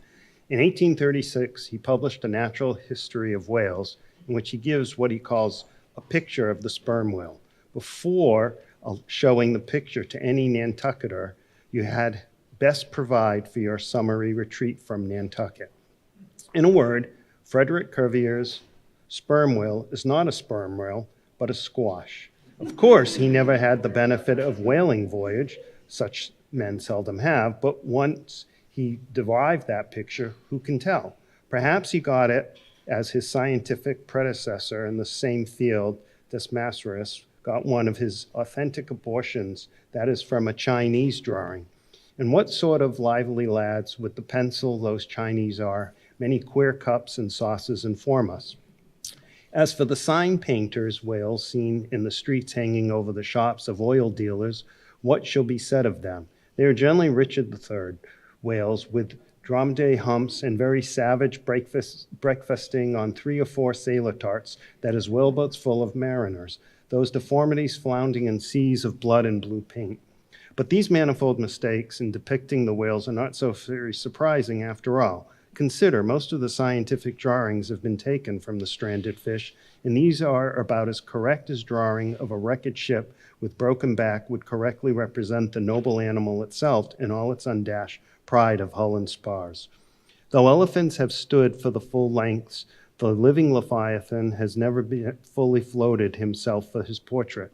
The living whale, in his full majesty and significance, is only to be seen at an unfathomable waters, and afloat the vast bulk of him is out of sight.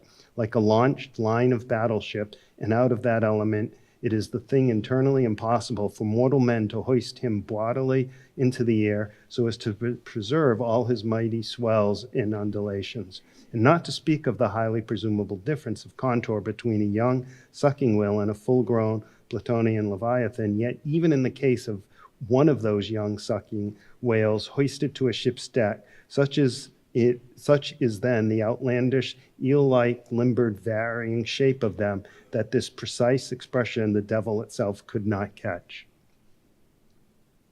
But it may be fancied that from the naked skeleton of the stranded whale, inaccurate hints may be derived touching his true form. Not at all. For it is one of the more curious things about this Leviathan that his skeleton gives very much like idea of his general state. Though Jeremy Bentham's skeletons, which hang for a candelabra in the library of one of his executors, correctly conveys the idea of a burly burrowed utilitarian old gentleman with all Jeremy's other leading personal characteristics, yet nothing of this kind could be inferred from any Leviathan's articulated bones. In fact, as the great Hunter says, the mere skeleton of the whale bears the same relation to the fully invested and padded animal as the insect does to the chrysalis that so roundly envelopes it. This peculiarity is strikingly evinced in its head, as in some part of this book will be incidentally shown. It is also very curiously displayed in the side fin, the bones of which almost exactly answer to the bones of the human hand, minus only the thumb. This fin has 4 regular bone fingers, the index, middle, ring, and little finger, but all these permanently lodged in their fleshy covering as the human fingers in an artificial covering. However recklessly the whale may sometimes serve us, said humorously Stubb one day, he can never be truly said to handle us without mittens. For all these reasons, then, any way you may look at it, you must needs conclude that the great Leviathan is that one creature in the world which must remain unpainted to the last. True, one portrait may hit the mark, which much nearer than another, but none can hit it with any considerable degree of exactness. So there is no earthly way of finding out precisely what the whale really looks like. And the only mode in which you can derive even as tolerable idea of its living contour is by going on a whaling yourself. But by so doing, you run no small risk of being eternally stove and sunk by him. Wherefore, it seems to me you had best not be too fastidious in your curiosity touching this Leviathan.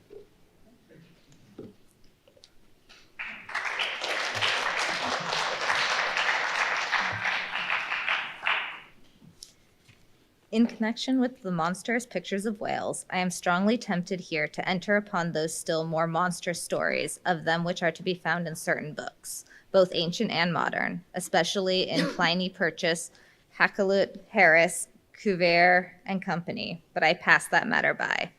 I know of only 4 published outlines of the great sperm whale, Colnett's, Huggins, Frederick Cuvier's, and Bales. In the previous chapter, Colnett and Cuvier have been referred to. Huggins is far better than theirs, but by great odds, Beale's is the best. All Beale's drawings of the whale are good, excepting the middle figure in the picture of 3 whales in various attitudes capping his second chapter. His frontispiece, boats attacking the sperm whales, though no doubt calculated to excite the civil skepticism of some parlor men, is admirably correct and the lifelike of its general effect. Some of the sperm whale drawings in J. Ross Brown are pretty correct in contour, but they are wretchedly engraved. That is not his fault, though. Of the right whale, the best outline pictures are in Scoresby, but they are drawn on too small a scale to convey a desirable impression. He has but 1 picture of whaling scenes, and this is a sad deficiency, because it is by such pictures only, when at all that well done, that you can derive anything like a truthful idea of the living whale as seen by his living hunters. But taken for all in all, by far the finest, though in some details not the most correct, presentations of whales and whaling scenes to be found anywhere are 2 large French engravings, well executed and taken from paintings by one Garney. Respectively, they represent attacks on the sperm and right whale. In the first engraving, a noble sperm whale is depicted in full majesty of might, just risen beneath the boat from the profundities of the ocean, and bearing high in the air upon the back of the terrific wreck of the Stoven planks. The prow of the boat is partially unbroken, and is drawn just balancing upon the monster's spine, and standing in that prow. For that one single incomputable flash of time, you behold an oarsman, half shrouded by the licensed boiling spout of the whale, and in the act of leaping as if from the precipice. The action of the whole thing is wonderfully good and true. The half-emptied line tub floats on the whitened sea. The wooden poles of the spilled harpoons obliquely bob in it.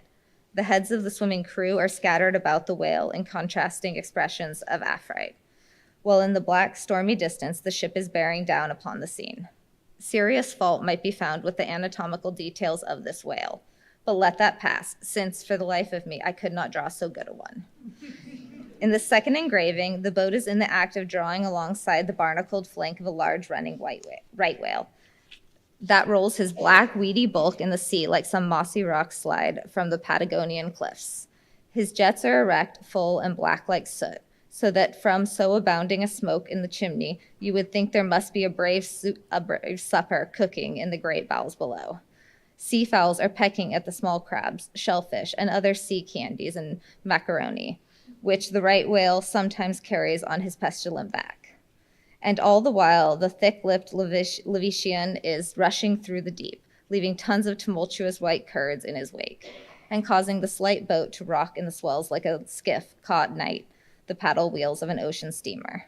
Thus the foreground is all raging commotion, but behind, in admirable artistic contrast, is the glossy level of the sea becalmed, the drooping, unstarched sails of the prowless ship, and the inert mass of the dead whale, a conquered fortress, with the flag of captured lazily hanging from the whale pole inserted into his spout hole.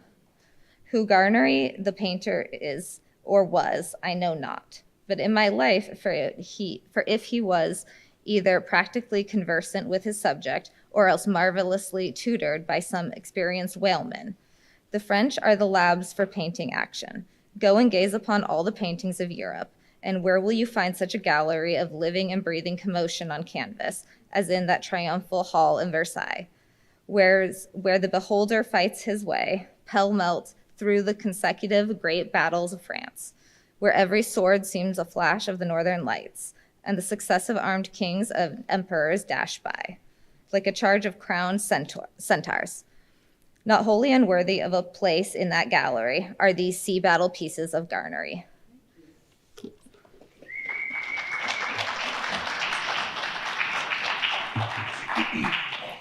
The natural aptitude of the French for seizing the picturesqueness of things seems to be peculiarly evinced in what paintings and engravings they have in their whaling scenes.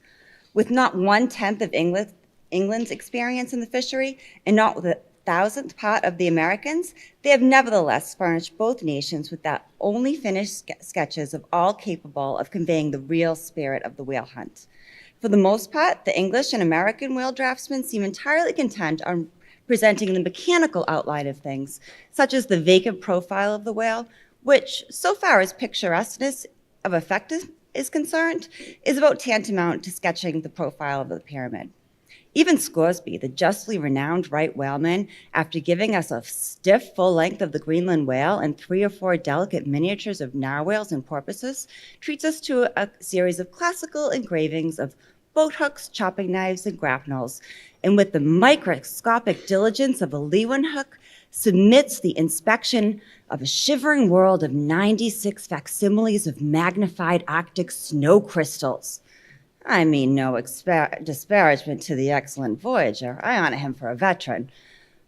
But in so important a matter, it was certainly an oversight not to have procured for every crystal a sworn affidavit taken before a Greenland justice of the peace. In addition to those fine engravings from Garnery, there are 2 other French engravings worthy of note by someone who describes himself as H. Durant.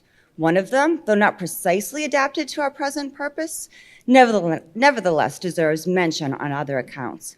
It is a quiet noon scene among the isles of the Pacific, a French whaler anchored inshore in a calm and lazily taking water on board. The loosened sails of the ship and the long leaves of the palms in the background both drooping together in the breezeless air.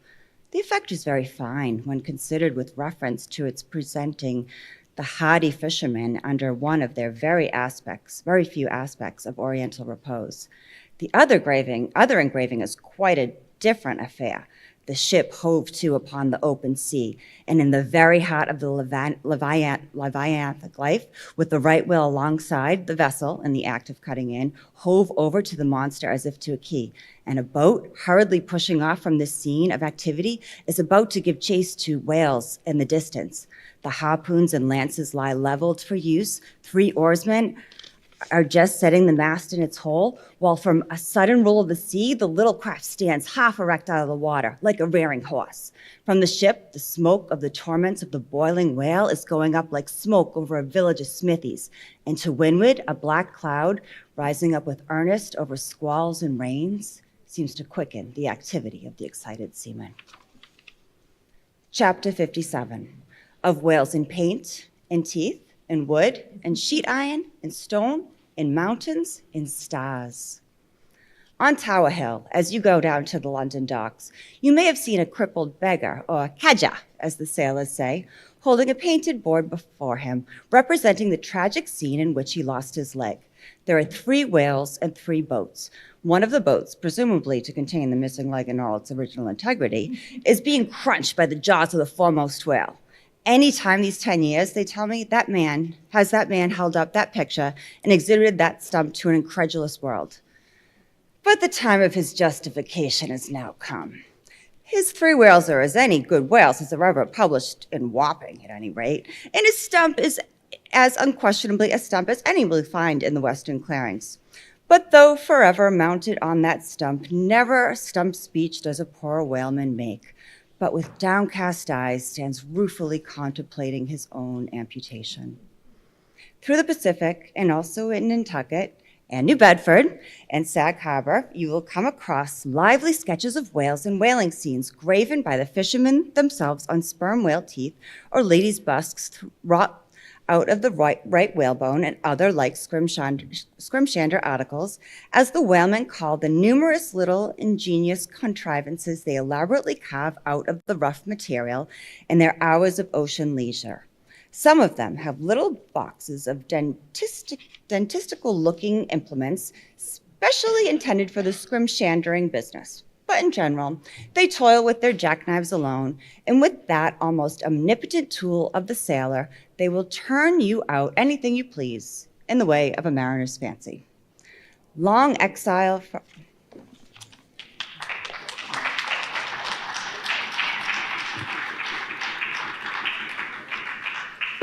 Long exile from Christendom and civilization inevitably restores a man to that condition in which God placed him, i.e., what is called savagery. Your true whale hunter is as much of a savage as an Iroquois. I myself am a savage, owing no allegiance but to the king of the cannibals, and ready at any moment to rebel against him. Now, one of the peculiar characteristics of the savage in his domestic hours is the wonderful patience of his industry. An ancient Hawaiian war club or spear paddle, in its full multiplicity and elaboration of carving, is a great trophy of human perseverance as a Latin lexicon.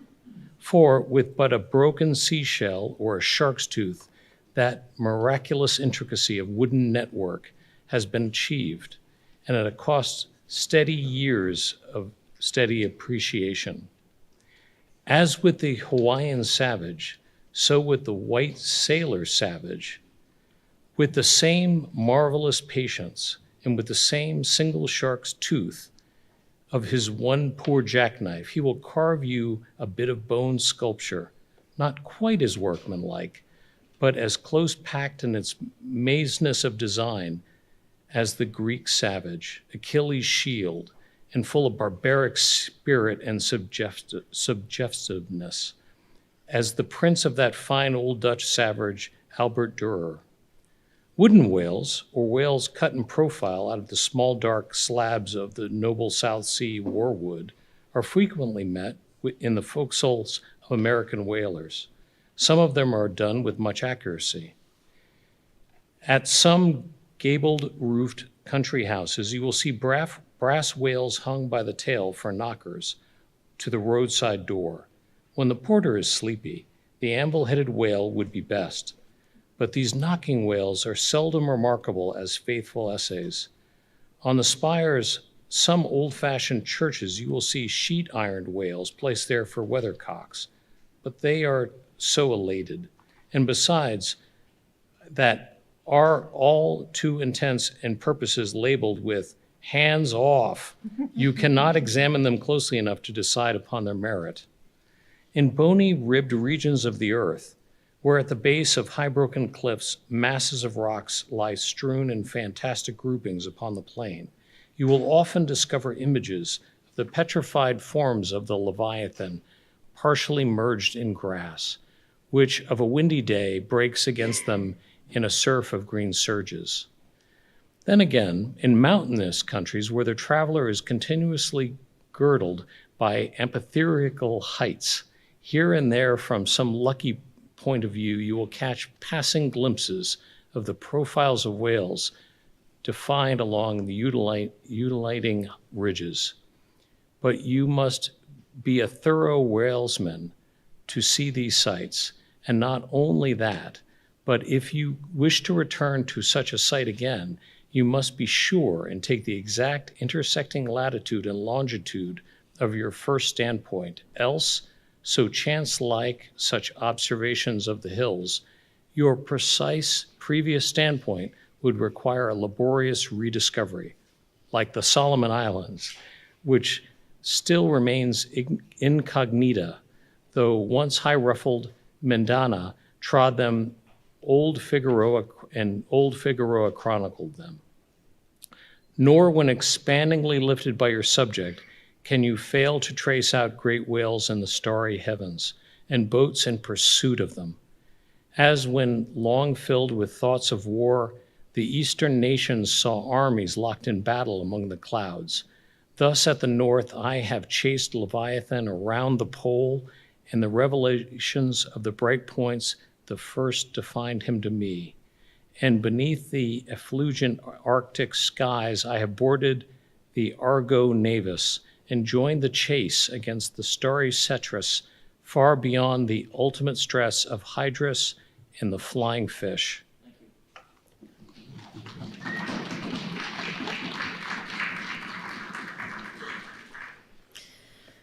With a frigate's anchors for my bridle bits, and fasces of harpoons for spurs, would I could mount that whale and leap the topmost skies to see whether the fabled heavens with all their countless tents really lie encamped beyond my mortal sight.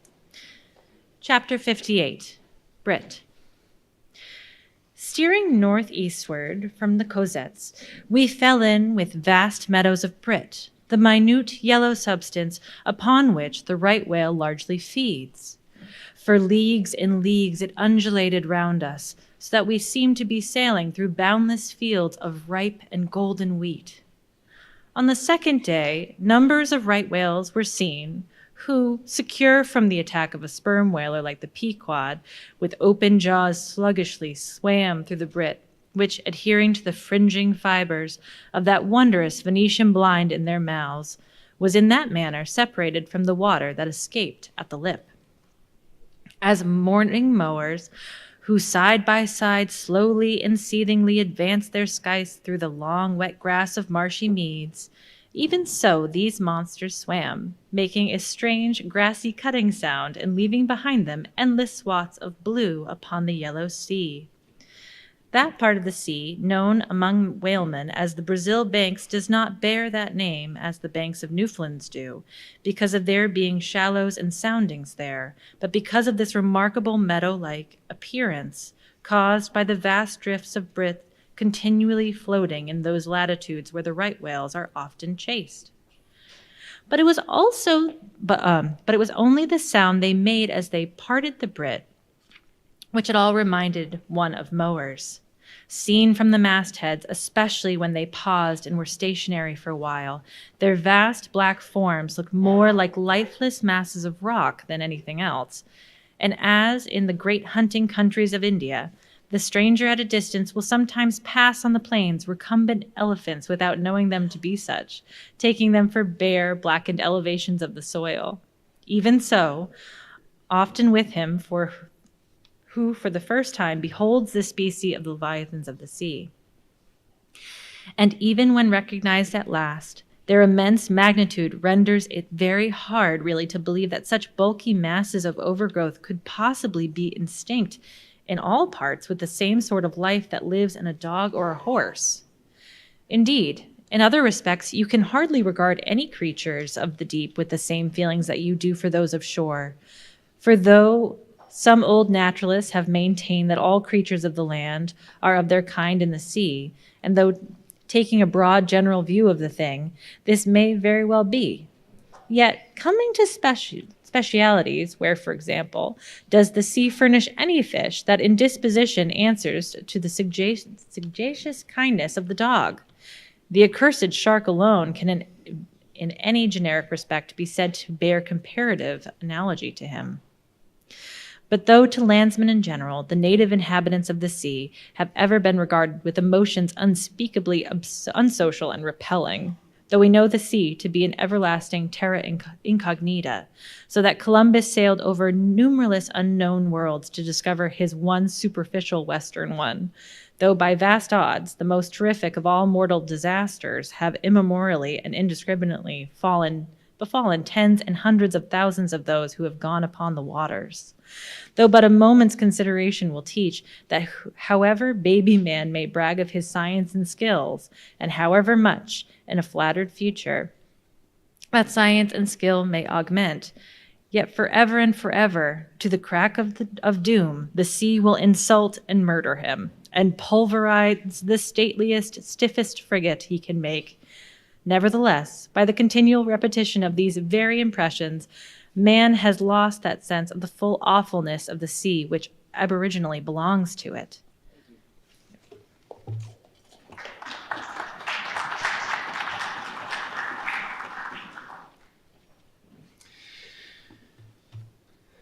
The first boat we read of floated on an ocean that with Portuguese vengeance had whelmed a whole world without leaving so much as a widow. That same ocean rolls now. That same ocean destroyed the wrecked ships of last year. Yea, foolish mortals, Noah's flood is not yet subsided. 2/3 of the fair world it yet covers. Wherein differ the sea and the land, that a miracle upon one is not a miracle upon the other? Preternatural terrors rested upon the Hebrews, when under the feet of the Korah and his company the live ground opened and swallowed them up forever. Yet not a modern sun ever sets, but in precisely the same manner the live sea swallows up ships and crews. But not only is the sea such a foe to man who is an alien to it, but it is also a fiend to its own offspring, worse than the Persian host who murdered his own guests, sparing not the creatures which itself hath spawned. Like a savage tigress that tossing in the jungle overlays her own cubs, so the sea dashes even the mightiest whales against the rocks and leaves them there side by side with the split wrecks of ships. No mercy, no power but its own controls it. Panting and snorting like a mad battle steed that has lost its rider, the masterless ocean overruns the globe. Consider the subtleness of the sea, how its most dreaded creatures glide underwater, unapparent for the most part, and treacherously hidden beneath the loveliest tints of azure. Consider also the devilish brilliance and beauty of many of its most remorseless tribes as the dainty embellished shape of many species of sharks.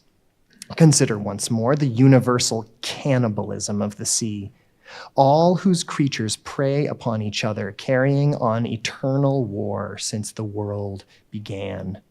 Consider all this, and then turn to this green, gentle, and most docile earth. Consider them both, the sea and the land. And do you not find a strange analogy to something in yourself? For as this appalling ocean surrounds the verdant land, so in the soul of man there lies one insular Tahiti, full of peace and joy, but encompassed by all the horrors of the half-known life. God keep thee. Push not off from that isle, thou canst never return. Chapter 59, Squid. Slowly wading through the meadows of Brit, the Pequod still held on her way northeastward towards the island of Java. A gentle air impelling her keel so that in the surrounding serenity, her 3 tall tapering masts mildly waved to that languid breeze, as 3 mild palms in a plain. And still, at wide intervals in the silvery night, the lonely, alluring jet would be seen.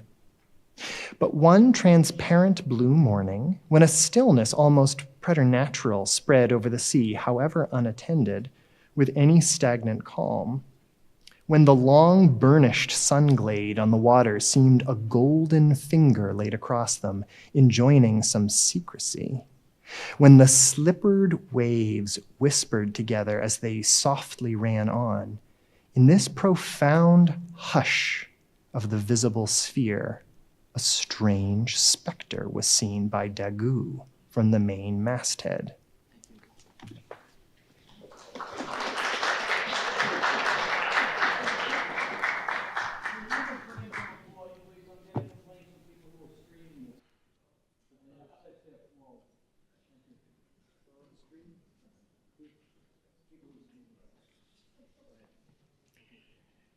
In the distance, a great white mass lazily rose, and rising higher and higher, and disentangling itself from the azure, at last gleamed before our prow like a snowslide new slid from the hills, thus glistening for a moment as slowly it subsided and sank.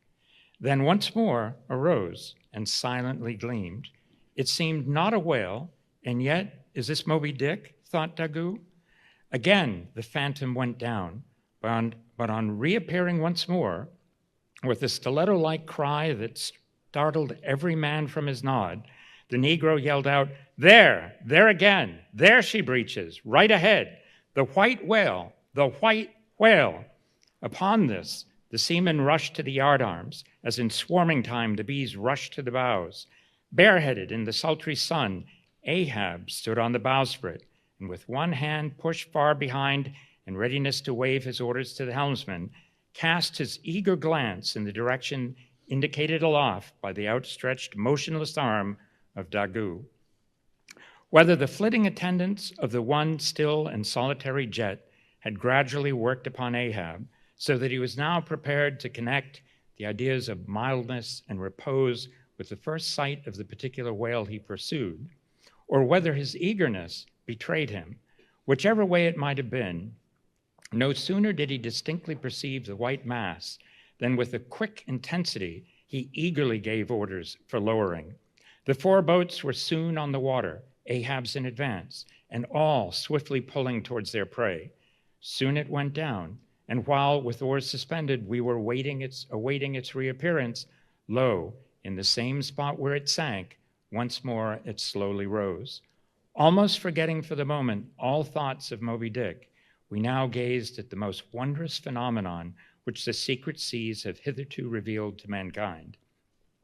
A vast pulpy mass, furlongs in length and breadth, of a glancing cream color, lay floating on the water, innumerable long arms radiating from its center, and curling and twisting like a nest of anacondas, as if blindly to clutch at any hapless object within reach. No perceptible face or front did it have, no conceivable token of either sensation or instinct, but undulated there on the billows, an unearthly, formless, chance-like apparition of life. As with a low sucking sound, it slowly disappeared again, Starbuck still gazing at the agitated waters where it had sunk, with a wild voice exclaimed, "Almost rather I had seen Moby Dick and fought him than to have seen thee, thou white ghost." "What was it, sir?" said Flask. "The great live squid, which they say few whale ships ever beheld and returned to their ports to tell of it." But Ahab said nothing. Turning his boat, he sailed back to the vessel, the rest as silently following. Whatever superstitions the sperm whalemen in general have connected with the sight of this object, certain it is that a glimpse of it being so very unusual, that circumstance has gone far to invest it with portentousness. So rarely is it beheld that though one and all of them declare it to be the largest animated thing in the ocean, yet very few of them have any but the most vague ideas concerning its true nature and form. Notwithstanding, they believe it to furnish to the sperm whale his only food. For though other species of whales find their food above water and may be seen by man in the act of feeding, the spermaceti whale obtains his whole food in unknown zones below the surface, and only by inference is it that anyone can tell of what precisely, and only by inference is it that anyone can tell of what precisely that food consists. At times, when closely pursued, he will disgorge what are supposed to be the detached arms of the squid, some of them thus exhibited exceeding 20 and 30 feet in length. They fancy that the monster to which these arms belonged ordinarily clings by them to the bed of the ocean, and that the sperm whale, unlike other species, is supplied with teeth in order to attack and tear it. There seems some ground to imagine that the great kraken of Bishop Pontoppidan may ultimately resolve itself into squid. The manner in which the bishop describes it, as alternately rising and sinking, with some other particulars he narrates. In all this, the two correspond, but much abatement is necessary with respect to the incredible bulk he assigns it. By some naturalists who have vaguely heard rumors of the mysterious creature here spoken of, it is included among the class of cuttlefish, to which, indeed, in certain external respects, it would seem to belong, but only as the anak of the tribe. Chapter 60, The Line. With reference to the whaling scene shortly to be described, as well as for the better understanding of all similar scenes elsewhere presented, I have here to speak of the magical, sometimes horrible, whale line. The line originally used in the fishery was of the best hemp, slightly vapored with tar, not impregnated with it, as in the case of ordinary ropes. For while tar, as ordinarily used, makes the hemp more pliable to the rope maker, and also renders the rope itself more convenient to the sailor for common ship use, yet not only would the ordinary quantity too much stiffen the whale line for the close coiling to which it must be subjected, but as most seamen are beginning to learn, tar in general by no means adds to the rope's durability or strength, however much it may give it compactness and gloss. Of late years, the manila rope has in the American fishery almost entirely superseded hemp as a material for whale lines, for though not as durable as hemp, it is stronger and far more soft and elastic, and I will add, since there is an aesthetics in all things, is much more handsome and becoming to the boat than hemp. Hemp is a dusky, dark fellow, a sort of Indian, but manila is as a golden Circassian to behold. The whale line is only 2/3 of an inch in thickness. At first sight, you would not think it so strong as it really is. By experiment, its 150 yarns will each suspend a weight of 120 pounds, so that the whole rope will bear a strain nearly equal to 3 tons. In length, the common sperm whale line measured something over 200 fathoms. Towards the stern of the boat, it is spirally coiled away in the tub, not unlike the worm pipe of a still, though, but so as to form one round cheese-shaped mass of densely bedded sheaves, or layers of concentric spiralizations, without any hollow but the heart, or minute vertical tube formed at the axis of the cheese. At the least tangle or kink in the coiling would, in running out, infallibly take someone's arm, leg, or entire body off. The utmost precaution is used in stowing the line in its tub. Some harpooneers will consume almost an entire morning in this business, carrying the high line aloft and then receiving it downwards through a block towards the tub, so that in the act of coiling, to free it from all possible wrinkles and twists. In the English boats, 2 tubs are used instead of 1, the same line being continuously coiled in both tubs. There is some advantage in this, because these twin tubs, being so small they fit more readily into the boat and do not strain it so much, whereas the American tub, nearly 3 feet in diameter and of proportionate depth, makes a rather bulky freight for a craft whose planks are about 1/2 inch in thickness. For at the bottom of the whaleboat is like critical ice, which will bear up a considerable distributed weight, but not very much of a concentrated one. When the painted canvas cover is slapped on the American line tub, the boat looks as if it were pulling off with a prodigious great wedding cake to present to the whales.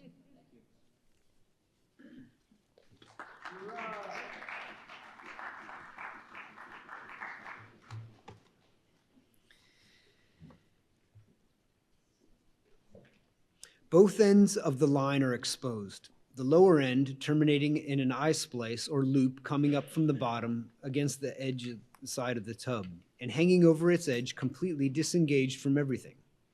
This arrangement of the lower end is necessary on 2 accounts.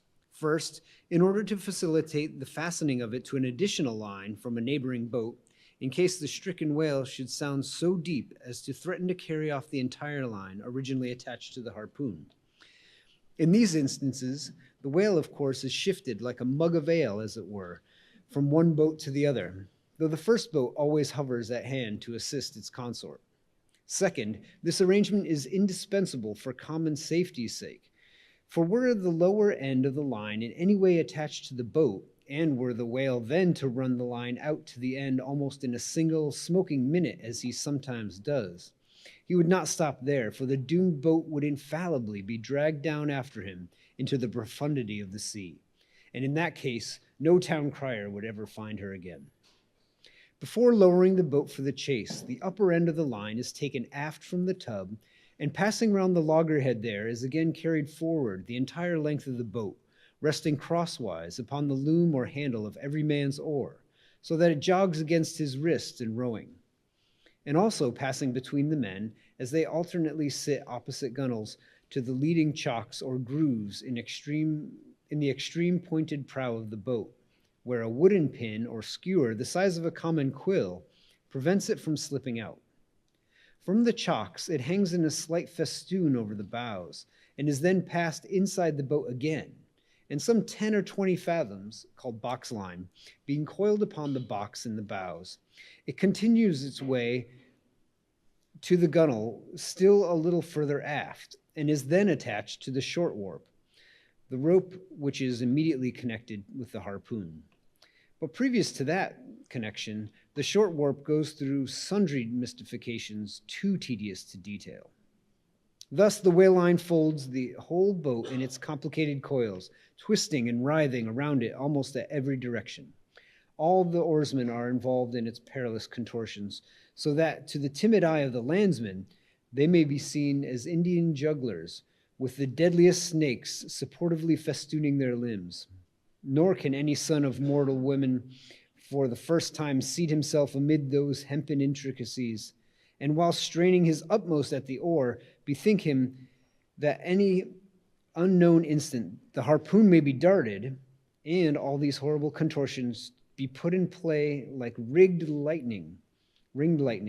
He cannot thus circumstanced without a shudder that makes the very marrow in his bones quiver in him like a shaken jelly. Yet, habit, strange thing, what cannot habit accomplish?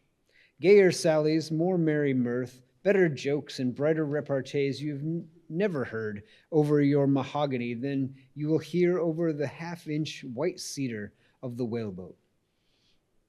When thus hung in hangman's nooses, and like the 6 burglars of Calais before King Edward, the 6 men composing the crew pull into the jaws of death with a halter around every neck, as you may say. Perhaps a very little thought will now enable you to account for those repeating whaling disasters, some few of which are casually chronicled, of this man or that man being taken out of the boat by the line and lost. For when the line is darting out, to be seated in the boat is like being seated in the midst of a manifold whizzings of a steam engine in full play, when every flying beam and shaft and wheel is grazing you. It is worse, for you cannot sit motionless in the heart of these perils, because the boat is rocking like a cradle, and you are pitched one way and the other, without the slightest warning. And only by a certain self-adjusting buoyancy and simultaneousness of volition and action, you can escape being made a Mazeppa of and run away with, where all-seeing sun himself might never pierce you out. Again, as the profound calm which only apparently precedes and prophesies the storm is perhaps more awful than the storm itself, for indeed the calm is but the wrapper and envelope of the storm, and contains in it itself, as the seemingly harmless rifle holds the fatal powder and the ball and the explosion, so the graceful repose of the line, as it is silently serpentines about the oarsman before being brought into actual play, this is the thing which carries more of true terror than any other aspects of this dangerous affair. But why say more? All men live enveloped in whale lines. All are born with halters around their necks. But it is only when caught in the swift, sudden turn of death that mortals realize the silent, subtle, ever-present perils of life. And if you be a philosopher, though seated in the whaleboat, you would not at heart feel one whit more of terror than those seated before your evening fire with a poker and not a harpoon by your side. Chapter 61, Stubb kills a whale. If to Starbuck the apparition of the squid was a thing of importance, to Queequeg it was quite a different object. "When you see him, Quid," said the savage, honing his harpoon in the bow of the hoisted boat, then you quick see him, Parm whale." The next day was exceedingly still and sultry, and with nothing special to engage them, the Pequod's crew could hardly resist the spell of sleep induced by such a vacant sea. For this part of the Indian Ocean through which we were then voyaging is not what whalemen call a lively ground. That is, it affords fewer glimpses of porpoises, dolphins, flying fish, and other vivacious denizens of more stirring waters than those off the Rio de la Plata or the inshore ground off Peru. It was my turn to stand at the foremast head, and with my shoulders leaning against the slackened royal shrouds, to and fro I idly swayed in what seemed an enchanted air. No resolution could withstand it, in that dreamy mood losing all consciousness, and at last my soul went out of my body, though my body was still continuing to sway as the pendulum will, long after the power which first moved it was withdrawn. Ere forgetfulness altogether come over me, I had noticed that the seamen at the main and mizzenmast heads were already drowsy, so that at last all three of us lifelessly swung from the spars, and for every swing that we made there was a nod from below, from the slumbering helmsman. The waves too nodded their indolent crests, and across the wide trance of the sea, east nodded to west, and the sun over all.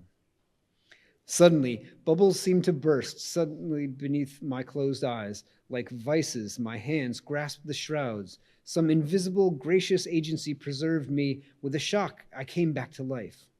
And lo, close under our lee, not 40 fathoms off, a gigantic sperm whale lay rolling in the water like the capsized hull of a frigate.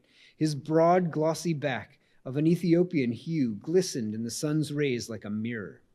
But lazily undulating in the trough of the sea, and ever and anon tranquility spouting his vapory jet, the whale looked like a portly burgher smoking his pipe of a warm afternoon. But that pipe, poor whale, was thy last. As if struck by some enchanter's wand, the sleepy ship and every sleeper in it all at once started into wakefulness, and more than a score of voices from all parts of the vessel simultaneously, with 3 notes from the loft, shouted forth the accustomed cry, as the great fish slowly and regularly spouted the sparkling brine into the air. "Clear away the boats! Luff!" cried Ahab. And obeying his own order, he dashed to the helm down before the helmsman could handle the spokes. The sudden exclamations of the crew must have alarmed the whale, and ere the boats were down, majestically turning, he swam away to the leeward, but with such a steady tranquility, and making so few ripples as he swam, that thinking after all he might not as yet be alarmed, Ahab gave orders that not an oar should be used, and no man must speak but in whispers. So seated like Ontario Indians on the gunwales of the boat, we swiftly but silently paddled along, the calm not admitting of the noiseless sails being set. Presently, as we thus glided in chase, the monster perpendicularly flitted his tail 40 feet into the air and then sank out of sight like a tower swallowed up.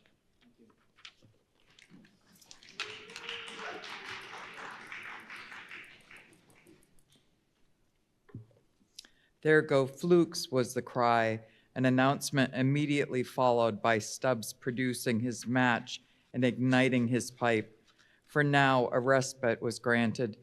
After the full interval of his sounding had elapsed, the whale rose again, and being now in advance of the smoker's boat, and much nearer to it than to any of the others, Stubb counted upon the honor of the capture. It was obvious now that the whale had at length become aware of the pursuers. All silence, all cautiousness was therefore no longer of use. Paddles were dropped and oars came loudly into play, and still puffing at his pipe, Stubb cheered on his crew to the assault. Yes, a mighty change had come over the fish. All alive to his jeopardy, he was going to head out and then part obliquely projecting from the mad yeast which he brewed. Start her, my men. Don't hurry yourselves. Take plenty of time. But start her like thunderclaps. That's all, cried Stubb, sputtering out the smoke as he spoke. Start her. Give 'em the long and strong stroke.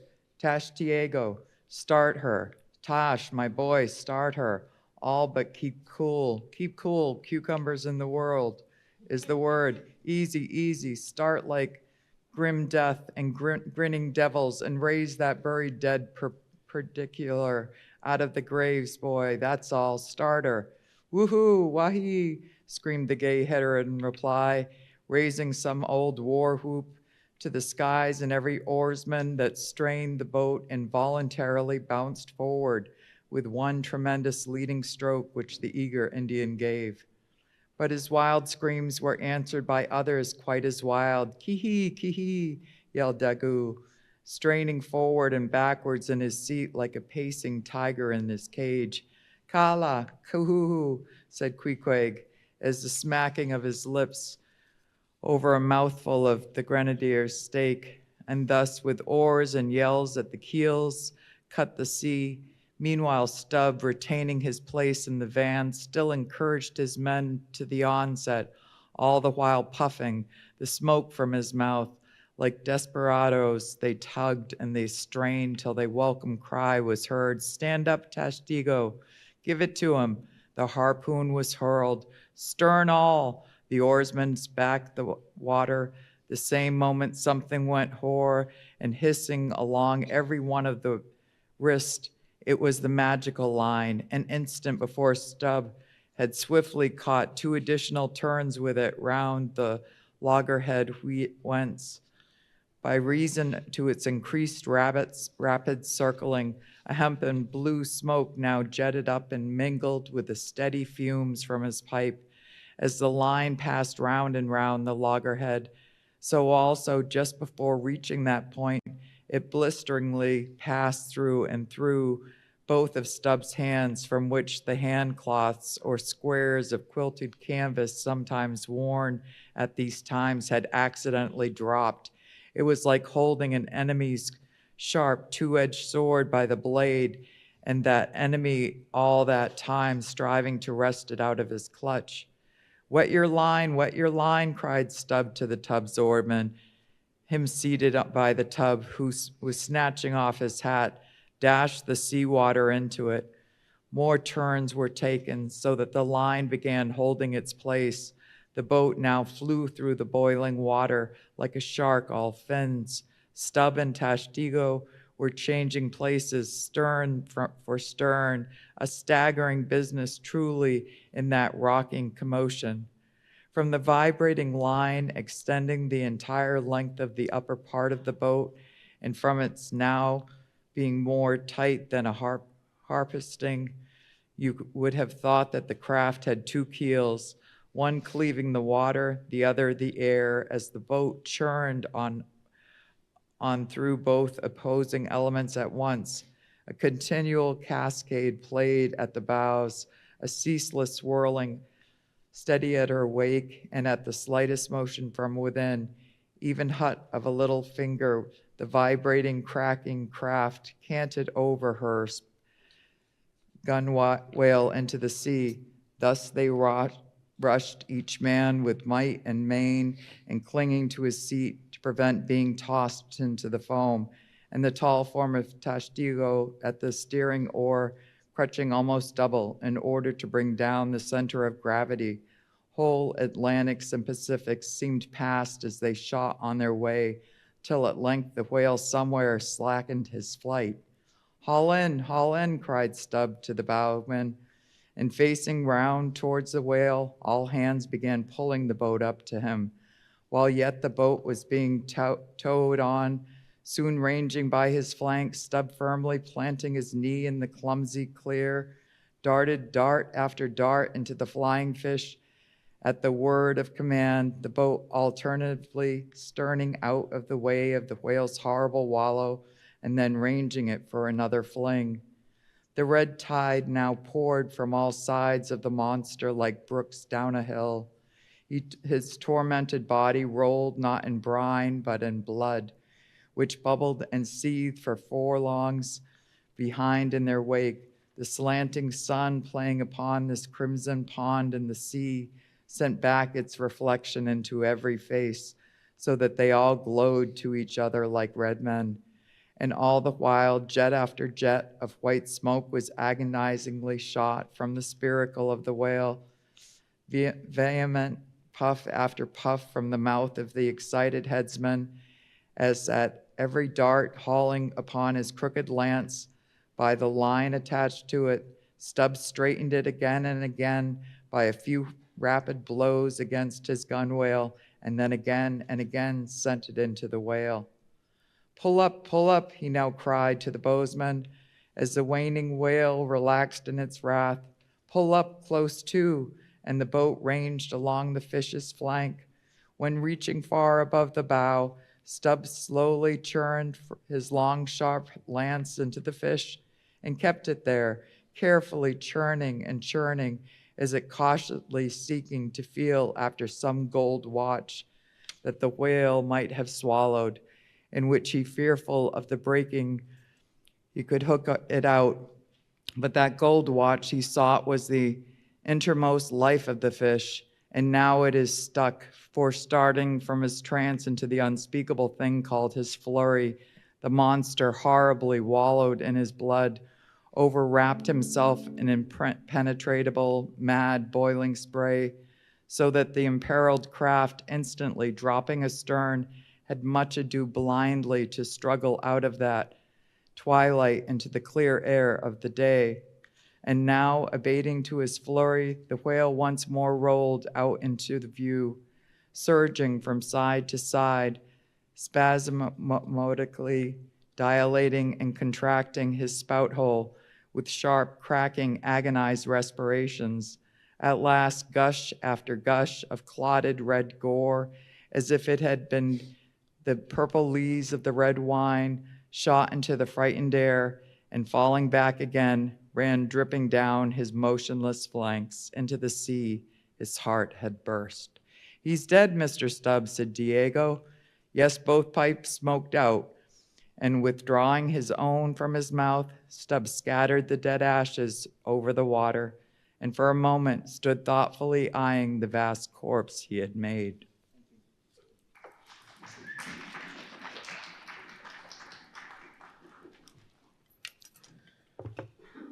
Chapter 62, The Dart. A word concerning an incident in the last chapter. According to the invariable usage of the fishery, the whaleboat pushes off from the ship, with the headsman or whale killer as temporary steersman, and the harpooner or whale fastener pulling the foremost oar, the one known as the harpooner oar.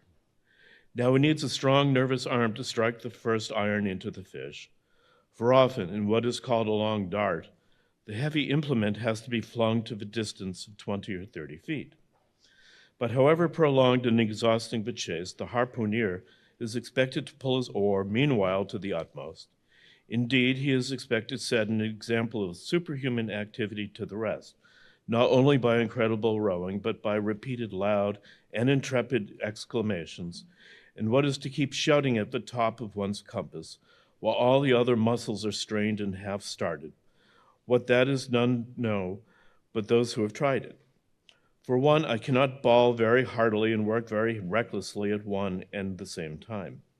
In this straining, bawling state, then with his back to the fish, all at once the exhausted harpooner hears the exciting cry, "Stand up and give it to him!"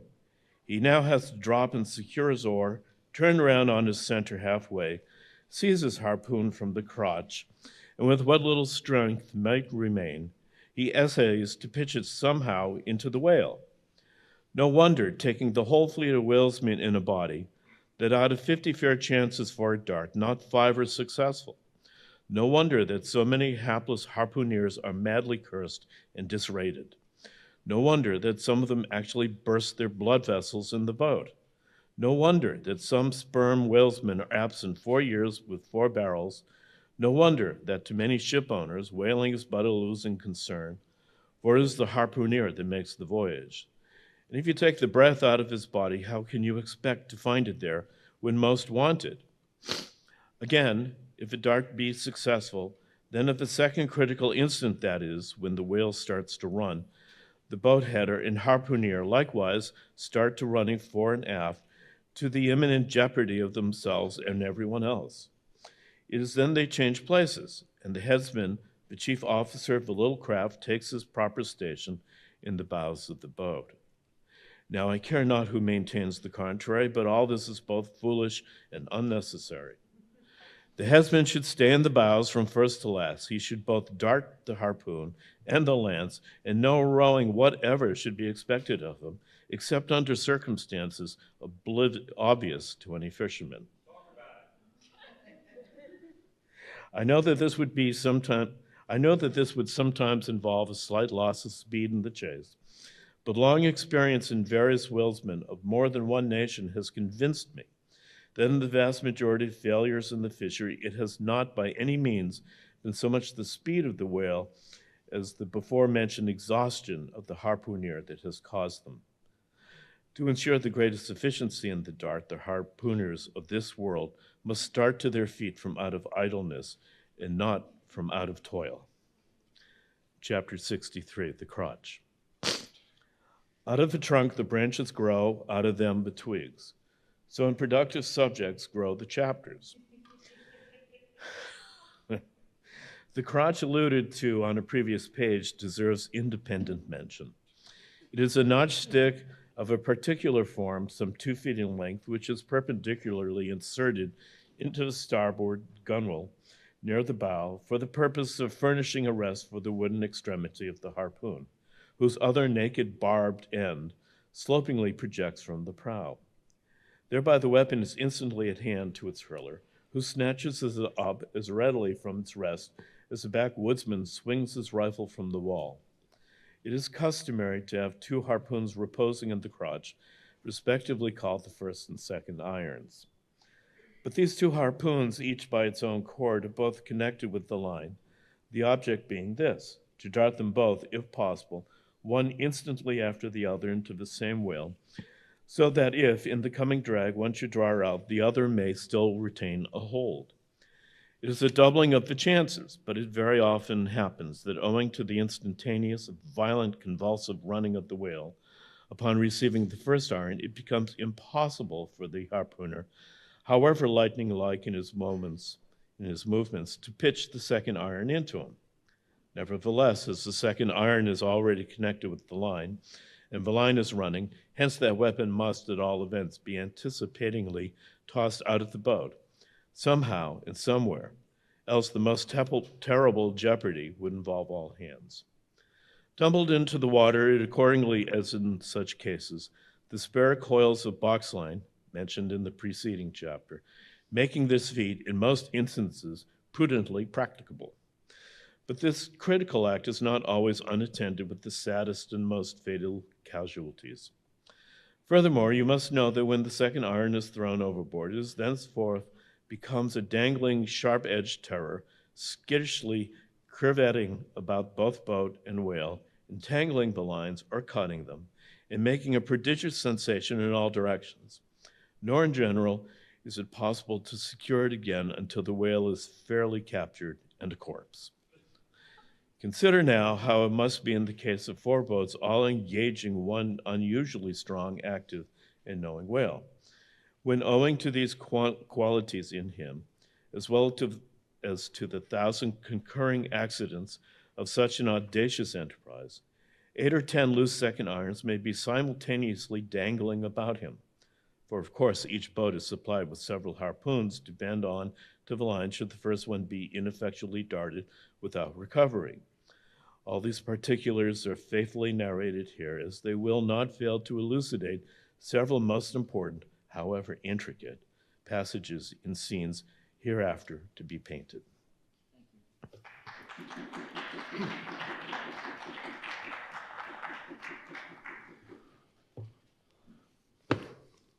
Chapter 64, Stubb's Supper. Stubbs' whale had been killed some distance from the ship. It was a calm, so forming a tandem of 3 boats, we commenced the slow business of towing the trophy to the Pequod.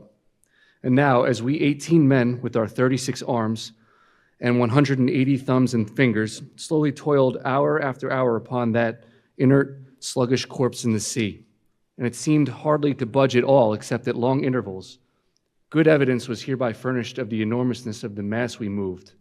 For upon the great canal of Hangzhou, or whatever they call it, in China, 4 or 5 laborers on the footpath will draw a bulky freighted junk at the rate of a mile an hour. But this grand argosy we towed heavily forged along, as if laden with pig lead in bulk. Darkness came on, but 3 lights up and down in the Pequod's main rigging dimly guided our way, till drawing near we saw Ahab dropping one of several more lanterns over the bulwarks. Vacantly eyeing the heaving whale for a moment, he issued the usual orders for securing it for the night, and then handing his lantern to a seaman, went his way into the cabin and did not come forward again until morning. Though, in overseeing the pursuit of this whale, Captain Ahab had evinced his customary activity, to call it so. Yet now that the creature was dead, some vague dissatisfaction or impatience or despair seemed working in him, as if the sight of that dead body reminded him that Moby Dick was yet to be slain. And though 1,000 other whales were brought to his ship, all that would not one jot advance his grand, monomaniac object. Very soon you would have thought from the sound on the Pequod's decks that all hands were preparing to cast anchor in the deep, for heavy chains are being dragged along the deck and thrust rattling out the portholes. But by those clanking links, the vast corpse itself, not the ship, is to be moored. Tied by the head to the stern and by the tail to the bows, the whale now lies with its black hull close to the vessels, and seen through the darkness of the night, which obscured the spars and rigging aloft, the 2, ship and whale, seem yoked together like colossal bullocks, whereof one reclines while the other remains standing. If moody Ahab was now all quiescence, at least so far as could be known on the deck, Stubb, his second mate, flushed with conquest, betrayed an unusual but still good-natured excitement. Such an unwanted bustle was he in that the staid Starbuck, his official superior, quietly resigned to him for the time the sole management of affairs. One small, helping cause of all this liveliness in Stubb was soon made strangely manifest. Stubb was a high liver. He was somewhat intemperately fond of the whale as a flavorous thing to his palate.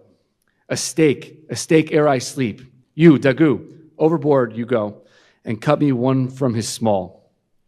Here be it known that though these wild fishermen do not, as a general thing, and according to the great military maxim, make the enemy defray the current expenses of the war, at least before realizing the proceeds of the voyage, yet now and then you find some of these Nantucketers who have a genuine relish for that particular part of the sperm whale designated by Stubb, comprising the tapering extremity of the body.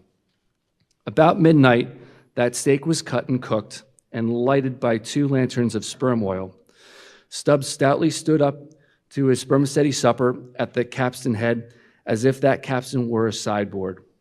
Nor was Stubb the only banqueter on the whale's flesh that night. Mingling their mumblings with his own mastications, thousands on thousands of sharks, swarming round the dead Leviathan, smackingly feasted on its fatness.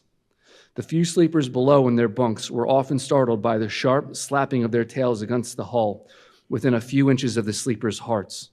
Peering over the side, you could just see them, as before you heard them, wallowing in the sullen black waters and turning over on their backs as they scooped out huge globular pieces of the whale of the bigness of a human head. This particular feat of the shark seems all but miraculous. How, at such an apparently unassailable surface, they contrive to gouge out such symmetrical mouthfuls remains a part of the universal problem of all things. The mark they thus leave on the whale may best be likened to the hollow made by a carpenter in countersinking for a screw. Though amid all the smoking horror and diabolism of a sea fight, Sharks will be seen longingly gazing up to the ship's decks like hungry dogs round a table where red meat is being carved, ready to bolt down every killed man that is tossed to them. And though, while the valiant butchers over the deck tables are thus cannibally carving each other's live meat with carving knives all gilded and tasseled, the sharks, also with their jewel-hilted mouths, are quarrelsomely carving away under the table at the dead meat. And though, were you to turn the whole affair upside down, it would still be pretty much the same thing, that is to say, a shocking, sharkish business, enough for all parties. And those sharks are also the invariable outriders of all slave ships crossing the Atlantic, systematically trotting alongside to be handy in case a parcel is to be carried anywhere, or a dead slave to be decently buried. And though one or two other like instances might be set down, touching the set terms, places, and occasions when sharks do most socially congregate and most hilariously feast, yet is there no conceivable time or occasion when you will find them in such countless numbers and in gayer or more jovial spirits than around a dead sperm whale moored by night to a whale ship at sea. If you have never seen that sight, then suspend your decision about the propriety of devil worship and the expediency of conciliating the devil. But as yet, Stubb heeded not the mumblings of the banquet that was going on so nigh him, no more than the sharks heeded the smacking of his own Epicurean lips. "Cook, cook, where's that old fleece?" he cried at length, widening his legs still further as if to form a more secure base for his supper, and at the same time darting his fork into the dish as if stabbing with his lance. "Cook, you cook, sail this way, cook."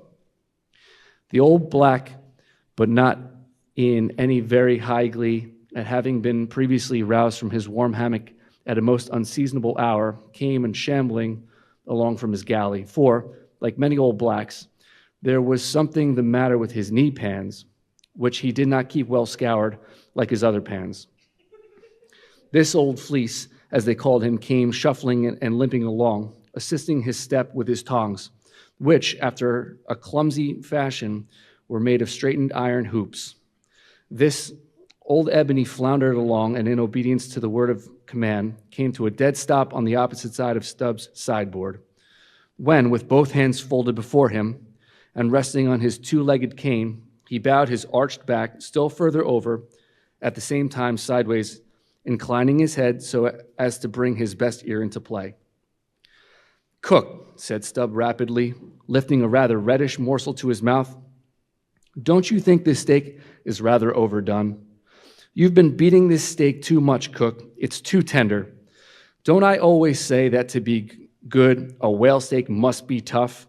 There are those sharks now over the side. Don't you see they prefer it tough and rare? What a shindy they are kicking up. Cook, go and talk to them.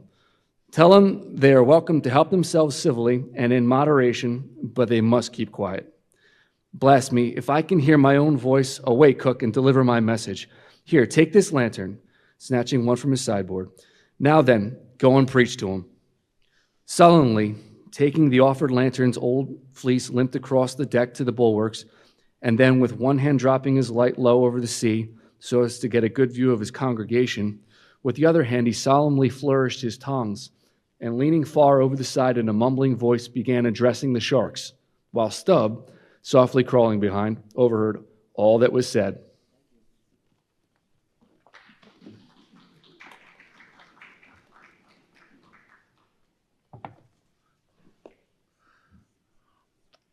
What was said? Cook. Sorry about that.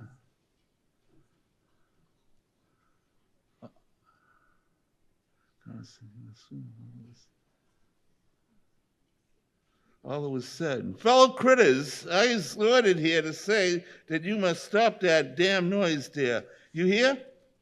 Stop that damn smacking of the lips. Master Stubb say that you can fill your damn bellies up to the hatchings, but by gore, you must stop that damn racket. Cook, here interposed Stubb, accompanying the word with a sudden slap on the shoulder. Cook, Why, damn your eyes, you mustn't swear that way when you're preaching. That's no way to convert sinners. Cook? Who dat? Then preach to him yourself. Sullenly turning to go. No, Cook, go on, go on. Well then, beloved fellow critters. Right, exclaimed Scub, approvingly. Coax him to it, try that. And Fleece continued. Do you is all sharks, and by nature very voracious, yet I say to you, fellow critters, that voraciousness top that damn slapping of the tail. How you think to hear? Suppose you keep up such a damn slapping and biting there. Cook, cried Stubb, collaring him. I won't have that swearing. Talk to him gentlemanly. Once more the sermon proceeded. Your voraciousness, fellow critters, I don't blame you so much, for that is nature, and that can't be helped. But to govern that wicked nature, that is the point. You is shark, certain. But if you govern the shark in you then you be angel. For all angel is nothing more than the shark well governed. Now look here, brethren. Just try once to be civil and helping yourselves to that whale.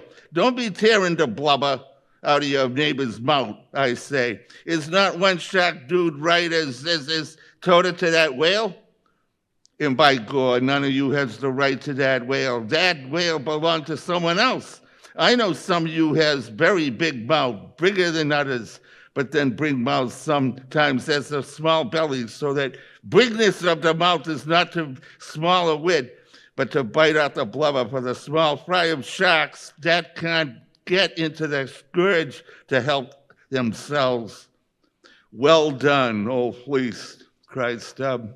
That's Christianity. Go on. No use going on to them damn villains and then keep scrounging, slapping each other, Master Stubb. Don't they hear on one word? No use of preaching them damn gluttons, as you call them their bellies is full and their bellies is bottomless. And when they do get them full, they won't hear you then, for then they sink to the sea, go fast asleep on the coral, and can't hear nothing all, no more, forever and ever. Upon my soul, I am about of the same opinion. So give the benediction, Fleece, and I'll away to supper. Upon this, Fleece, holding both hands over the fishy mob, raised his shrill voice and cried, Cuss, fellow critters, kick up the damnest row as you ever can. Fill your damn bellies till they burst and then die. Now, Cook, said Stubb, resuming his supper at the capstan, stand just where you stood before, there, over against me, and pay particular attention. All attention, said Fleece, again stooping over his tongs in the desired position. Well, said Stubb, helping himself freely meanwhile, I shall now go back to the subject of this steak. In the first place, how old are you, Cook? What dad do we take this, said the old black testily. Silence. How old are you, Cook? About 90, they say, he gloomily muttered. And have you lived in this world hard upon 100 years, Cook, and don't know yet how to cook a whale steak? Rapidly bolting another mouthful at the last word so that the morsel seemed a continuation of the question. Where were you born, Cook? Hind the hatchway in ferry boat going over to Roanoke. Born in a ferry boat? That's queer, too. But I want to know what country you were born in, Cook. Didn't I say the Roanoke country? He cried sharply. No, you didn't, Cook. But I'll tell you what I'm coming to, Cook. You must go home and be born over again. You don't know how to cook a whale steak yet. Bless my soul, I cook not a one, he growled angrily, turning round to depart. Come back, Cook. Here, hand me those tongs. Now take that bit of steak there and tell me if you think that steak cooked as it should be. Take it, I say. holding the tongs toward him. Take it, taste it. Faintly smacking his withered lips over it for a moment, the old Negro muttered, "Best cooked steak I ever taste. Juicy, very juicy." "Cook," said Stubb, squaring himself once more. "Do you belong to the church?" "Past one over in Cape Town," said the old man sullenly. "And you have once in your life passed a holy church in Cape Town, where you doubtless overheard a holy parson addressing his hearers as his beloved fellow creatures. Have you, Cook? And yet you come here and tell me such a dreadful lie as you just did now, eh?" said Stubb. "Where do you expect to go, Cook?" "Go to bed very soon," he mumbled, half turning as he spoke. "Avast, heave to. I mean, when you die, Cook. It's an awful question. Now, what's your answer?" "When this old black man dies," said the Negro slowly, changing his whole air and demeanor, "he himself won't go nowhere, but some blessed angel will come and fetch him." "Fetch him? How? In a coach and four, as they fetched Elijah? And fetch him where?" "Up there," said Fleece, holding his tongue straight over his head and keeping it there very solemnly. "So then you expect to go up into our main top, do you, Cook, when you are dead? But don't you know the higher you climb, the colder it gets? Main top, eh?" "Didn't say that at all," said Fleece, again in the sulks. "You said up there, didn't you? And now look at yourself and see where your tongs are pointing. But perhaps you expect to get into heaven by crawling through the lubber's hole, Cook. But no, Cook, you don't get there except you go the regular way, round by the rigging. It's a ticklish business, but must be done, or else it's no go. But none of us are in heaven yet. Drop your tongs, Cook, and hear my orders. Do you hear? Hold your hat in one hand and clap the other on top of your head when I'm giving my orders, Cook." "What? That your heart there? That's your gizzard? Aloft. That's it. Now you have it. Hold it there. Now pay and pay attention. All attention," said the old black man with both hands placed as desired, vainly wriggling his grizzled head as if to get both ears in front at one and the same time. "Well then, Cook, you see this whale steak of yours was so very bad that I have put it out of sight as soon as possible. You see that, don't you? Well, for the future, when you cook another whale steak for my private table here, the capstan, I'll tell you what to do so as not to spoil it by overdoing. Hold the steak in one hand and show it a live coal with the other. That done, dish it. You hear? And now, tomorrow, Cook, when we are cutting up the fish, be sure you stand by to get the tips of his fins and have them put in a pickle. As for the ends of the flukes, have them soused, Cook. There, now ye may go." But Fleece had hardly got 3 paces off when he was recalled. "Cook, give me the cutlets for supper tomorrow night in the mid-watch. You hear? Away you sail then. Oh, stop, make a bow before you go. Avast, heaving again. Whale balls for breakfast. Don't forget. Wish, by gore, whale eat him instead of him eat whale. I'm blessed if I ate more of a shark than Master Shark himself," muttered the old man, limping away. With a sage ejaculation, he went to his hammock.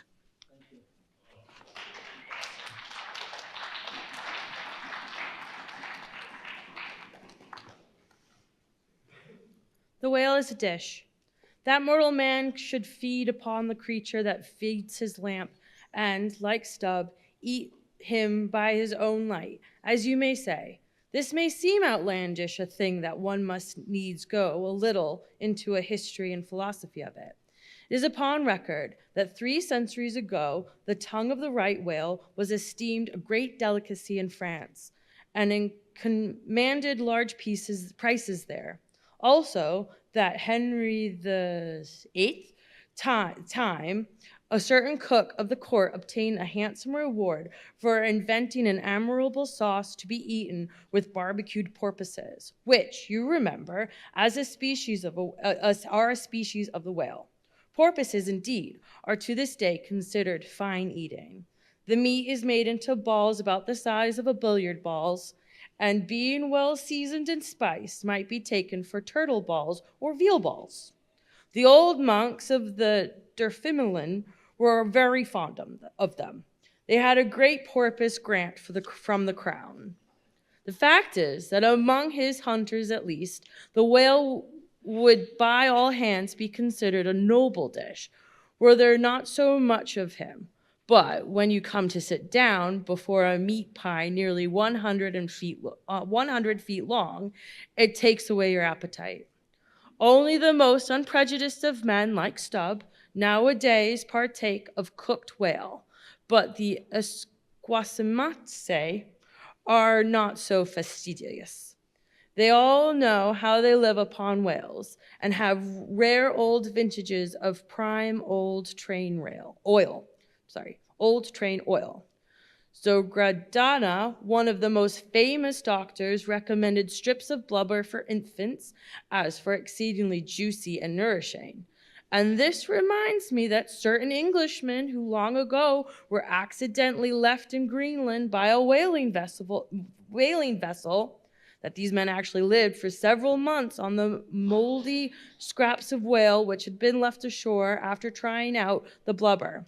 Among the Dutch whalemen, these scraps are called fritters, which indeed they greatly resemble, being brown and crisp, and smelling something like old Amsterdam's housewives' donuts or oily cooks when fresh.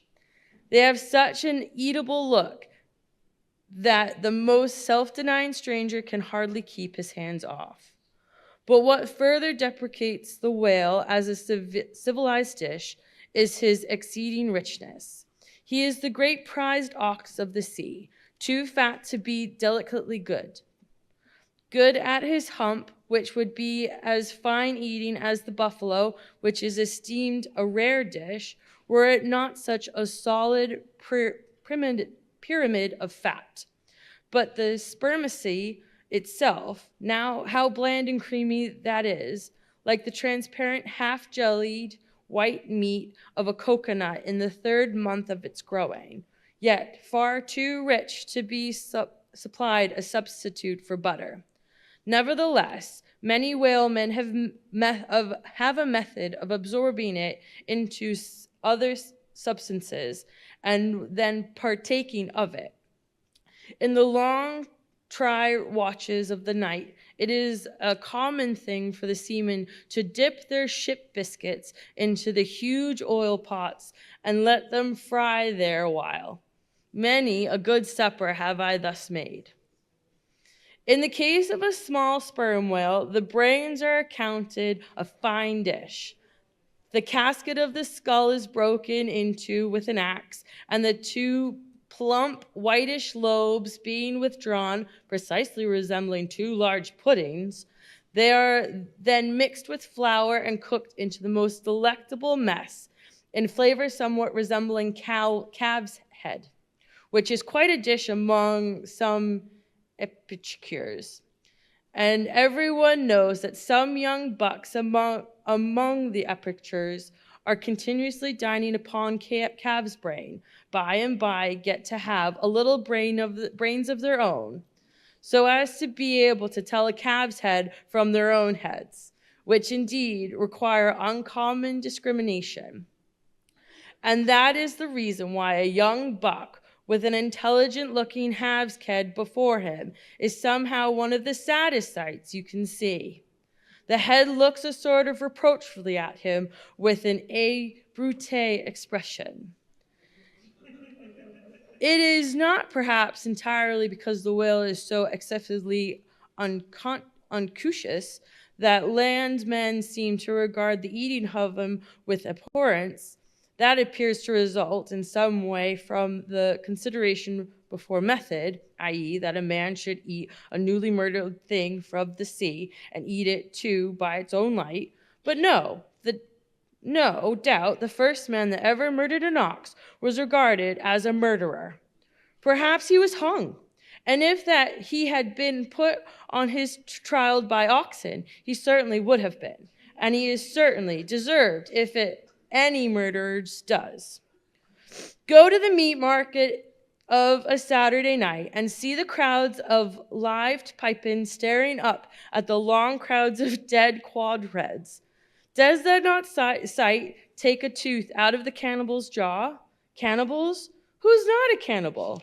I tell you, it will be more tolerable for the Fiji that salted down a lean missionary in his cellar against a coming famine. It would be more tolerable for that provident Fiji, I say, in the day of judgment, that for thee, civilized and enlightened gourmet, who'd gnawest geese for the ground and feastest on the bloated livers in thy pate foie gras. But Stubb, he eats the whale by its own light, does he? And that is adding insult to injury, is it?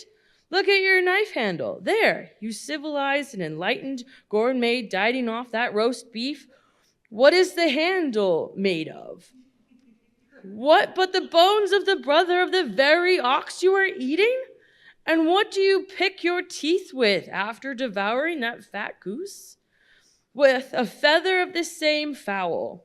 And with that quill did the secretary of the Society for Suspicion of Cruelty to Gander formally indicate his circulars? It is only within the last month or two that society passed a revolution to patronizing nothing but steel pens. When in the southern fishery, a captured sperm whale, after long and weary toil, is brought along the late at night, and is not, as a general thing at least, customary to proceed at once to the business of cutting him in. For that business, it is exceedingly laborious one. It is not very soon completed, and requires all hands to be set about it. Therefore, the common usage is to take in all sail, lash the helm a lee, and then send everyone below to his hammock till daylight, with the reservations that, until that time, anchor watches shall be kept, that is, 2 and 2 for an hour. Each couple, the crew in rotation, shall mount the deck to see that all goes well. But sometimes, especially upon the line in the Pacific, this plan will not answer at all, because such incalculable hosts of sharks gather around the moored carcasses that he is left so for 6 hours, say, on a stretch, little more than a skeleton would be visible by morning. In most other parts of the ocean, however, where these fish do not so largely abound, their wondrous voracity can be at times considerably diminished by vigorously stirring them up with a sharp whaling spade, a procedure notwithstanding, which in some instances only seemed to tickle them into still greater activity. But it is not thus in the present case with the Pequod sharks. Though, to be sure, many men unaccustomed to such sights, to have looked over her side that night, would have almost thought that the whole round sea was one huge cheese, and those sharks the maggots in it. Nevertheless, upon Stubb setting the anchor watch after his supper was concluded, and when, accordingly, Queequeg and a forecastle seaman came on deck, no small excitement was created among the sharks. For immediately suspending the cutting stages over the side and lowering 3 lanterns so that they can cast long gleams of light over the turbid sea, these 2 mariners, darting their long whaling spades, kept up an incessant murdering of the sharks by striking the keen steel deep into their skulls, seemingly their own vital parts. But in the foamy confusion of their mixed and struggling host, the marksmen could not always hit their marks, and this brought about a new revelation of the incredible ferocity of the foe. They viciously snapped, not only at each other's disembowelment, but like flexible bows bent round and bit their own, till those entrails seemed swallowed over and over again by the same mouth, to be oppositely avoided by the gaping wound. Nor was this all. It was unsafe to meddle with the corpses and ghosts of these creatures, a sort of genetic or pantheistic vitality seemed to lurk in their very joints and bones. After what might be called the invisibility life had departed, killed and hoisted on deck for the sake of his skin, one of these sharks almost took poor Queequeg's hand off, and when he tried to shut down the dead lid of his murderous jaw.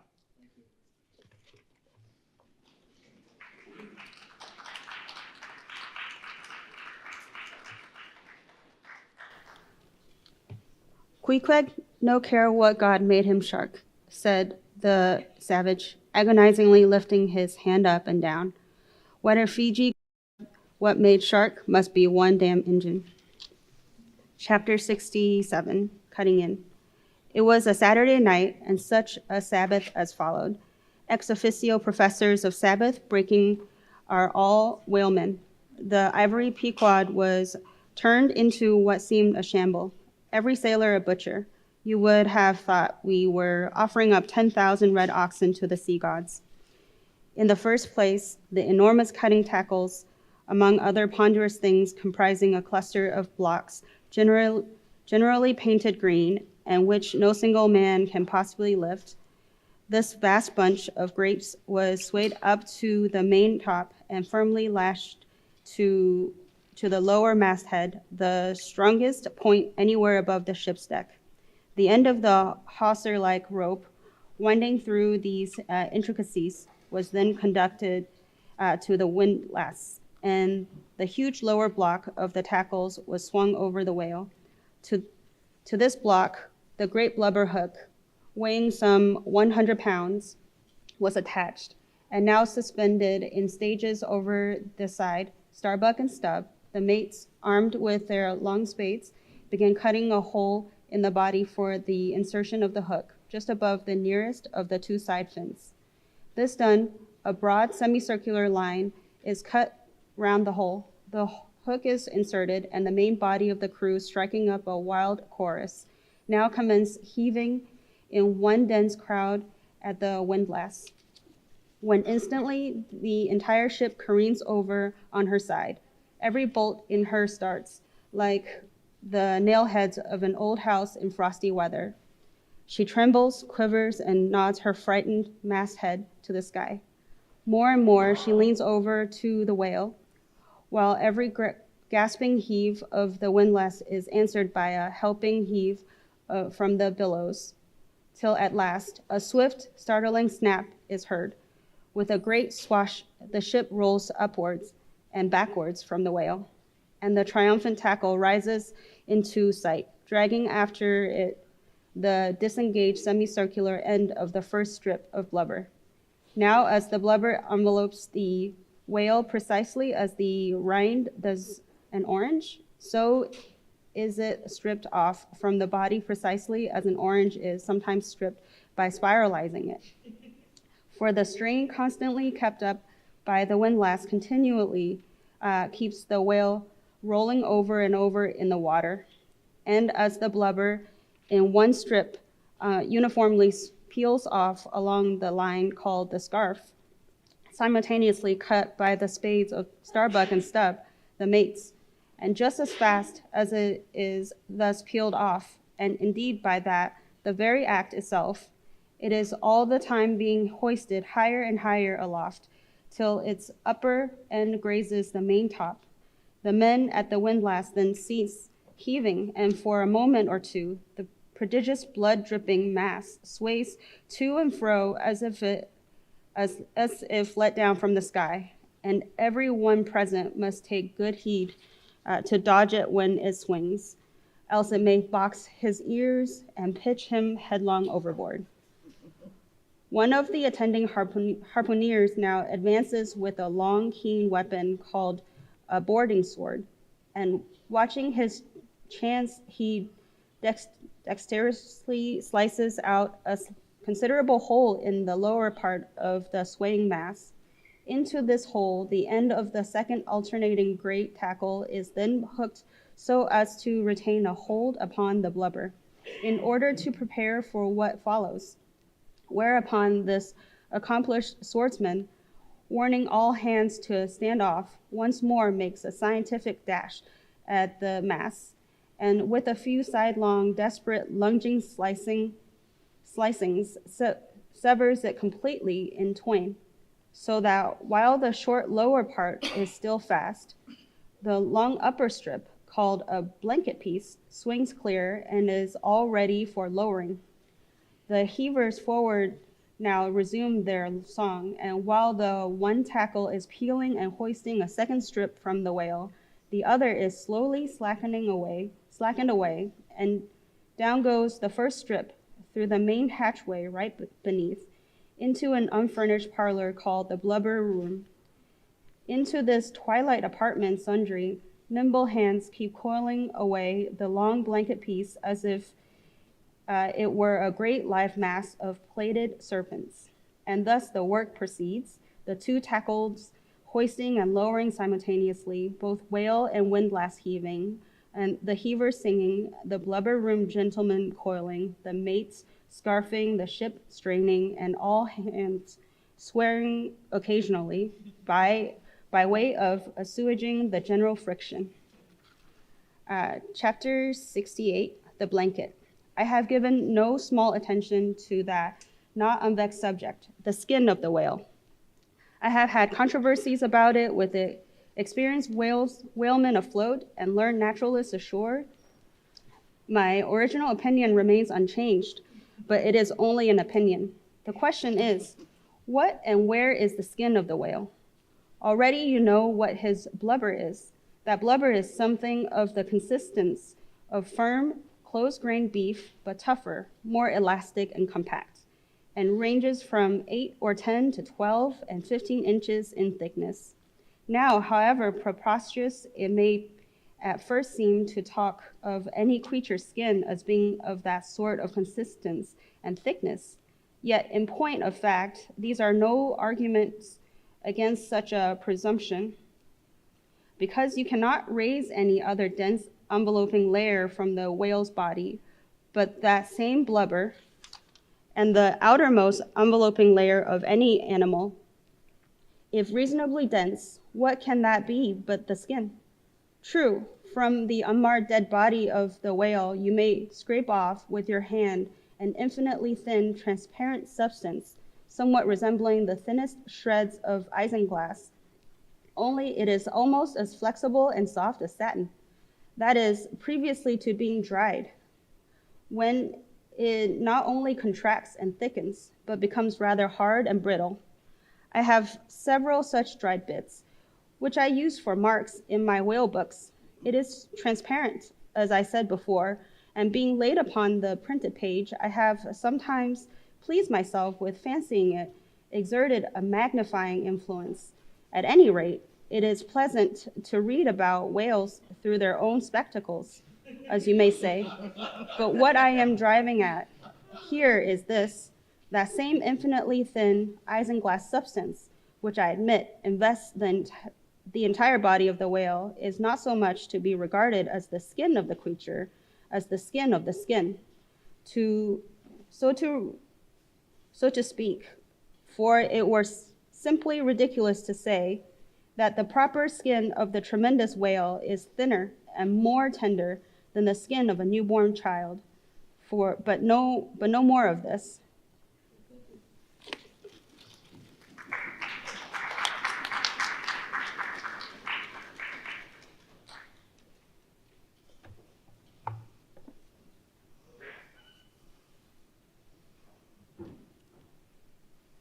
Assuming the blubber to be the skin of the whale, and then with this, in this case, of a very large sperm whale, will yield the bulk of 100 barrels of oil. When it is considered that, in quantity, or rather weight, that oil is in its express state is only 3/4, and not the entire substance of the coat. Some idea may hence have the enormousness of the animated mass, a mere part of whose interment yields such a lake of liquid as that. Reckoning 10 barrels to the ton, you have 10 tons for the net weight of only 3/4 of the stuff of the whale's skin. In life, The visible surface of a sperm whale is not at least among the most many marvels he presents. Almost invariably, he is obliquely crossed and recrossed with straight marks and many thick array, some of those in the finest Italian line engravings. But these marks do not seem to be impressed upon the isinglass substance above mentioned, but seem to be seen through it as they were engraved upon the body itself. Nor is this at all. In some instances, to the quick, observant eye, those linear marks as a veritable engraving before the ground for other declinations. These are hieroglyphical. That is, if you call those mysterious ciphers on the wall of the pyramids hieroglyphs, and that is the proper word to use in the present connotation. But my relative theory on the hieroglyphics upon this one sperm whale in particular, I was much struck with the plate representing the old Indian characters chiseled among the famous hieroglyphic palisades of the upper banks of the upper Mississippi. Like those mystic rocks too, the mystic mark whale remains undecipherable. This allusion to the Indian rocks reminds me of another thing. Besides all the other phenomena which the exterior of the sperm whale presents, he seldom displays the back, and more especially his flanks, effaced in great part of the regular lineage appearance by reason of numerous rude scratches, altogether of an irregularity random appearance. I should say that those New England rocks on the seacoast were the Agassiz imagined to bear the marks of violent scraping and contact with vast floating icebergs. I should say that those rocks must little resemble the sperm whale in this particular. It also seems to me that such scratches of the whale are probably made by hostile contact with other whales, for I have most remarked them in large, full-grown bulls of the species. A word or two more concerning this matter. The thin skin or blubber of the whale, as it has already been said, that it is stripped from him in long pieces called blanket pieces. Like most sea terms, this is one happy and significant, for the whale is indeed wrapped in his blubber as a real blubber blanket counterpane, or still better, an Indian poncho slipped over his head or skirting his extremity. It is by reason of this cozy blanketing of his body that the whale is enabled to keep himself comfortable in all weathers, in all seas, all times, and all tides. What would become of a Greenland whale, say thou shuddering, icy seas of the north, if unsupplied with his cozy surtur? True, other fish are found exceedingly brisk in those Hyperborean waters. But these two, be it observed, if you are cold-blooded, lungless fish, whose bellies are refrigerators, creatures that warm themselves under the ice of the iceberg, as a traveler in winter would bask before an inn fire. Whereas, like man, the whale has lungs and warm blood. Freezes blood, and he dies. How wonderful it is then, except after explanation, that this monster, to whom corporeal warmth as indispensable is to a man, how wonderful that he should be found at home, immersed to his lips for life in those Arctic waters, where seamen fall aboard, and they are sometimes found months afterwards, perpendicularly frozen into the hearts of the fields of ice, as a fly as glued in amber. But more surprising to be known is proven by experiment. That the blood of a polar whale is warmer than that of a Borneo negro in summer. It does seem to me that herein we seek the rare virtue of a strong individual vitality, and on the rare virtue of thick walls, and the rare virtue of interior spaciousness. Oh man, admire and model thyself after the whale. Do thou, too, remain warm among ice. Do thou, too, live in this world, becoming of it. Be cool at the equator, keep thy blood fluid at the pole, like the great dome of St. Peter's, and like the great whale retain, O man, in all seasons, temperatures of thy own. But how easy and how hopeless it is to teach these fine things. Of erections, how few domed like St. Peter's. Of creatures, how vast are the whale. Chapter 69, the funeral. Haul in the chains. Let the carcass go astern. The vast tackles have now done their duty. The peeled white body of the bleached whale flashes like a marble sepulcher.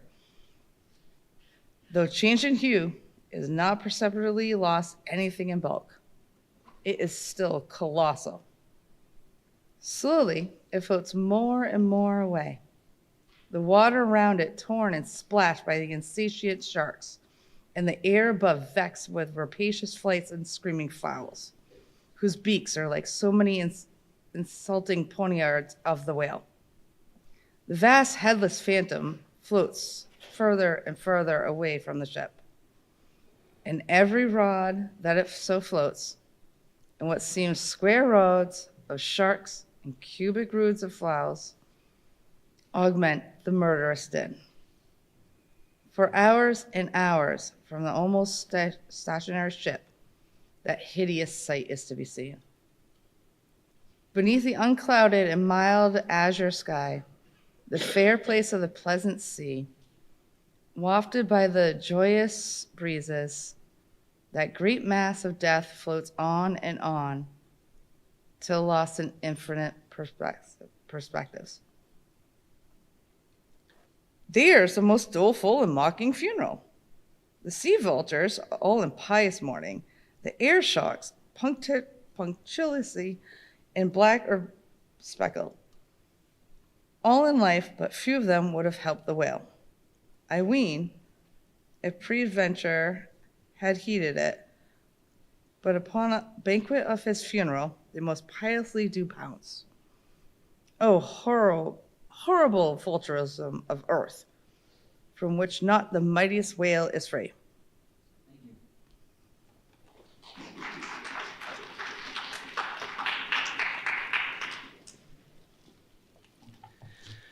Nor is this the end. Desecrated as the body is, a vengeful ghost survives and hovers over it to scare.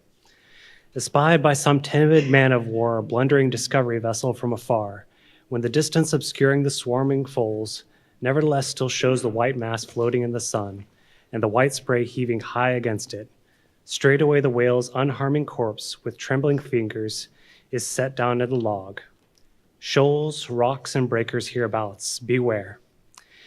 And for years afterwards, perhaps, ships shun the place, leaping over it as silly sheep leap over a vacuum, because their leader originally leaped there when a stick was held.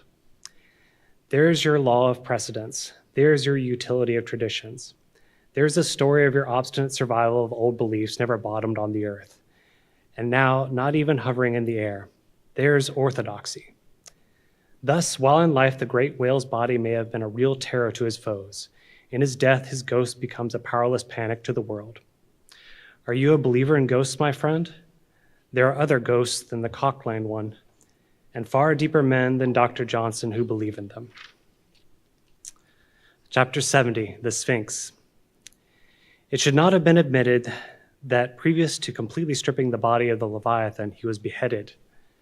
Now, the beheading of the sperm whale is a scientific anatomical feat, upon which experienced whale surgeons very much pride themselves, and not without reason. Consider that the whale has nothing that can be properly called a neck. On the contrary, where his head and body seem to join, there in that place is the thickest part of him. Remember also that the surgeon must operate from above, some 8 or 10 feet intervening between him and his subject, and that subject almost hidden in a discolored, rolling, and oftentimes tumultuous and bursting sea. Bear in mind, too, that under these untoward circumstances, he has to cut many feet deep in the flesh. In that subterraneous manner, without so much as getting one single peep into the ever-contracting gash thus made, he must skillfully steer clear of all adjacent, interdicted parts, and exactly divide the spine at a critical point by its insertion into the skull. Do you not marvel then at Stubbs' boast that he demanded but 10 minutes to behead a sperm whale? When first severed, the head is dropped astern and held there by a cable till the body is stripped. That done, if it belong to a small whale, it is hoisted on deck to be deliberately disposed of. But with a full-grown leviathan, this is impossible, for the sperm whale's head embraces nearly 1/3 of its entire bulk, and completely to suspend such a burden as that, even by the immense tackles of a whaler, this were as vain a thing to attempt weighing a Dutch barn in a jeweler's scales. The Pequod's whale being decapitated and the body stripped, the head was hoisted against the ship's side, about halfway out of the sea, so that it might yet in great part be buoyed up by its native element. And there, with the strained craft steeply leaning over to it, by reason of the enormous downward drag from the lower masthead, and every yard arm on that side projecting like a crane over the waves, there that blood-dripping head hung to the Pequod's waist, like the giant Holofernes from the girdle of Judith. When this last task was accomplished, it was noon, and the seamen went below to their dinner. Silence reigned over the before tumultuous but now deserted deck. An intense copper calm, like a universal yellow lotus, was more and more unfolding its noiseless, measureless leaves upon the sea. A short space elapsed, and up into this noiselessness came Ahab alone from his cabin. Taking a few turns on the quarterdeck, he paused to gaze over the side, then slowly getting into the main chains, he took Stubbs' long spade, still remaining there after the whale's decapitation, and striking it into the lower part of the half-suspended mass, placed its other end crutchwise under one arm, and so stood leaning over with eyes attentively fixed on this head. It was a black and hooded head, and hanging there in the midst of so intense a calm, it seemed the Sphinx's head in the desert.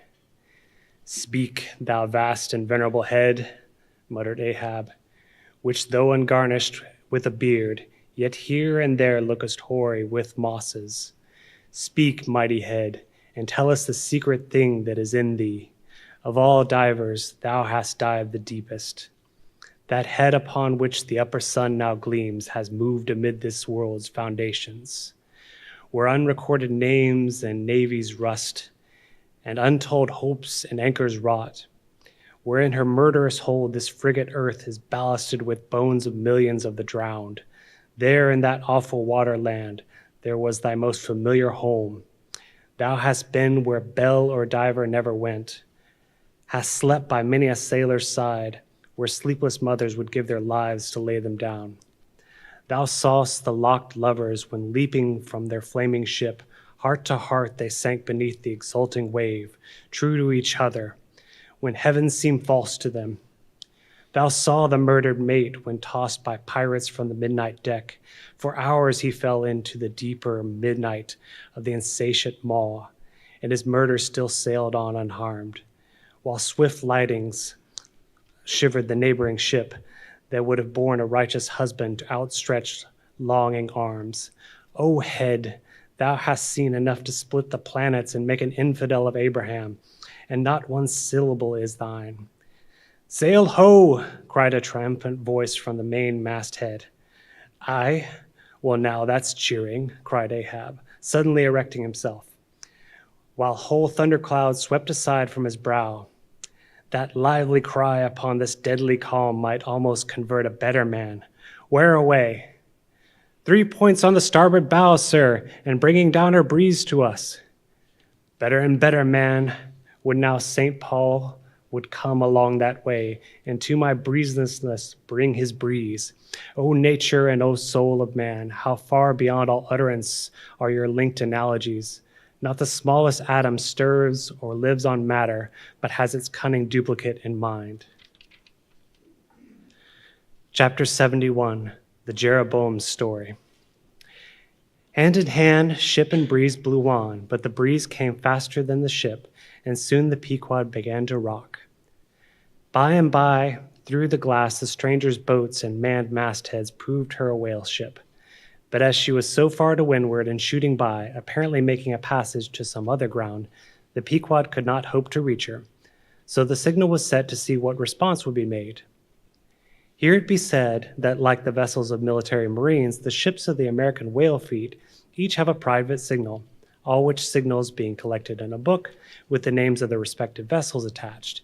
Every captain is provided with it. Thereby, the whale commanders are enabled to recognize each other upon the ocean, even at considerable distances and with no small facility.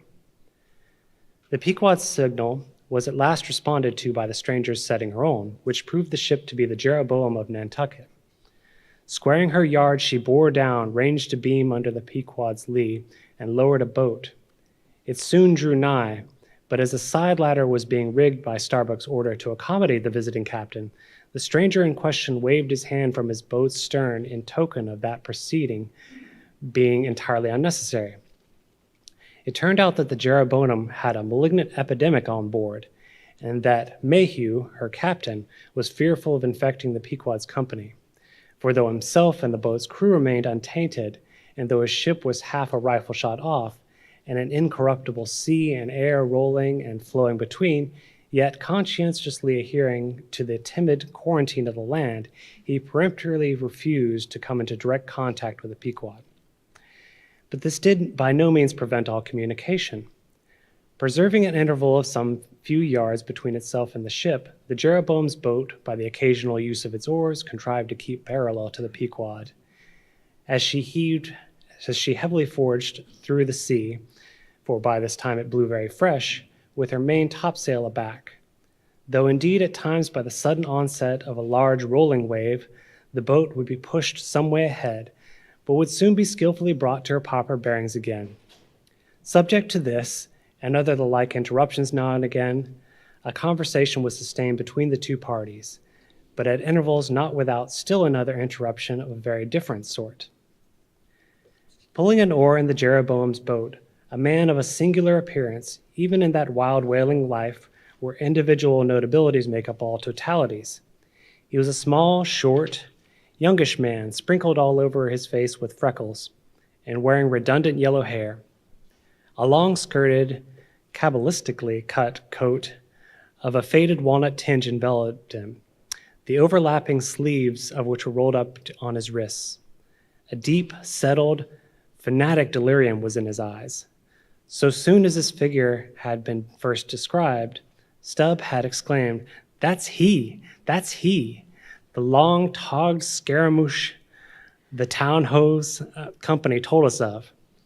Stubb here alluded to a strange story told of the Jeroboam and a certain man among her crew sometime previous when the Pequod spoke the town ho. According to this account and what was subsequently learned, it seemed that the scaramouche in question had gained a wonderful ascendancy over almost everyone in the Jeroboam. His story was this.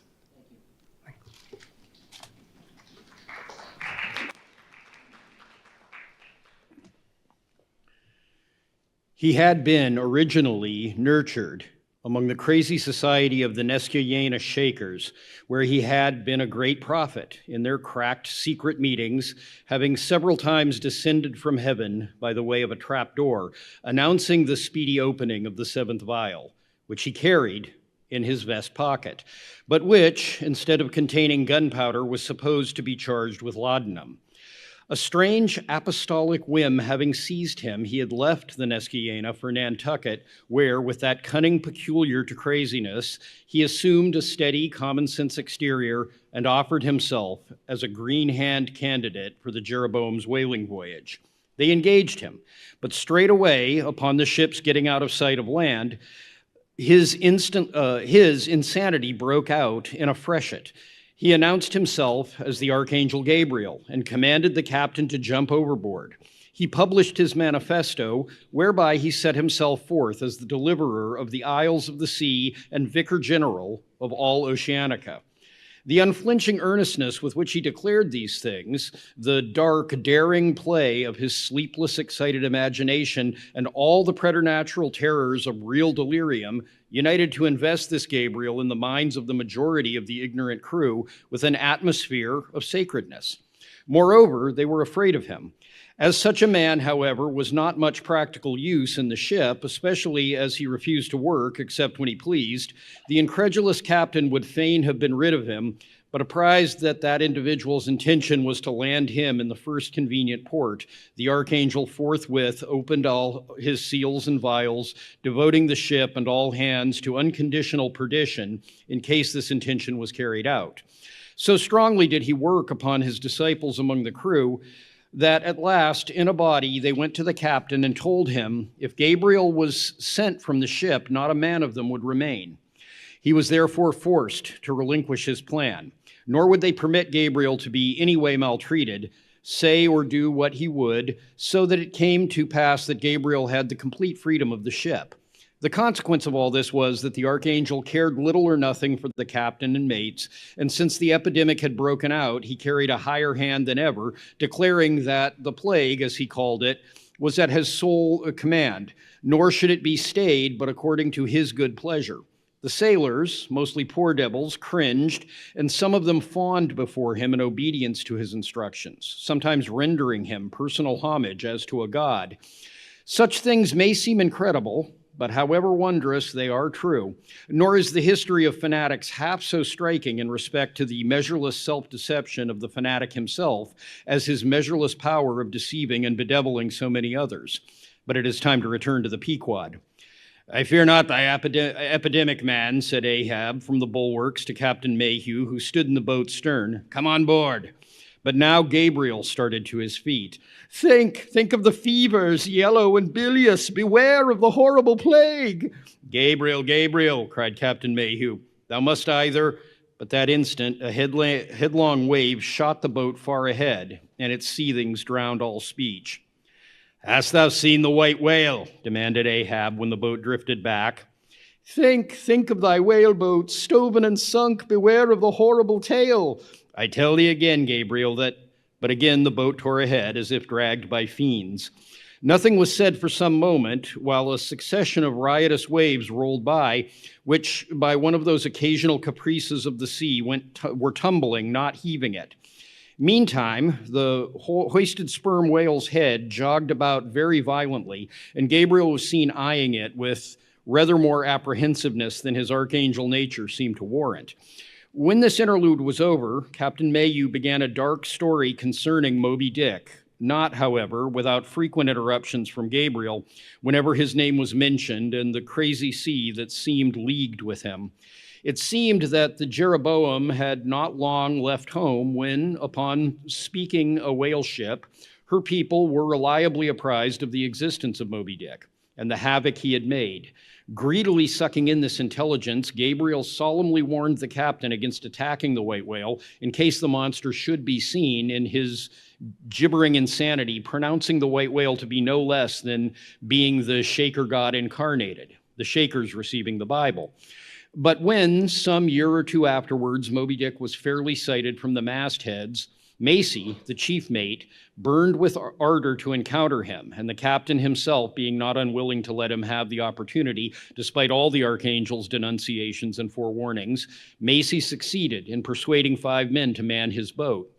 With them, he pushed off, and after much weary pulling and many perilous unsuccessful onsets, he at last succeeded in getting one iron fast. Meantime, Gabriel, ascending to the main royal masthead, was tossing one arm in frantic gestures and hurling forth prophecies of speedy doom to the sacrilegious assailants of his divinity. Now, while Macy, the mate, was standing up in his boat's bow and with all the reckless energy of his tribe was was venting his wild exclamations upon the whale and essaying to get a fair chance for his poised lance, lo, a broad white shadow rose from the sea, by its quick fanning motion temporarily taking the breath out of the bodies of the oarsmen.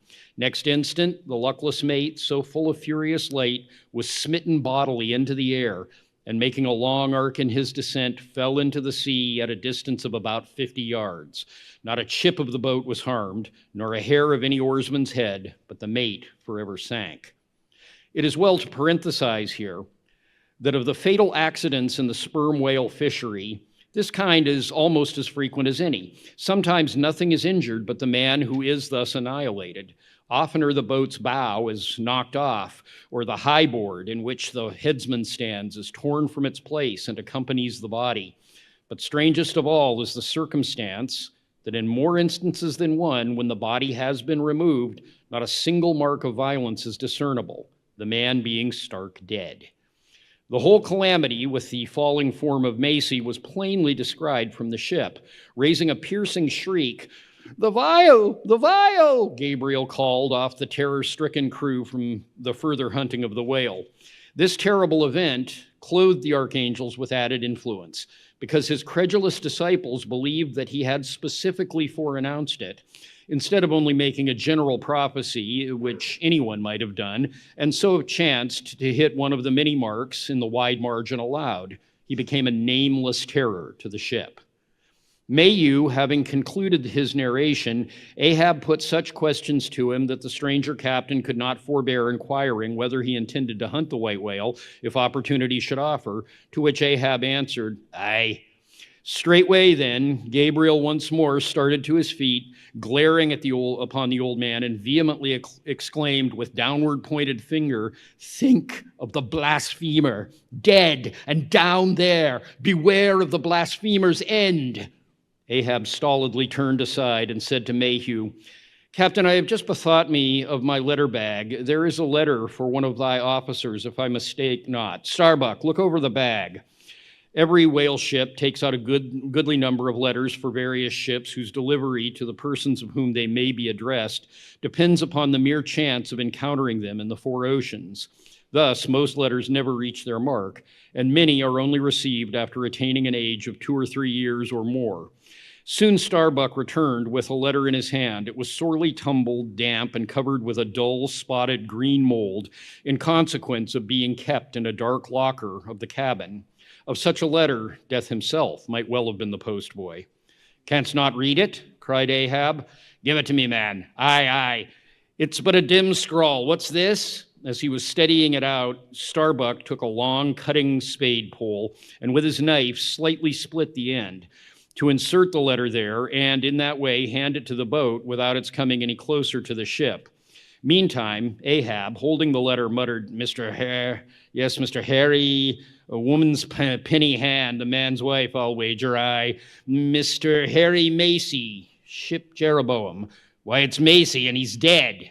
Poor fellow, and from his wife," sighed Mayhew, "but let me have it." "Nay, keep it thyself," cried Gabriel to Ahab. "Thou art soon going that way." "Curses throttle thee," yelled Ahab. "Captain Mayhew, stand by now to receive it." And taking the fatal missive from Starbuck's hand, he caught it in the slit of the pole and reached it over towards the boat. But as he did so, the oarsmen expectantly desisted from rowing. The boat drifted a little towards the ship's stern so that as if by magic, the letter suddenly ranged along with Gabriel's eager hand. He clutched at it in an instant, seized the boat knife, and impaling the letter on it, sent it thus loaded back into the ship. It fell at Ahab's feet. Then Gabriel shrieked out to his comrades to give way with their oars, and in that matter, the mutinous boat shot rapidly away from the Pequod.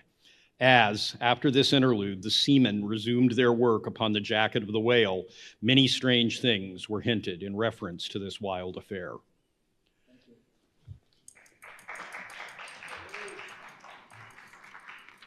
Chapter 72, The Monkey Rope. In the tumultuous business of cutting in and attending to a whale, there is much running backwards and forwards among the crew. Now hands are wanted here, and then again hands are wanted there. There is no staying in any one place, for at one and the same time everything has to be done everywhere. It is much the same with him who endeavors the description of the scene. we must now retrace our way a little. It was mentioned that upon first breaking ground in the whale's back, the blubber hook was inserted into the original hole there cut by the spades of the mates. But how did so clumsy and weighty a mass as that same hook get fixed in that hole? It was inserted there by my particular friend Queequeg, whose duty it was, as harpooner, to descend upon the monster's back for the special purpose referred to. But in very many cases, circumstances require that the harpooner shall remain on the whale till the whole flensing or stripping operation is concluded. The whale, be it observed, lies almost entirely submerged, excepting the immediate parts operated on. So down there, some 10 feet below the level of the deck, the poor harpooner flounders about, half on the whale and half in the water, as the vast mass revolves like a treadmill beneath him.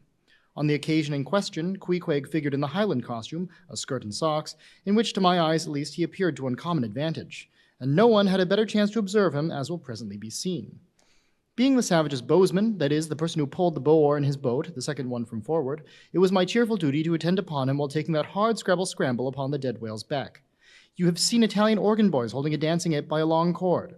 Just so, from the ship's steep side, did I hold Queequeg down there in the sea, by what is technically called in the fishery a monkey rope, attached to a strong strip of canvas belted round his waist.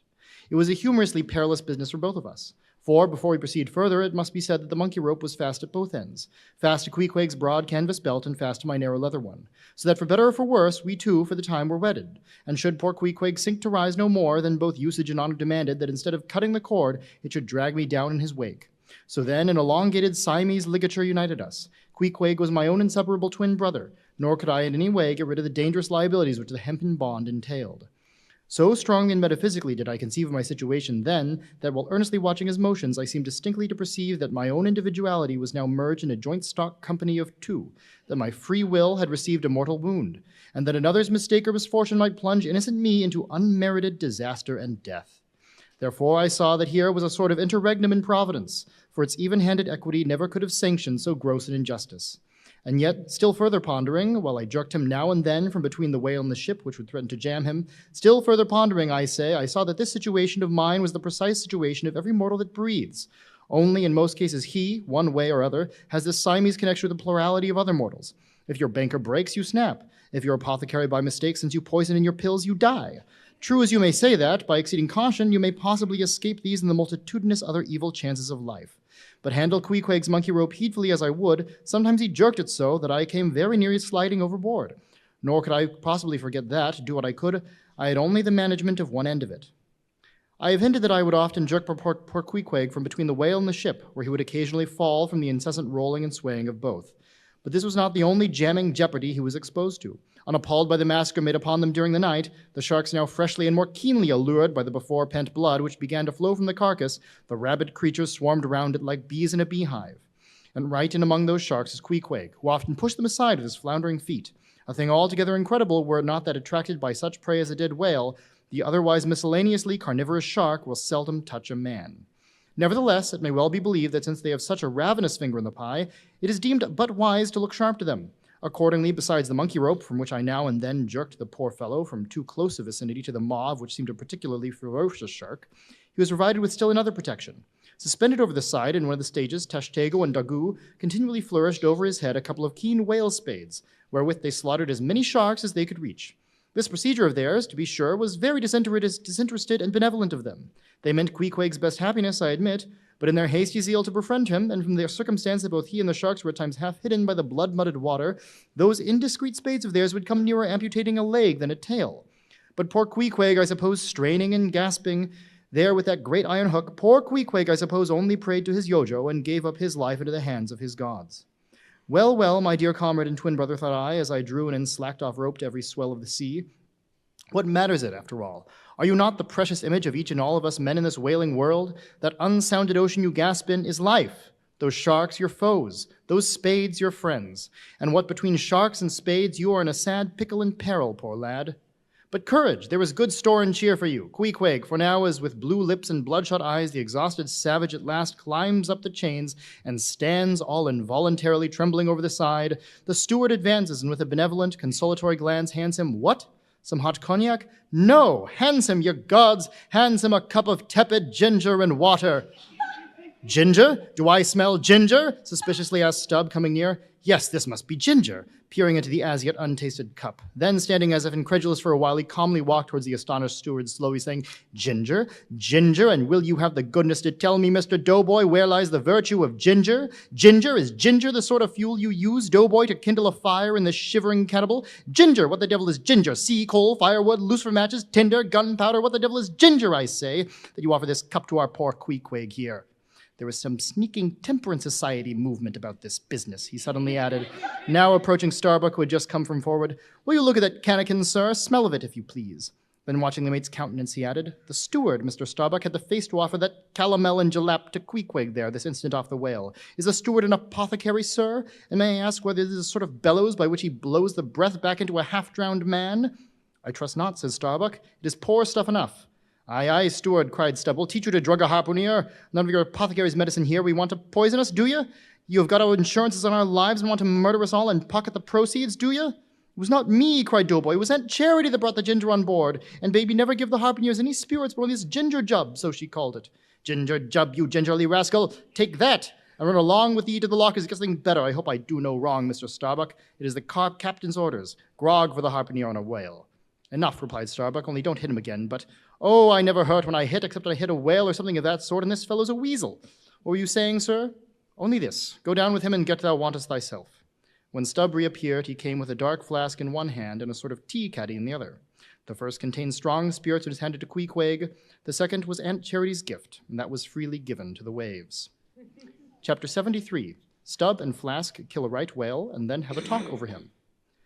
It must be borne in mind that all this time we have a sperm whale's prodigious head hanging to the Pequod's side. But we must let it continue hanging there a while till we can get a chance to attend to it. For the present, other matters press, and the best we can do now for the head is to pray heaven the tackles may hold. Now, during the past night and forenoon, the Pequod had gradually drifted into a sea, which by its occasional patches of yellow brit gave unusual tokens of the vicinity of right whales, a species of the leviathan that but few supposed to be at this particular time looking anywhere near. And the wall hands commonly disdained the capture of those inferior creatures, and though the Pequod was not commissioned to cruise for them at all, and though she had passed numbers of them near the crozets without lowering a boat, yet now that a sperm whale had been brought alongside and beheaded, to the surprise of all, the announcement was made that a right whale should be captured that day if opportunity offered. Nor was this long wanting. Tall spouts were seen to leeward, and two boats, Stubbs and Flask, were detached in pursuit. Pulling further and further away, they at last became almost invisible to the men at the masthead. But suddenly in the distance they saw a great heap of tumultuous white water, and soon after news came from aloft that one or both the boats must be fast. An interval passed, and the boats were in plain sight in the act of being dragged right towards the ship by the towing whale. So close did the monster come to the hull that at first it seemed as if he meant it malice. But suddenly going down in a maelstrom within 3 rods of the planks, he wholly disappeared from view as if diving under the keel. Cut, cut, was the cry from the ship to the boats, which for one instant seemed on the point of being brought with a deadly dash against the vessel's side. But having plenty of line yet in the tubs, and the whale not sounding very rapidly, they paid out abundance of rope, and at the same time pulled with all their might so as to get ahead of the ship. For a few minutes the struggle was intensely critical, for while they still slacked out the tight line in one direction and still plied their oars in another, the contending strain threatened to take them under. But it was only a few feet advance they sought to gain, and they stuck to it till they did gain it, when instantly a swift tremor was felt running like lightning along the keel, as the strained lines, scraping beneath the ship, suddenly rose to view under her bows, snapping and quivering, and so flinging off its drippings that the drops fell like bits of broken glass on the water, while the whale beyond also rose to sight, and once more the boats were free to fly. But the fagged whale abated his speed, and blindly altering his course, went round the stern of the ships, towing the 2 boats after him, so that they performed a complete circuit. Meantime, they hauled more and more upon their lines, till close flanking him on both sides, Stubb answered Flask with lance for lance, and thus round and round the Pequod the battle went, where the multitude of sharks that had before swum round the sperm whale's body rushed to the flesh blood that was spilled, thirstily drinking at every new gash, as the eager Israelites did at the new bursting fountains that poured from the smitten rock. At last his spout grew thick, and with a frightful roll and vomit he turned upon his back a corpse. While the 2 headsmen were engaged in making fast cords to his flukes, and in other ways getting the mass in readiness for towing, some conversation ensued between them. I wonder what the old man wants with that lump of foul lard, said Stubb, not without some disgust at the thought of having to do with so ignoble a leviathan. Wants with it, said Flask, coiling some spare line in the boat's bow. Did you never hear that the ship that but once has a sperm whale's head hoisted on her starboard side, and at the same side a right whale's on the larboard, can never, you hear, Stubb, that ship can never afterwards capsize? Why not? I don't know, but I heard that gambagig ghost of a Fedallah saying so, and he seems to know all about ship's charms. But I sometimes think he'll charm the ship to no good at last. I don't half like that chap, Stubb. Do you ever notice how that tusk of his is carved into a snake's head, Stubb?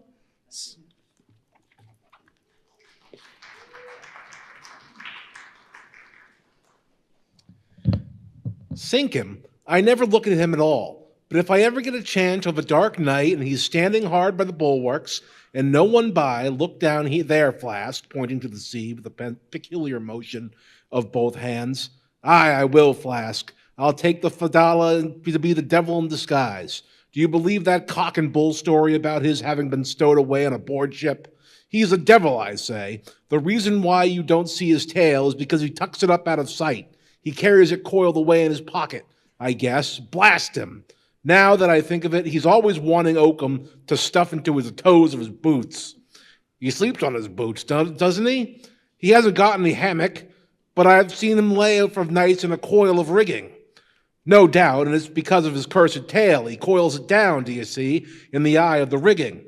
What's the old man have to do with him for? Striking up a swap or a bargain, I suppose.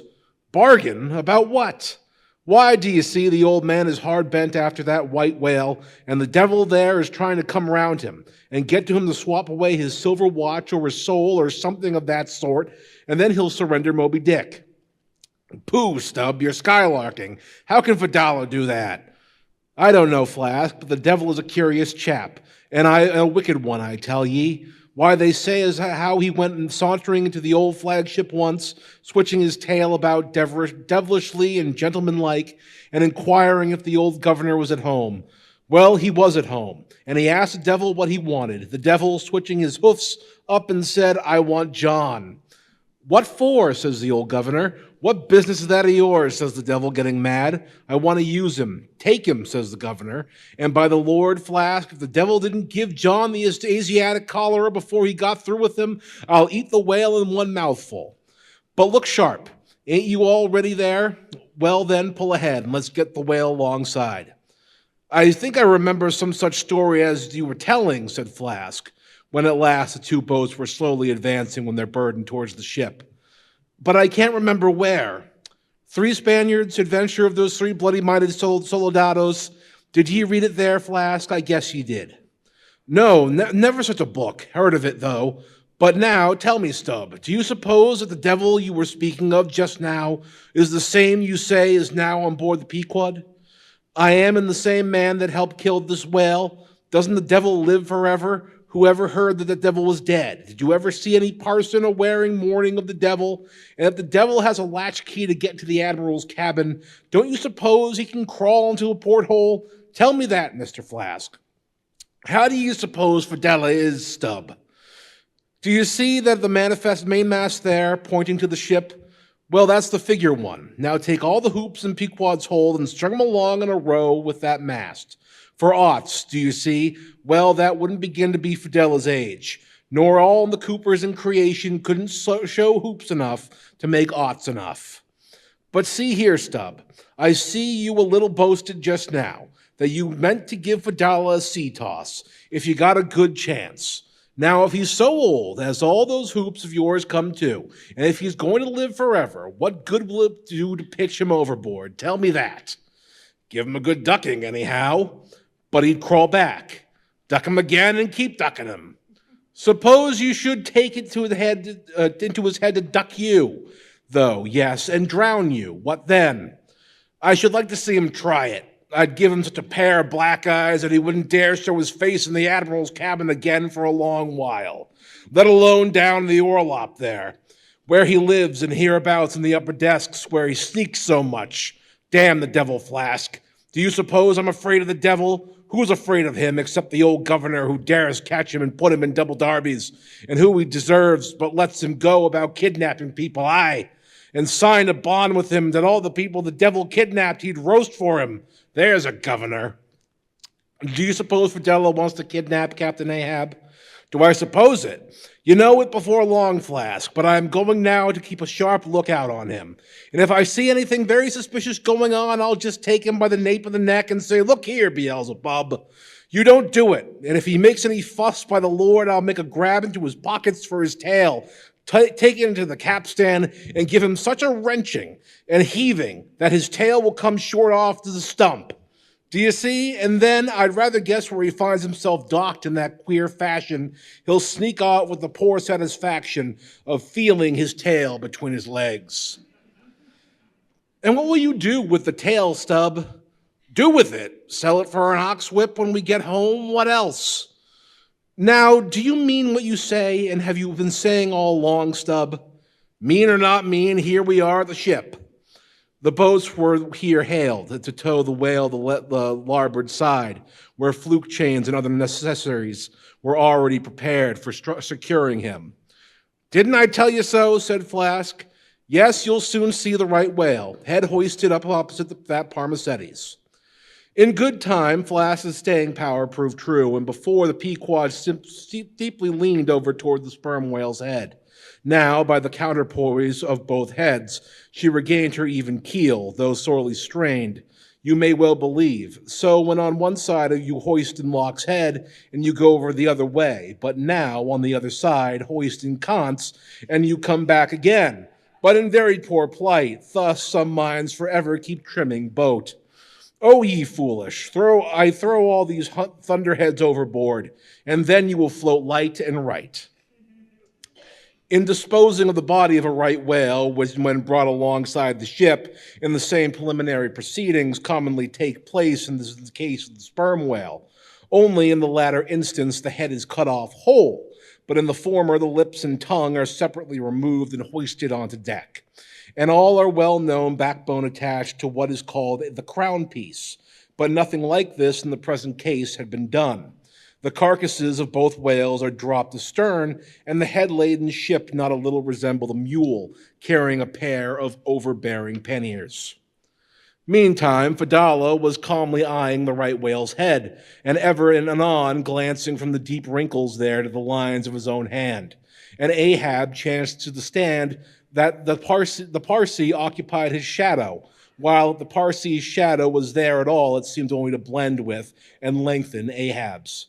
As the crew toiled on, Laplandish speculations were bandied among them concerning all the passing things. Chapter 74, The Sperm Whale's Head, a Contrasted View. Here now are two great whales laying their heads together. Let us join them and lay together our own. Of the grand order of the folio leviathans, the sperm whale and the right whale are by far the most noteworthy. They are the only whales regularly hunted by man. To the Nantucketer, they present the two extremes of all the known varieties of the whale, as the external differences between them is mainly observable in their heads, and as a head of each of this moment hanging from the Pequod's side, and as we may freely go from one to the other by merely stepping across the deck. Where, I should like to know, will you obtain a better chance to study practical cytology than here? In the first place, you are struck by the general contrast between these heads.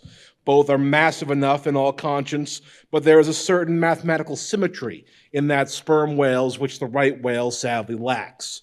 There is more character in a sperm whale's head. As you behold it, you involuntarily yield the immense superiority to him, in point of pervading dignity.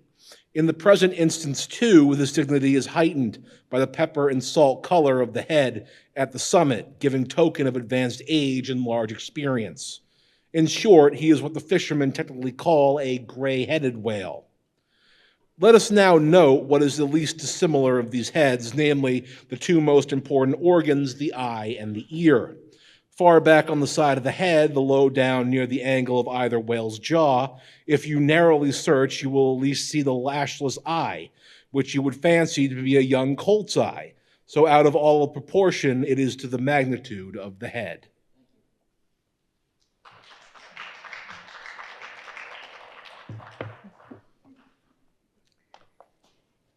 Now, from this peculiar sideways position of the whale's eyes, it is plain that he can never see an object which is exactly ahead, no more than he can one exactly astern. In a word, the portion of the whale's eyes corresponds to that of a man's ears. And you may fancy for yourself how it would fare with you did you sidewise survey objects through your ears, you would find that you could only command some 30 degrees of vision in advance of the straight sideline of sight and about 30 more behind it.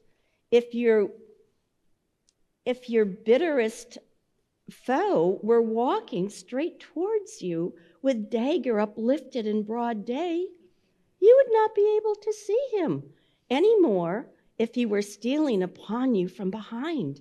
In a word, you would have two backs, so to speak, but at the same time also two fronts, side fronts. For what is it that makes the front of a man? What indeed but his eyes? Moreover, while in most other animals that I can now think of, the eyes are planted as imperceptibly to blend their visual power so as to produce one picture and not two to the brain. The peculiar position of the whale's eyes, effectively divided as they are by many cubic feet of solid head, which towers between them like a great mountain, separating two lakes and valleys. This, of course, must wholly separate the impressions which each independent organ imparts. The whale, therefore, must see one distinct picture on this side and another distinct picture on that side, while all between must be profound darkness and nothingness to him. Men may, in effect, be said to look out on the world from a sentry box with two joined sashes for his window, but with the whale, these two sashes are separately inserted, making two distinct windows, but sadly impairing the view. This peculiarity of the whale's eyes is a thing always to be borne in mind in the fishery and to be remembered by the reader in some subsequent scenes. A curious and most puzzling question must be started concerning this visual matter as touching the Leviathan, but I must be content with a hint. So long as a man's eyes are open in the light, the act of seeing is involuntary. That is, he cannot then help mechanically seeing whatever objects are before him. Nevertheless, anyone's experience will teach him that though he can take in an undiscriminating sweep of things at one glance, it is quite impossible for him, attentively and completely, to examine any two things, however large or however small, at one time, at one and the same instant of time. Never mind if they lie side by side and touch each other. But if you now come to separate these two objects and surround each by a circle of profound darkness, then in order to see one of them in such a manner as to bring your mind to bear upon it, the other will be utterly excluded from your contemporary consciousness. How is it then with the whale? True, both his eyes and themselves must simultaneously act. But is his brain so much more comprehensive, combining and subtle than man's, that he can at the same moment of time attentively examine two distinct prospects, one on each side of him, and the other in an exactly opposite direction? If he can, then it is as marvelous a thing to him as if a man were able to simultaneously to go through the demonstrations of two distinct problems in Euclid. Nor, strictly investigated, is there any incongruity in this comparison. It may be but an idle whim, but it has always seemed to me that the extraordinary vacillations of movement displayed by some whales when beset by 3 or 4 boats, the timidity and liability to queer fright so common to such whales, I think that all this indirectly proceeds from the helpless perplexity of volition in which their divided and diametrically opposite powers of vision must involve them. But the ear of the whale is full as curious as the eye. If you are an entire stranger to their race, you might hunt over these two heads for hours and never discover that organ. The ear has no external leaf whatever, and into the hole itself you can hardly insert a quill. So wondrously minute it is. It is lodged a little behind the eye. With respect to their ears, this important difference is to be observed between the sperm whale and the right. While the ear of the former has an external opening, that of the latter is entirely and evenly covered over with a membrane, so as to be quite imperceptible from without. Is it not curious that so vast a being as the whale should see the world through so small an eye and hear the thunder through an ear which is smaller than a hare's? But if his eyes were broad as the lens of Herschel's great telescope, and his ears capacious as the porches of cathedrals, would that make him any longer of sight or sharper of hearing? Not at all. Why then do you try to enlarge your mind? Subtilize it. Let us now, with whatever levers and steam engines we have at hand, cant over the sperm whale's head so that it may be bottom up. Then, ascending by a ladder to the summit, have a peep down the mouth. And were it not that the body is now completely separated from it, with a lantern we might descend into the great Kentucky mammoth cave of his stomach. But let us hold on here by this torch and look about us where we are. What a really beautiful and chaste-looking mouth, from floor to ceiling lined, or rather papered with a glistening white membrane, glossy as bridal satins. But come out now and look at this portentous lower jaw, which seems like the long, narrow lid of an immense snuff box. Within such, alas, it proves to many a poor wight in the fishery upon whom these spikes fall with an paling, I think I skipped a page, to be remembered, by the reader in some subsequent scenes. A curious and most puzzling question might be started concerning this visual matter as touching the Leviathan, but I must be content with a hint. So long as the man's eyes are open in the light. No? Yeah, I was right. It's 2, I'm sorry. But far more terrible is it to behold when fathoms down in the sea you see some sulky whale floating there suspended, with his prodigious jaw, some 15 feet long, hanging straight down at right angles with his body, for all the world like a ship's jib boom. This whale is not dead.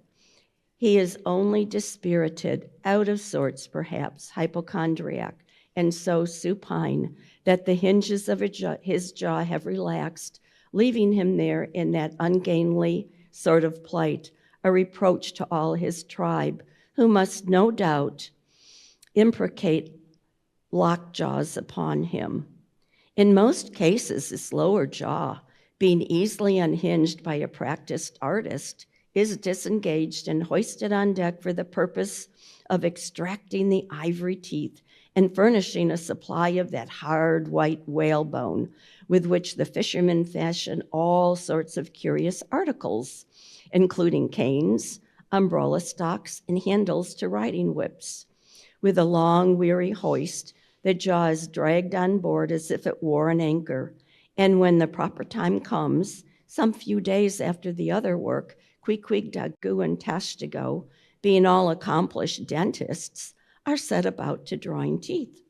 With a keen, clutting spade, Queequeg lances the gums, then the jaw is lashed down to ring bolts, and a tackle being rigged from aloft, they drag out these teeth as Michigan oxen drag stumps out of an old oaks out of wild woodlands.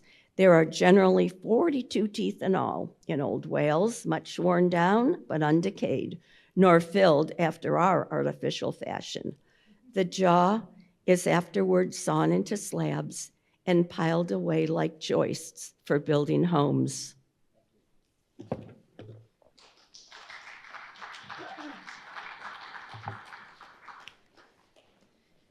Chapter 75, The Right Whale's Head, Contrasted View. Crossing the deck, let us now have a good long look at the right whale's head. As in general shape, the noble sperm whale's head may be compared to a Roman war chariot, especially in front where it is so broadly rounded. And so at a broad view, the right whale's head bears a rather inelegant resemblance to a gigantic galliot-toed shoe. 200 years ago, an old Dutch voyager likened its shape to that of a shoemaker's last. And in this same last or shoe, that old woman of the nursery tale with the swarming brood might very comfortably be lodged, and she and all her progeny. But as you come nearer to this great head, it begins to assume different aspects according to your point of view.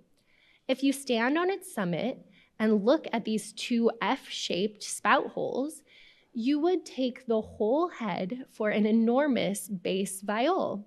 And these spiracles, the apertures in its sounding board. Then again, if you fix your eye upon the strange crested comb-like incrustation on the top of the mass, this green barnacled thing, which the Greenlanders call the crown, and the southern fishers the bonnet of the right whale, fixing your eyes solely on this, you would take the head for the trunk of some huge oak with a bird's nest in its crotch. At any rate, when you watch those live crabs that nestle here on this bonnet, such an idea will be almost sure to occur to you, unless indeed your fancy has been fixed by the technical term crown, also bestowed upon it, in which case you will take great interest in thinking how this mighty monster is actually a diademed king of the sea, whose green crown has been put together for him in this marvelous manner. But if this whale be a king, he is a very sulky-looking fellow to grace a diadem. Look at that hanging lower lip. What a huge sulk and pout is there. A sulk and pout, by carpenter's measurement, about 20 feet long and 5 feet deep. A sulk and pout that will yield you some 500 gallons of oil and more. A great pity now that this unfortunate whale should be hair-lipped. The fissure is about a foot across, probably the mother during an important interval was sailing down the Peruvian coast when earthquakes caused the beach to gape. Over this lip, as over a slippery threshold, we now slide into the mouth. Upon my word, were I at Mackinac, I should take this to be the inside of an Indian wigwam. Good Lord, is this the road that Jonah went? The roof is about 12 feet high and runs to a pretty sharp angle, as if there were a regular ridge pole there. Well, these ribbed, arched, hairy sides present us with those wondrous half-vertical, centimeter-shaped slats of whalebone, say 300 on a side, which, depending from the upper part of the head or crown bone, form those Venetian blinds which have elsewhere been curiously mentioned. The edges of these bones are fringed with hairy fibers, through which the right whale strains the water. In those intricacies he retains the small fish. When open-mouthed, he goes through the seas of Brit in feeding time. In the central blinds of bone, as they stand in their natural order, there are certain curious marks, curves, hollows, and ridges, whereby some whalemen calculate the creature's age, as the age of an oak by its circular rings. Though the certainty of this criterion is far from demonstrable, yet it has the savor of an analogical probability. At any rate, if we yield to it, we must grant a far greater age to the right whale than at first glance will seem reasonable. In old times, there seem to have prevailed the most curious fancies concerning these blinds. One voyager in Purchas calls them the wondrous whiskers inside of the whale's mouth. another hog's bristles. A third old gentleman in Acushnet uses the following elegant language. There are about 250 fins growing on each side of his upper chop, which arch over his tongue on each side of his mouth. As everyone knows, these same hog bristles, fins, whiskers, blinds, or whatever you please, furnish to the ladies their busks and other stiffening contrivances. But in this particular, the demand has long been on the decline. It was in Queen Anne's time that the bone was in its glory, the farthingale being then all the fashion. And as those ancient dames moved about gaily, though in the jaws of the whale, as you may say even so, in a shower with the like thoughtlessness, do we nowadays fly under the same jaws for protection, the umbrella being a tent spread over the same bone. But now forget all the blinds and whiskers for a moment, and standing in the right whale's mouth, look around you afresh. Seeing all these colonnades of bone so methodically ranged about, would you not think you were inside the great Harlem organ and gazing upon its 1,000 pipes? For a carpet to the organ, we have a rug of the softest turkey, the tongue, which is glued, as it were, to the floor of the mouth.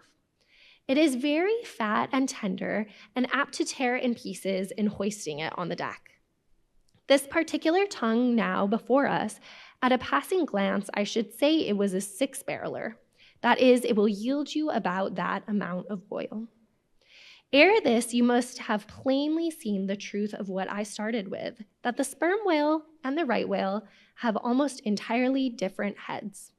To sum up then, in the right whales, there is no great well of sperm, no ivory teeth at all, no long, slender mandible of a lower jaw like the sperm whales. Nor in the sperm whale are there any of those blinds of bone, no huge lower lip, and scarcely anything of a tongue. Again, the right whale has 2 external spout holes, the sperm whale only 1. Look your last now on these venerable hooded heads while they yet lie together, for one will soon sink unrecorded into the sea. The other will not be very long in following. Can you catch the expression of the sperm whales there? It is the same he died with, only some of the longer wrinkles in the forehead seem now faded away. I think his broad bow to be full of a prairie-like placidity, born of a speculative indifference as to death. But mark the other head's expression. See that amazing lower lip pressed by accident against the vessel's side, so as firmly to embrace the jaw. Does not the whole head seem to speak of an enormous practical resolution in facing death? This right whale I take to have been a Stoic, the sperm whale a Platonian, who might have taken up Spinoza in his later years. Chapter 76, the battering ram. Ere quitting, for the nonce, the sperm whale's head, I would have you, as a sensible physiologist, simply, particularly, remark its front aspect in all its compacted collectedness. I would have you investigate it now with the sole viewing of forming to yourself some unexaggerated, intelligent estimate of whatever battering ram power may be lodged there. Here is a vital point, for you must either satisfactorily settle this matter with yourself or forever remain an infidel as to one of the most appalling, but not the less true events, perhaps anywhere to be found in all recorded history.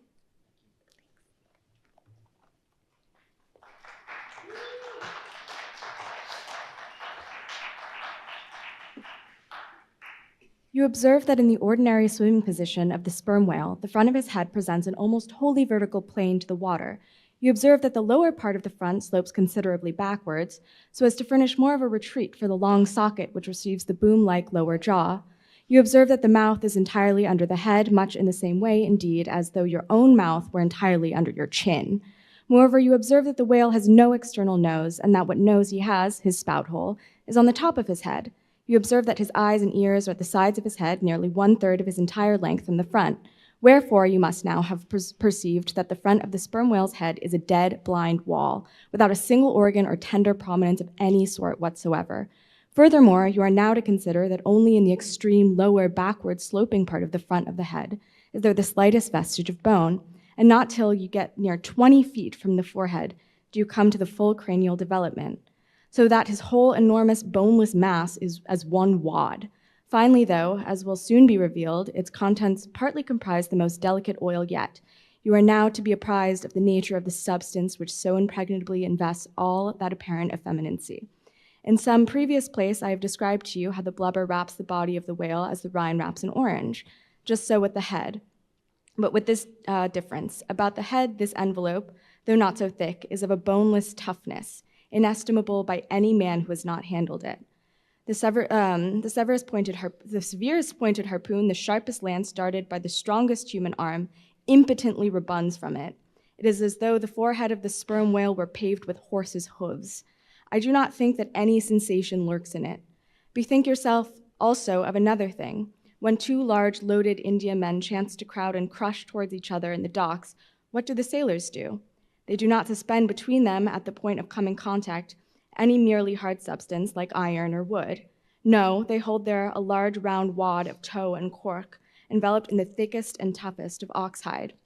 That bravely and uninjured takes the jam which would have snapped all their oaken handspikes and iron crowbars.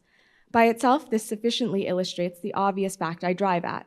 But supplementary to this, it has hypothetically occurred to me that as ordinary fish possess what is called a swimming bladder in them, capable at will of distension or contraction, and as the sperm whale, as far as I know, has no such provision in him, considering too the otherwise inexplicable manner in which he now depresses his head together beneath the surface, and anon swims with it high elevated out of the water, considering the unobstructed elasticity of its envelope, considering the unique interior of his head, it has hypothetically occurred to me, I say, that those mystical lung-celled honeycombs, there may possibly have some hitherto unknown and unsuspected connection with the outer air, so as to be susceptible to atmospheric distension and contraction.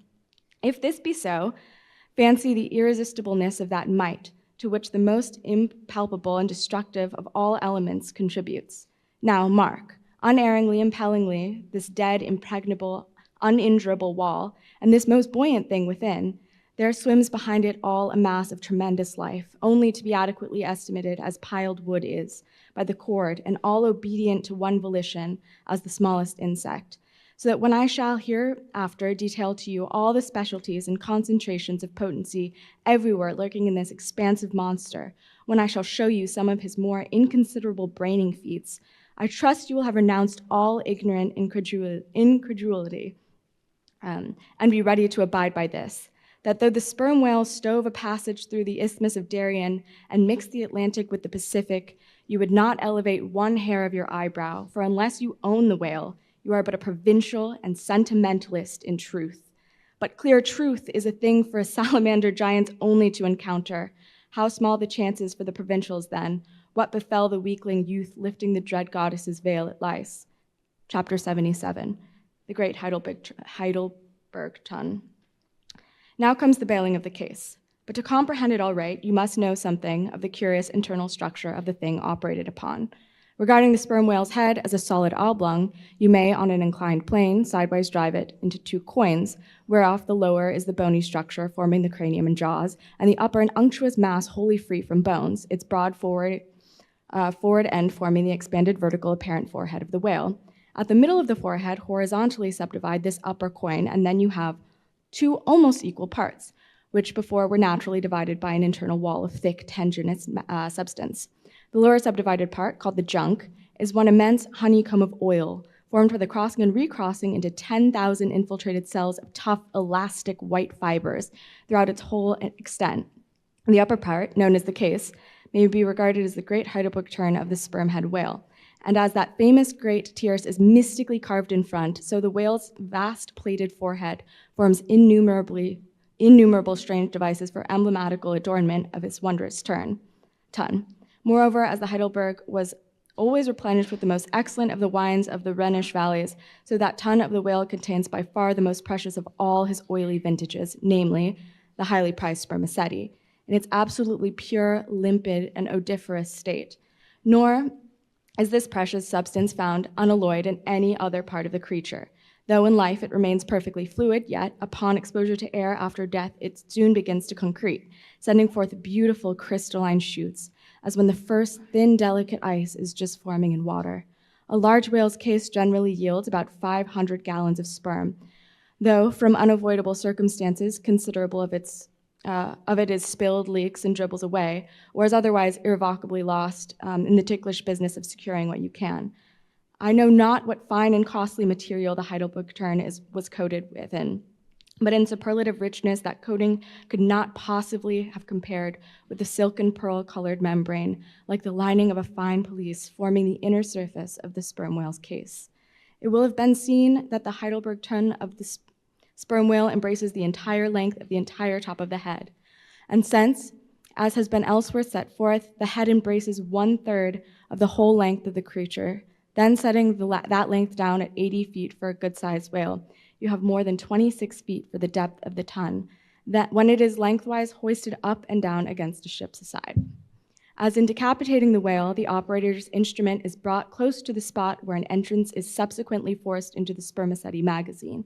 He has therefore to be uncommonly heedful, lest a careless, untimely stroke should invade the sanctuary and wastingly let out its invaluable contents. It is this decapitated end of the head, also, which is at last elevated out of the water and retained in that position by the enormous cutting tackles, whose hempen combinations on one side make quite a wilderness of ropes in that quarter. Thus, much being said, attend now, I pray you, to that marvelous and, in this particular instance, almost fatal operation, whereby sperm whale's great Heidelberg ton is tapped. Chapter 78, Cistern in Buckets. Nimble as a cat, Tashtigo mounts aloft, and without altering his erect posture, runs straight out upon the overhanging mainerdom, to the part where it exactly projects over the hoisted ton. He has carried with him a light tackle called a whip, consisting of only 2 parts, traveling through a single sheaved block. Securing this block so that it hangs down from the yard arm, he swings one end of the rope till it is caught and firmly held by a hand on the deck. Then, hand over hand, down on the other part, the Indian drops through the air till dexterously he lands on the summit of the head. There, still high elevated above the rest of the company, to whom he vivaciously cries, he seems some Turkish Mazoon calling the good people to prayers from the top of a tower. A short-handled sharp spade being sent up to him, he diligently searches for the proper place to begin breaking into the ton. In this business, he proceeds very heedfully, like a treasure hunter in some old house, sounding the walls to find where gold is masoned in. By the time this cautious search is over, a stout iron-bound bucket, precisely like a well bucket, has been attached to one end of the whip, while the other end, being stretched across the deck, is there held by 2 or 3 alert hands. These last now hoist the bucket within grasp of the Indian, to whom another person has reached up a very long pole. Inserting this pole into the bucket, Tashtigo downward guides the bucket into the ton till it entirely disappears. Then, giving the word to the seaman at the whip, up comes the bucket again, all bubbling like a dairymaid's pail of new milk. Carefully lowered from its height, the full-freighted vessel is caught by an appointed hand and quickly emptied into a large tub. Then, remounting aloft, it again goes through the same round until the deep cistern will yield no more. Toward the end, Tashtigo has to ram his long pole harder and deeper into the ton until some 20 feet of the pole have gone down. Now, the people of the Pequod have been bailing some time in this way. Several tubs have been filled with the fragrant sperm when all at once a queer incident happened. Whether it was that Tashtigo, that wild Indian, was so heedless and reckless as to let go for a moment his one-handed hold on the great cable tackle suspending the head, or whether the place where he stood was so treacherous and oozy, or whether the evil one himself would have it to fall out so, without stating his particular reasons. How it was exactly, there is no telling now, but On a sudden, as the 80th or 90th bucket came sucking up, my God, poor Tashtigo, like the twin reciprocating bucket in a veritable well, dropped head foremost down into the great tun of the Heidelberg, and with a horrible, oily gurgling, went clean out of sight.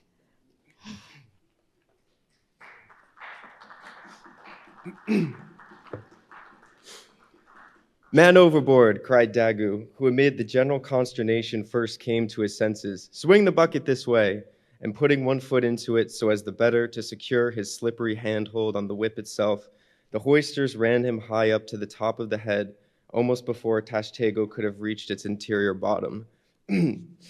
Meantime, there was a terrible tumult. Looking over the side, they saw before lifeless head throbbing and heaving just below the surface of the sea, as if that moment seized with some momentous idea, whereas it was only the poor Indian unconsciously revealing by those struggles the perilous depth to which he had sunk.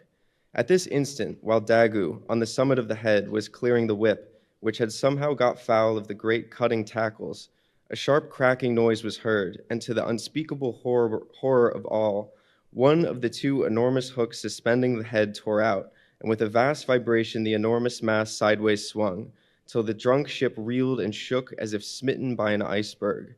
The one remaining hook, upon which the entire strain now depended, seemed every instant to be on the point of giving way, an event still more likely from the violent motions of the head.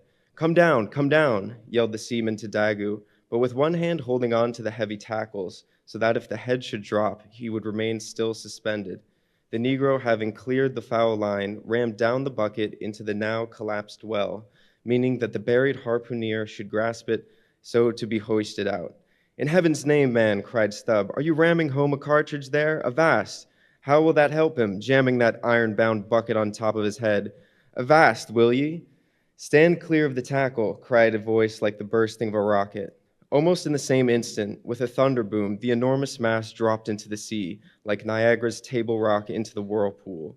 The suddenly relieved hull rolled away from it to far down her glittering copper, and all caught her breath as, half swinging, now over the sailors' heads, now over the water, Dagu through the thick mist of spray was dimly beheld clinging to the pendulous tackles, while poor, buried alive Tashtego was sinking utterly down to the bottom of the sea. But hardly had the blinding vapor cleared away when a naked figure with a boarding sword in its hand was for one swift moment seen hovering over the bulwarks. The next, a loud splash announced that my brave Queequeg had dived to the rescue. One packed rush was made to the side, and every eye counted every ripple, as moment followed moment, and no sign of either the sinker nor the diver could be seen. Some hands now jumped into a boat alongside and pushed a little off from the ship. Ha ha, cried Dagu all at once, from his now quiet swinging perch overhead, and looking further off from the side, we saw an arm thrust upright from the blue waves, a sight strange to see as an arm thrust forth from the grass over a grave. Both, it is both, cried Dagu, again with a joyful shout, and soon after, Queequeg was seen boldly striking out with one hand, and with the other clutching the long hair of the Indian. Drawn into the waiting boat, they were quickly brought to the deck, but Tashtego was long in coming to, and Queequeg did not look very brisk. Now, how had this noble rescue been accomplished? Why, diving after the slowly descending head, Queequeg, with his keen sword, had made side lunges near its bottom, so as to scuttle a large hole there. Then, dropping his sword, had thrust his long arm far inwards and upwards, and so hauled out our poor Tash by the head. He averred that upon thrusting in for him, a leg was presented, but well knowing that that was not as it ought to be, and might occasion great trouble, he had thrust back the leg, and by a dexterous heave and toss had wrought a somerset upon the Indian, so that with the next trial he came forth in the good old way, head foremost. As for the great head itself, that was doing as well as could be expected. And thus, through the courage and great skill in obstetrics of Queequeg, the deliverance, or rather delivery of Tashtego, was successfully accomplished, in the teeth, too, of the most untoward and apparently hopeless impediments, which is a lesson by no means to be forgotten. Midwifery should be taught in the same course with fencing and boxing, riding and rowing. I know that this queer adventure of the gay headers will be sure to seem incredible to some landsmen, though they themselves may have either seen or heard of someone's falling into a cistern ashore, an incident which not seldom happens, and with much less reason too than the Indians, considering the exceeding slipperiness of the curb of the sperm whale's well. But, peradventure, it may be sagaciously urged, how is this? We thought the tissued, infiltrated head of the sperm whale was the lightest and most corky part about him, and yet thou makest it sink in an element of a far greater specific gravity than itself. We have thee there. Not at all, but I have ye, for at the time poor Tash fell in, the case had been nearly emptied of its lighter contents, leaving little but the dense tendinous wall of the well, a double-welded, hammered substance, as I have before said, much heavier than the sea water, and a lump of which sinks in it like lead almost. But the tendency to rapid sinking in this substance was in the present instance materially counteracted by the other parts of the head remaining undetached from it, so that it sank very slowly and deliberately indeed, affording Queequeg a fair chance for performing his agile obstetrics on the run, as you may say. Yes, it was a running delivery, so it was. Now had Tashtego perished in that head, it had been a very precious perishing, smothered in the very whitest and daintiest of fragrant spermaceti, coffined, hearsed, entombed in the secret inner chamber and sanctum sanctorum of the whale. Only one sweeter end can readily be recalled, the delicious death of an Ohio honey hunter, who, seeking honey in the crotch of a hollow tree, found such exceeding store of it that, leaning too far over it, it sucked him in so that he died embalmed. How many, think ye, have likewise fallen into Plato's honey head and sweetly perished there? Chapter 79, The Prairie. To scan the lines of his face or feel the bumps on the head of this Leviathan, this is a thing which no physiognomist or phrenologist has yet undertaken. Such an enterprise would seem almost as hopeful as for Lavater to have scrutinized the wrinkles on the rock of Gibraltar, or for Gall to have mounted a ladder and manipulated the dome of the Pantheon. Still, in that famous work of his, Lavater not only treats of the various faces of men, but also attentively studies the faces of horses, birds, serpents, and fish, and dwells in detail upon the modifications of expression discernible therein. Nor have Gall and his disciple Spurzheim failed to throw out some hints touching the phrenological characteristics of other beings than men. Therefore, though I am but ill qualified for a pioneer in the application of these two semi-sciences to the whale, I will do my endeavor. I try all things, I achieve what I can. Physiognomically regarded, the sperm whale is an anomalous creature. He has no proper nose, and since the nose is the central and most conspicuous of the features, and since it perhaps most modifies and finally controls their combined expression, hence it would seem that its entire absence as an external appendage must very largely affect the countenance of the whale. For as in landscape gardening, a spire, cupola, or monument or tower of some sort is deemed almost indispensable to the completion of the scene, so no face can be physiognomically in keeping without the elevated open-work belfry of the nose. Dash the nose from Phidias's marble Jove, and what a sorry remainder. Nevertheless, Leviathan is of so mighty a magnitude, all his proportions are so stately, that the same deficiency which in the sculptured Jove were hideous, in him is no blemish at all. Nay, it is an added grandeur. A nose to the whale would have been an impertinent. As on your physiognomical voyage you sail round his vast head in your jolly boat, your noble conceptions of him are never insulted by the reflection that he has a nose to be pulled, a pestilent conceit which so often will insist upon obtruding even when beholding the mightiest royal beetle on his throne. In some particulars, perhaps the most imposing physiognomical view to be had of the sperm whale is that of the full front of his head. This aspect is sublime. In thought, a fine human brow is like the east when troubled with the morning. In the repose of the pasture, the curled brow of the bull has a touch of the grand in it. Pushing heavy cannon up mountain defiles, the elephant's brow is majestic. Human or animal, the mystical brow is as that great golden seal affixed by the German emperors to their decrees. It signifies, God, done this day by my hand. But in most creatures, nay, in man himself, very often the brow is but a mere strip of alpine land lying along the snow line. Few are the foreheads which, like Shakespeare's, Our melanthongs rise so high and descend so low that the eyes themselves seem clear, eternal, tideless mountain lakes. And all above them, in the forehead's wrinkles, you seem to track the antlered thoughts descending there to drink, as the highland hunters track the snow prints of the deer. But in the great sperm whale, this high and mighty godlike dignity inherent in the brow is so immensely amplified that gazing on it, in that full front view, you feel the deity and the dread powers more forcibly than in beholding any other object in living nature. For you see no one point precisely, no one distinct feature is revealed, no nose, eyes, ears, or mouth, no face, he has none proper, nothing but that one broad firmament of a forehead, pleated with riddles, dumbly lowering with the doom of boats and ships and men.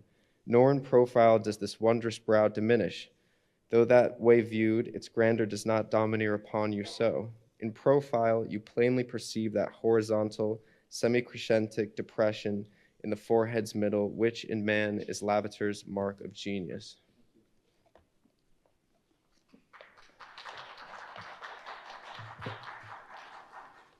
But how? Genius in the sperm whale? Has the sperm whale ever written a book, spoken a speech? No, his great genius is declaring in his doing nothing particular to prove it. It is moreover declared in his pyramidical silence. And this reminds me that had the great sperm whale been known to the young Orient world, he would have been deified by their child margin thoughts. They deified the crocodile of the Nile because the crocodile is tongueless, and the sperm whale has no tongue, or at least is exceedingly small, as to be incapable of protrusion. If hereafter any highly cultured, poetical nation shall lure back to their birthright the merry May-Day gods of old, and livingly enthrone them again in the now egotistical sky, in the now unhaunted hill, then be sure, exalted to Jove's high seat, the great sperm whale shall lord it. Champollion deciphered the wrinkled granite hieroglyphics, but there is no Champollion to decipher the Egypt of every man's and every being's face. Physiognomy, like every other human silence, is but a passing fable. If then Sir William Jones, who read in 30 languages, could not read the simplest peasant's face in its profounder and more subtler meanings, how may unletting Ishmael hope to read the awful reality of the sperm whale's brow? I but put that brow before you. Read it if you can. Chapter 80, the nut. If the sperm whale be physiognomically a sphinx, to the phrenologist, his brain seems that geometrical circle which is impossible to square. In the full-grown creature, the skull will measure at least 20 feet in length. Unhinge the lower jaw, and the side view of the skull is through the side view of a moderately inclined plane resting throughout on a level base. But in life, as we have elsewhere seen, this inclined plane is angularly filled up and almost squared by the enormous superincumbent mass of the junk and sperm. At the high end of the skull forms a crater to bed, that part of the mass, while under the long floor of this crater, and another cavity, seldom exceeding 10 inches in length and as many in depth, reposes the mere handful of the monster's brain. The brain is at least 20 feet from his apparent forehead in life. It is hidden behind its vast outworks, like the innermost citadel within the amplified fortifications of Quebec. So like a choice casket, it is secreted in him. That I have known some whalemen who peremptorily deny that the sperm whale has any other brain than the palatal semi-balance of the one formed by the cubic yards of his sperm magazine. Lying in strange folds, courses, and convolutions to their apprehensions, it seems more in keeping with the idea that his general might to regard that mystic part of him as the seat of his intelligence. It is plain, then, that phrenologically, the head of this Leviathan is the creature's living intact state, and it is an entire delusion. As for his true brain, you can see no indications of it, nor feel any. The whale, like all things that are mighty, wears a false brow to the common world. If you unload his skull of its spermy heaps, and then take a rear view of its rear end, which is the high end, you'll be struck by its resemblance to a human skull, beheld in the same situation and from the same point of view. Indeed, place this reverse skull, scaled down to the human magnitude, among a plate of men's skulls, and you would be involuntarily confounded with them. And remarking the depressions on one part of its summit, its phrenological phrase, you would say, this man has no self-esteem and no veneration, and by those negations consider along with the affirmative fact that his prodigious bulk and power, you can best form to yourself the truest though not the most exhilarating conception of what the most exalted potency is. But if from the comparative dimensions of the whale's proper brain, you deem it incapable of being adequately charted, then I have another idea for you. If you attentively regard any quadruped's spine, you will be struck with the resemblance of its vertebrae to a strung necklace of dwarfed skulls, all bearing rudimental resemblance to the skull proper. It is a German conceit that the vertebrae are absolutely undeveloped skulls. But the curious external resemblance, I take it the Germans were not the first men to perceive. A foreign friend once pointed out to me, in the skeleton of a foe he had slain, and with the vertebrae of which he was emblaying, in a sort of basso relievo, the beaked prow of his canoe. Now, I consider that the phrenologists have omitted an important thing in not pushing their investigations from the cerebellums through the spinal cord. For I believe that much of a man's character will be found betokened in his backbone. I would rather feel your spine than your skull, whoever you are. A thin joist of a spine never yet upheld a full and noble skull. I rejoice in my spine, as is the firm, audacious stuff of that flag, which I fling half out over the world. Apply this spinal branch of phrenology to the sperm whale. His cranial cavity is continuous with the first neck vertebrae, and in that vertebra, in the bottom of his spinal cord, will measure 10 inches across, being 8 in height and a triangular figure with the base downwards. As it passes through the remaining vertebrae, the canal tapers in size, but for a considerable distance remains of large capacity. Now, of course, this canal is filled with much the same strangely fibrous substance, the spinal cord, as the brain, and directly communicates with the brain. And what is still more, for many feet after emerging from the brain's cavity, the spinal cord remains of an undecreasing girth, almost equal to that of the brain. Under all these circumstances, would it be unreasonable to survey and map out the whale's spine phrenology? For viewed in this light, the wonderful comparative smallness of his brain proper is more than compensated for the beautiful comparative magnitude of his spinal cord. But leaving this hint to operate as it may be with the phrenologist, I would merely assume the spinal theory for a moment in reference to the sperm whale's hump. This august hump, if I mistake not, rises over one of the larger vertebrae, and is therefore in some sort the outer convex mold of it. From its relative situation, then, I should call this high hump the organ of firmness or indomitableness in the sperm whale. And that the great monster is indomitable, you will yet have reason to know. Chapter 81, the Pequod meets the Virgin. The predestined day arrived, and we duly met the ship, Jungfrau, Derek Damer, master of Bremen. At one time, the greatest whaling people in the world, the Dutch and the Germans, are now among the least. But here and occasionally there are very wide intervals of latitude and longitude. You will occasionally meet with their flag in the Pacific. For some reason, the Jungfrau seemed quite eager to pay her respects. While yet some distance from the Pequod, she rounded us to and dropped a boat. Her captain was impelled towards us, impatiently standing in the bow instead of the stern. "What has he in his hands there?" cried Starbuck, pointing to something wavingly held by the German. "Impossible! A lamp feeder." "Not that," said Stubb. No, it's a coffee pot, Mr. Starbuck. He's coming off to make us our coffee. Is the Yarman? Don't you see the big tin can there alongside him? That's his boiling water." "Oh, he's all right," is the Yarman. "Go along with you," cried Flask. "It's a lamp feeder and an oil can. He's out of oil and he's come a-begging." However curious it may seem for an oil ship to be borrowing oil on the whale ground, and however more it may be inadvertently contradict the old proverb about carrying coals to Newcastle, yet something such a thing really does happen. And in the present case, Captain Derek Dare did indubitably conduct a lamp feeder as Flask did declare. As he mounted the deck, Ahab abruptly accosted him, without at all heeding what he had in his hand, but in his broken lingo.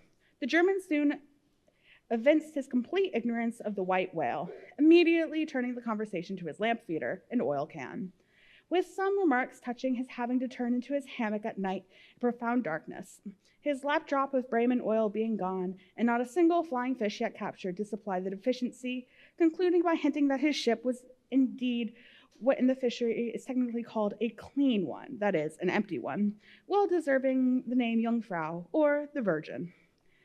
His necessity supplied, Derek departed, but he had not yet gained his ship's side when whales were almost simultaneously raised from the mastheads of both vessels. And so eager for the chase was Derek that without pausing to put his oil can and lamp feeder aboard, he slewed round his boat and made after the Leviathan lamp feeders. Now, the game having risen to leeward, he and the other 3 German boats that soon followed him had considerably the start of the Pequod's keels. There were 8 whales, an average pod. Aware of their danger, they were going all abreast with great speed, straight before the wind, rubbing their flanks so closely as so many spans of horses in harness. They left a great wide wake, as though continue unrolling a great wide parchment upon the sea.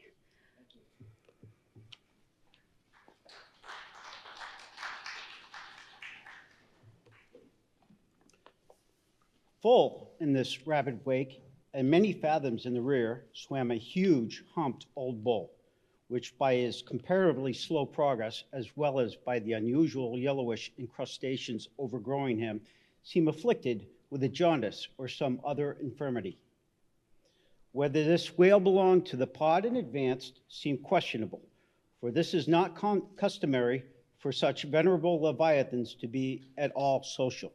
Nevertheless, he struck to their awake, though indeed their backwater must have retarded him, because the white bone or swell of the broad muzzle was a dashed one, like the swell formed when 2 hostile currents meet. His spout was short, slow, and laborious, coming forth with a choking sort of gush and spending itself in torn shreds, followed by a strange subterranean commotions in him, which seemed to have egress at his other buried extremity, causing the waters behind him to upbubble. "Who got some paragoic?" said Stubb. "He has the stomach ache, I'm afraid. Lord, think of having half an acre of stomach ache.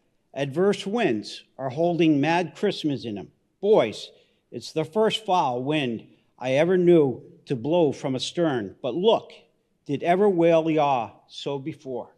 It must be he lost his tiller."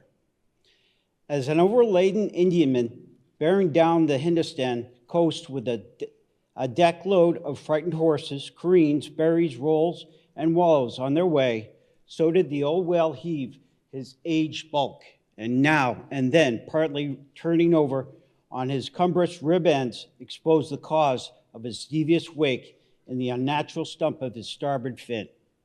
Whether he had lost the fin in battle or he had been born without it, it were hard to say. "Only wait a bit, old chap, and I'll give ye a sling for the wounded arm," cried Cruel Flask, pointing to the whale lying near him. "Mind, he don't sling Ree with it," cried Starbuck. "Give way, or the German will have him." With the one intent, all the combined rival boats were pointed for this one fish, because not only was he the largest and therefore the most valuable whale, but he was the nearest to them, and the other whales were going with such great velocity, moreover, as almost to defy the pursuit for the time. At this juncture, the Pequod's heels had shot by the 3 German boats last lowered, but from the great start he had, Derek's boat still led the chase, though every moment neared by the foreign rivals. The only thing they could fear was that from being already so nigh to his mark, he would be enabled to dart from iron before they could completely overtake and pass him. As for Derek, he seemed quite confident this would be his case, and occasionally, with a deriding gesture, shook his lamp feeder at the other boats. "The ungracious and ungrateful dog," cried Starbuck. "He mocks and dares me with the very poor box I filled for him not 5 minutes ago." Then, in his old intense whisper, "Give way, greyhounds. Dog to it.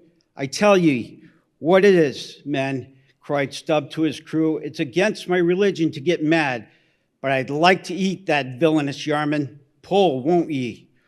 Are ye going to let that rascal beat ye? Do ye love brandy? A hogshead of brandy, then, to the best man. Come, why don't ye, some of ye, burst a blood vessel? Who's that been dropping an anchor overboard? We don't budge an inch. We're reclaimed. Halloo, Here's grass growing in the boat's bottom, and by the Lord, the mast, there's budding. This won't do, boys. Look at the yarmouth, the short and long of it. Men, will ye spit fire or not? Oh, see the suds he makes, cried Flask, dancing up and down. What a hump. Oh, do pile of the beef lays like a log. Oh, my lads, do spring slapjacks, quahogs for supper. You know, my lads, baked clams and muffins. Oh, do spring. He's 100-barreler. Don't lose him now. Don't. Oh, no, don't. See the yarman. Oh, won't ye pull for your duff, my lads? Such a sog, such a sogger. Don't ye love sperm? There goes these $1,000, men, a bank, a whole bank, the Bank of England. Oh, do. What the yarman about now?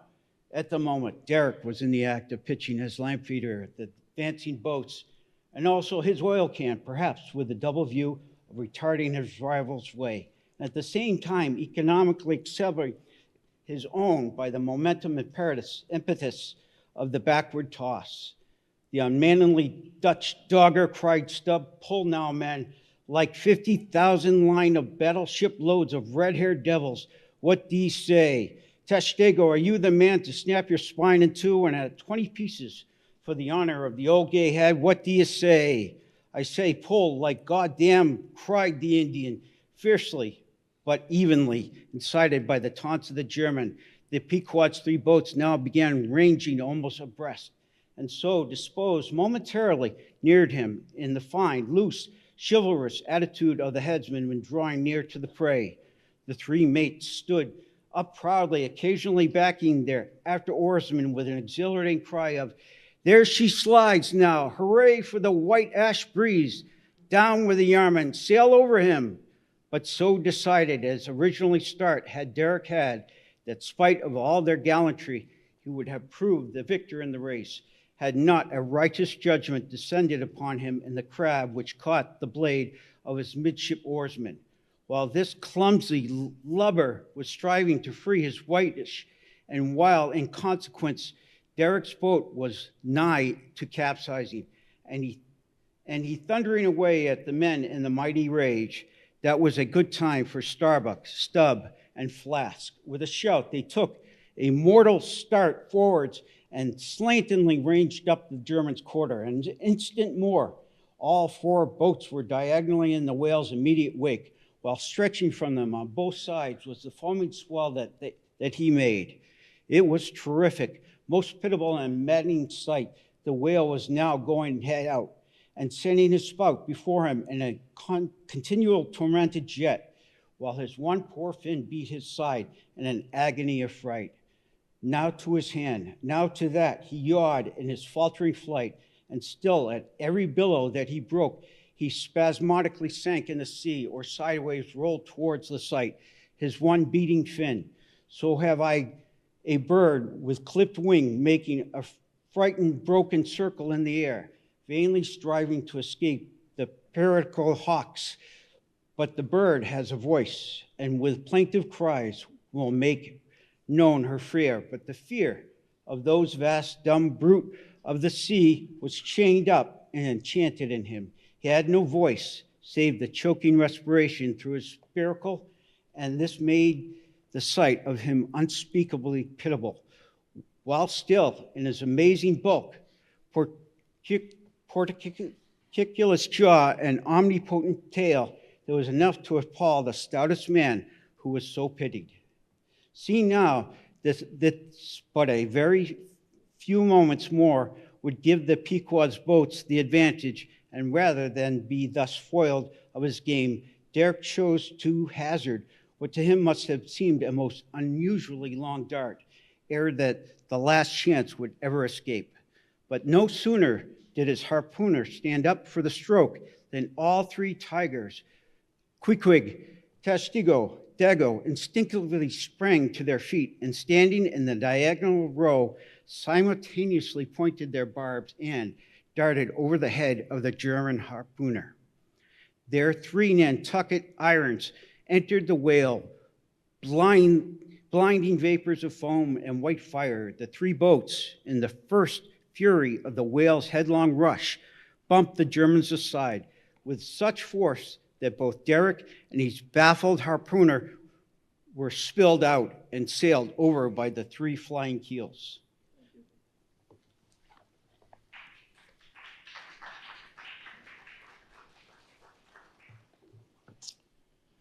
Don't be afraid, my butterboxes, cried Stubb, casting a passing glance upon them as he shot by.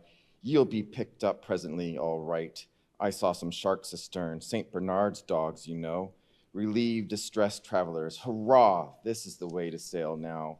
Every keel a sunbeam. Hurrah! Here we go, like 3 tin kettles at the tail of a mad cougar. This puts me in mind of fastening to an elephant in Tilbury on a plane. Makes the wheel spokes fly, boys, when you fasten to him that way. And there's danger of being pitched out, too, when you strike a hill. Hurrah! This is a way a fellow feels when he's going to Davy Jones, all a rush down an endless inclined plane. Hurrah! This whale carries the everlasting mail. But the monster's run was a brief one. Giving a sudden gasp, he tumultuously sounded. With a grating rush, the 3 lines flew round the loggerheads with such a force as to gouge deep grooves in them, while so fearful were the harpooners that this rapid sounding would soon exhaust the lines, that using all their dexterous might, they caught repeated smoking turns with the rope to hold on, till at last, owing to the perpendicular strain from the lead line chocks of the boats, once the 3 ropes went straight down into the blue. The gunwales of the bows were almost even with the water, while the 3 sterns tilted high in the air, and the whale soon ceasing to sound, for some time they remained in that attitude, fearful of expanding more line, though the position was a little ticklish. But though boats have been taken down and lost in this way, yet it is the holding on, as it is called, this hooking up by the sharp barbs of his live flesh from the back.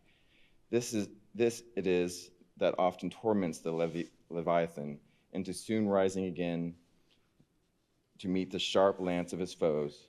Yet not to speak of the peril of the thing, it is to be doubted whether this course is always the best, for it is but reasonable to presume that the longer the stricken whale stays underwater, the more he is exhausted, because owing to the enormous surface of him, and a full-grown sperm whale something less than 2,000 square feet, the pressure of the water is immense. We all know what an astonishing atmospheric weight we ourselves stand up under. Even here, above ground in the air, how vast, then, the burden of a whale bearing on his back a column of 200 fathoms of ocean. It must at least equal the weight of 50 atmospheres. One whaleman has estimated at the weight of 20 line of battleships, with all their guns and stores and men on board. As the 3 boats lay there on the gently rolling sea, gazing down into the eternal blue noon, and as not a single groan or cry of any sort, nay, not so much as a ripple or a bubble came up from its depths, what landsman would have thought that beneath all that silence and placidity, the utmost monster of the seas was writhing and wrenching in agony? Not 8 inches of perpendicular rope were visible at the bows.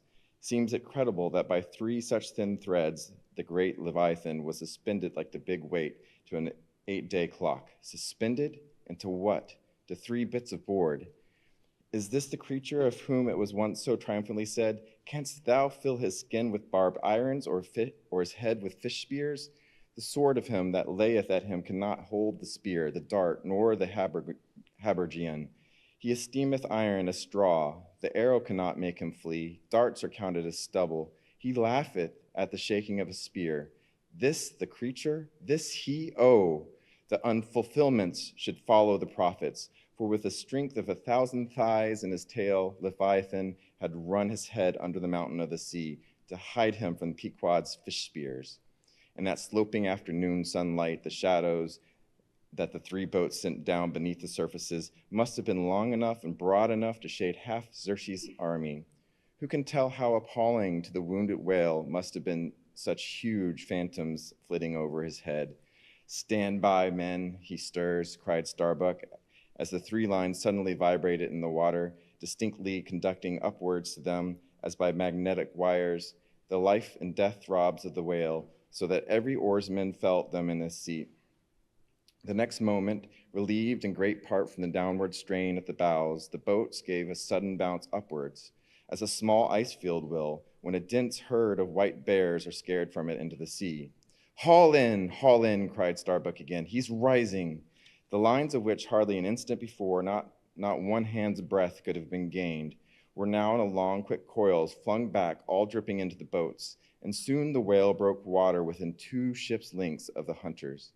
His motions plainly denoted his extreme exhaustion.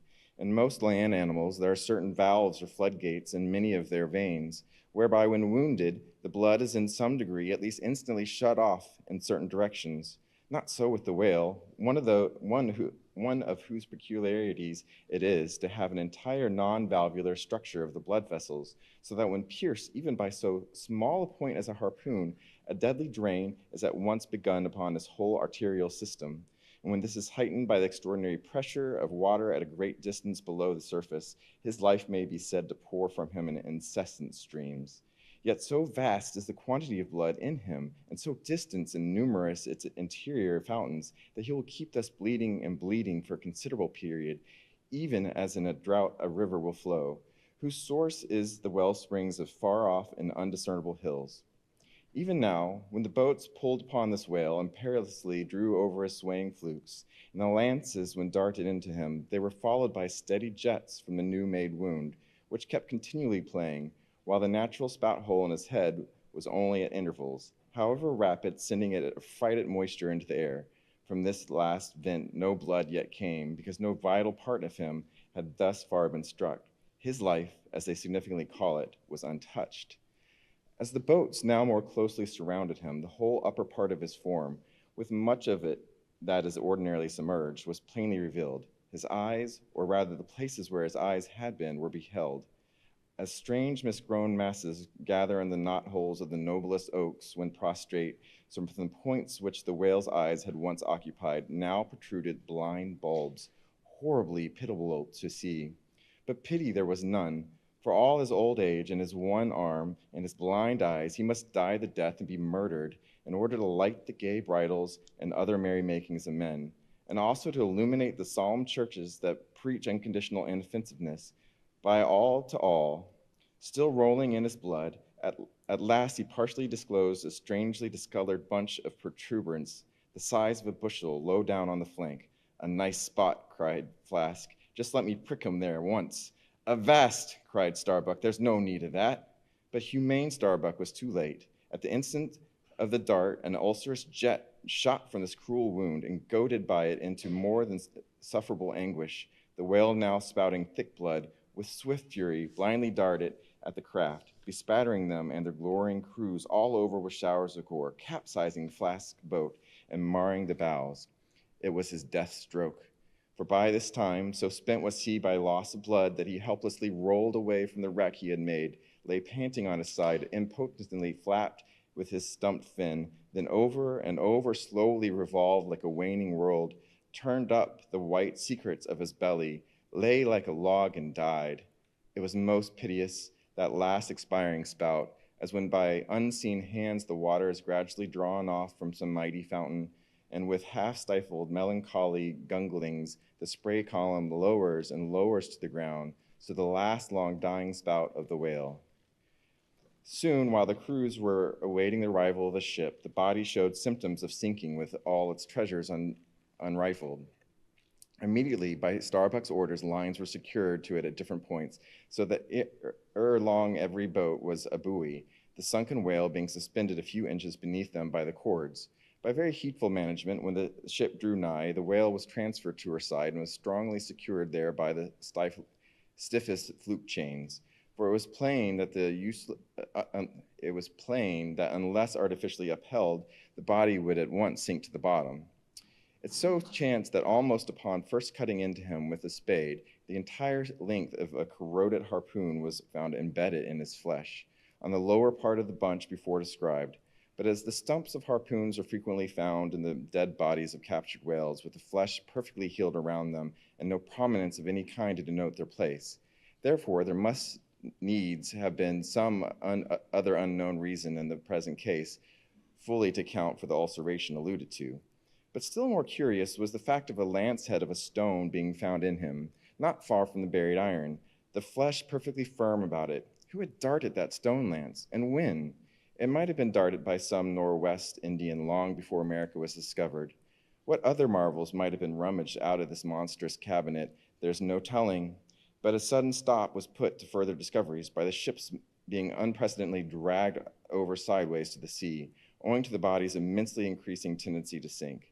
However, Starbuck, who had the ordering of affairs, hung on to it to the last, hung on to it so resolutely, indeed, that when at length the ship would have been capsized, if still persisting in locking arms with the body, then, when the command was given to break clear from it, such was an immovable strain upon the timber heads to which the fluke chains and cables were fastened, that it was impossible to cast them off.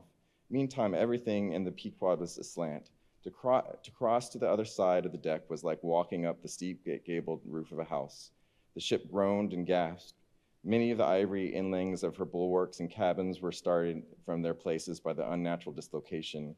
In vain, handspikes and crows were brought to bear upon the immovable fluke chains to pry them adrift from the timber heads, and so low had the whale now settled that the submerged ends could not be at all approached, while every moment whole tons of ponderosity seemed added to the sinking bulk, and the ship seemed on the point of going over.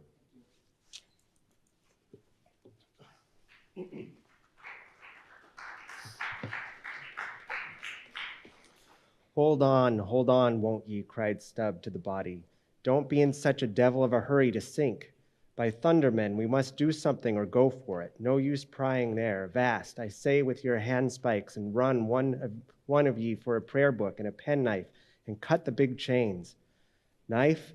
Aye, aye, cried Queequeg, and seizing the carpenter's heavy hatchet, he leaned out of a porthole and steel to iron began slashing at the largest fluke chains.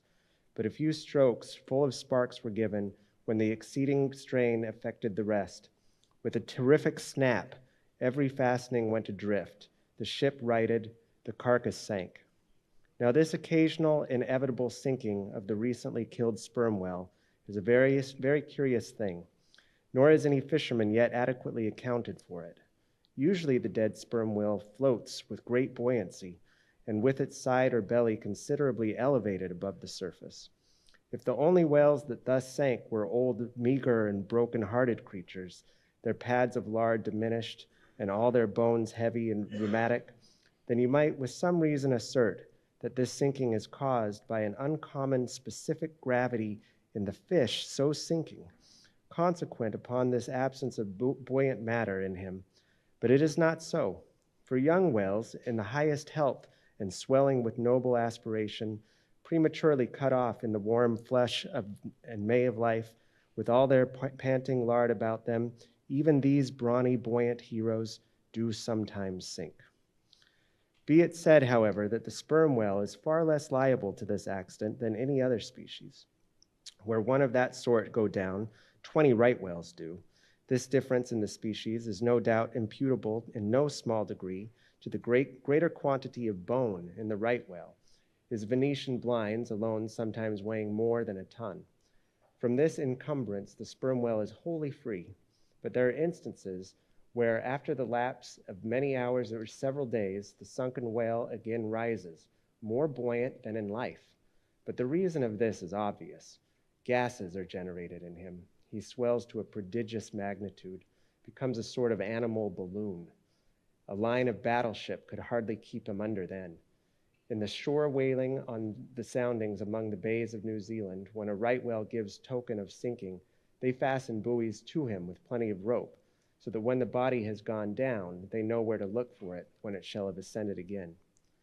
It was not long after the sinking of the body that a cry was heard from the Pequod's mastheads, announcing that the Jungfrau was again lowering her boats, though the only spout in sight was that of a finback, belonging to the species of uncapturable whales because of its incredible power of swimming. Nevertheless, the finback spout is so similar to the sperm whales that by unskillful fishermen it is often mistaken for it, and consequently Derrick and all his host were now in a valiant chase of this unearnable brute, the Virgin crowding all sail, made after her 4 young kills, and thus they all disappeared far to leeward, still in bold, hopeful chase. Oh, many are the finbacks, and many are the Derricks, my friend. Chapter 82, The Honor and Glory of Whaling. There are some enterprises in which a careful disorderliness is the true method. The more I dive into this matter of whaling and push my researches up to the very springhead of it, so much the more am I impressed with its great honorableness and antiquity, and especially when I find so many great demigods and heroes, prophets of all sorts, who one way or another have shed distinction upon it.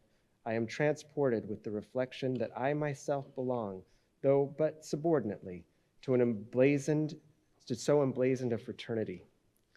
The gallant Perseus, a son of Jupiter, was the first whaleman, and to the eternal honor of our calling be it said that the first whale attacked by our brotherhood was not killed with any sordid intent.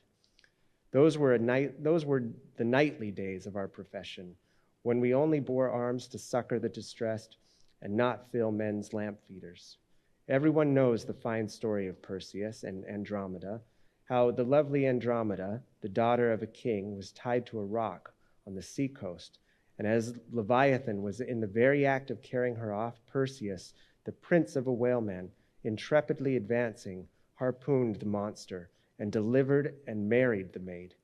It was an admirable artistic exploit, rarely achieved by the best harpooneers of the present day, inasmuch as this Leviathan was slain at the very first dart.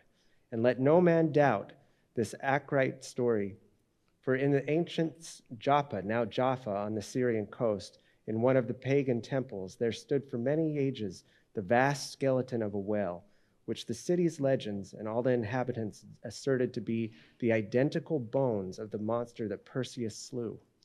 When the Romans took Joppa, the same skeleton was carried to Italy in triumph. What seems most singular and suggestively important in the story is this: it was from Joppa that Jonah set sail. Akin to the adventures of Perseus and Andromeda, indeed by some supposed to be indirectly derived from it, is that famous story of St. George and the dragon, which dragon I maintain to have been a whale. For in many old chronicles, whales and dragons are strangely jumbled together and often stand for each other. Thou art as a lion of the waters and as a dragon of the sea, said Ezekiel, hereby plainly meaning a whale. In truth, some versions of the Bible use that word itself.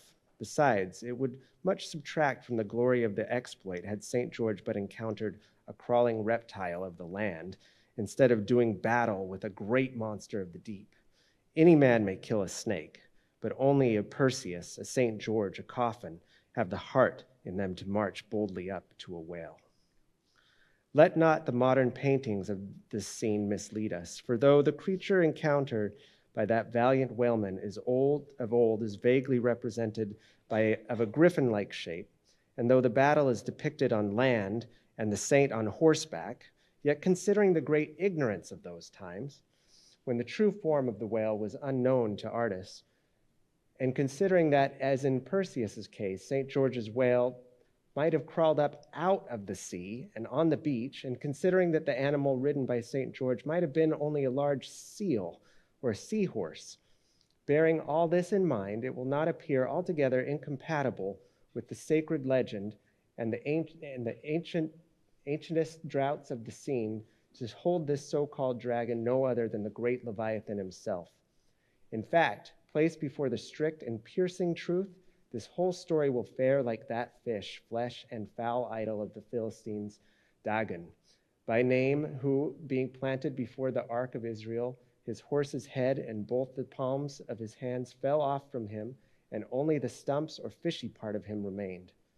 Thus, then, one of our own noble stamp, even a whaleman, is the tutelary guardian of England, and by good rights, we as harpooneers of Nantucket should be enrolled in the most noble order of St. George, and therefore let not the knights of that honorable company, none of whom I venture to say have ever had to do with a whale like their great patron, let them never eye a Nantucketeer with disdain, since even on our woolen frocks and tarred trousers, we are as much better entitled to St. George's decoration than they.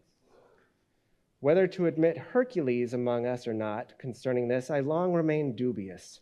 For though according to Greek mythologies, that ancient Crockett and Kit Carson, that brawny doer of rejoicing good deeds, was swallowed down and thrown up by a whale, Still, whether that strictly makes a whaleman of him, that might be mooted. It nowhere appears that he ever actually harpooned his fish, unless indeed from the inside. Nevertheless, he may be deemed a sort of involuntary whaleman. At any rate, the whale caught him. If he did not, the whale, I claim him for one of our clan.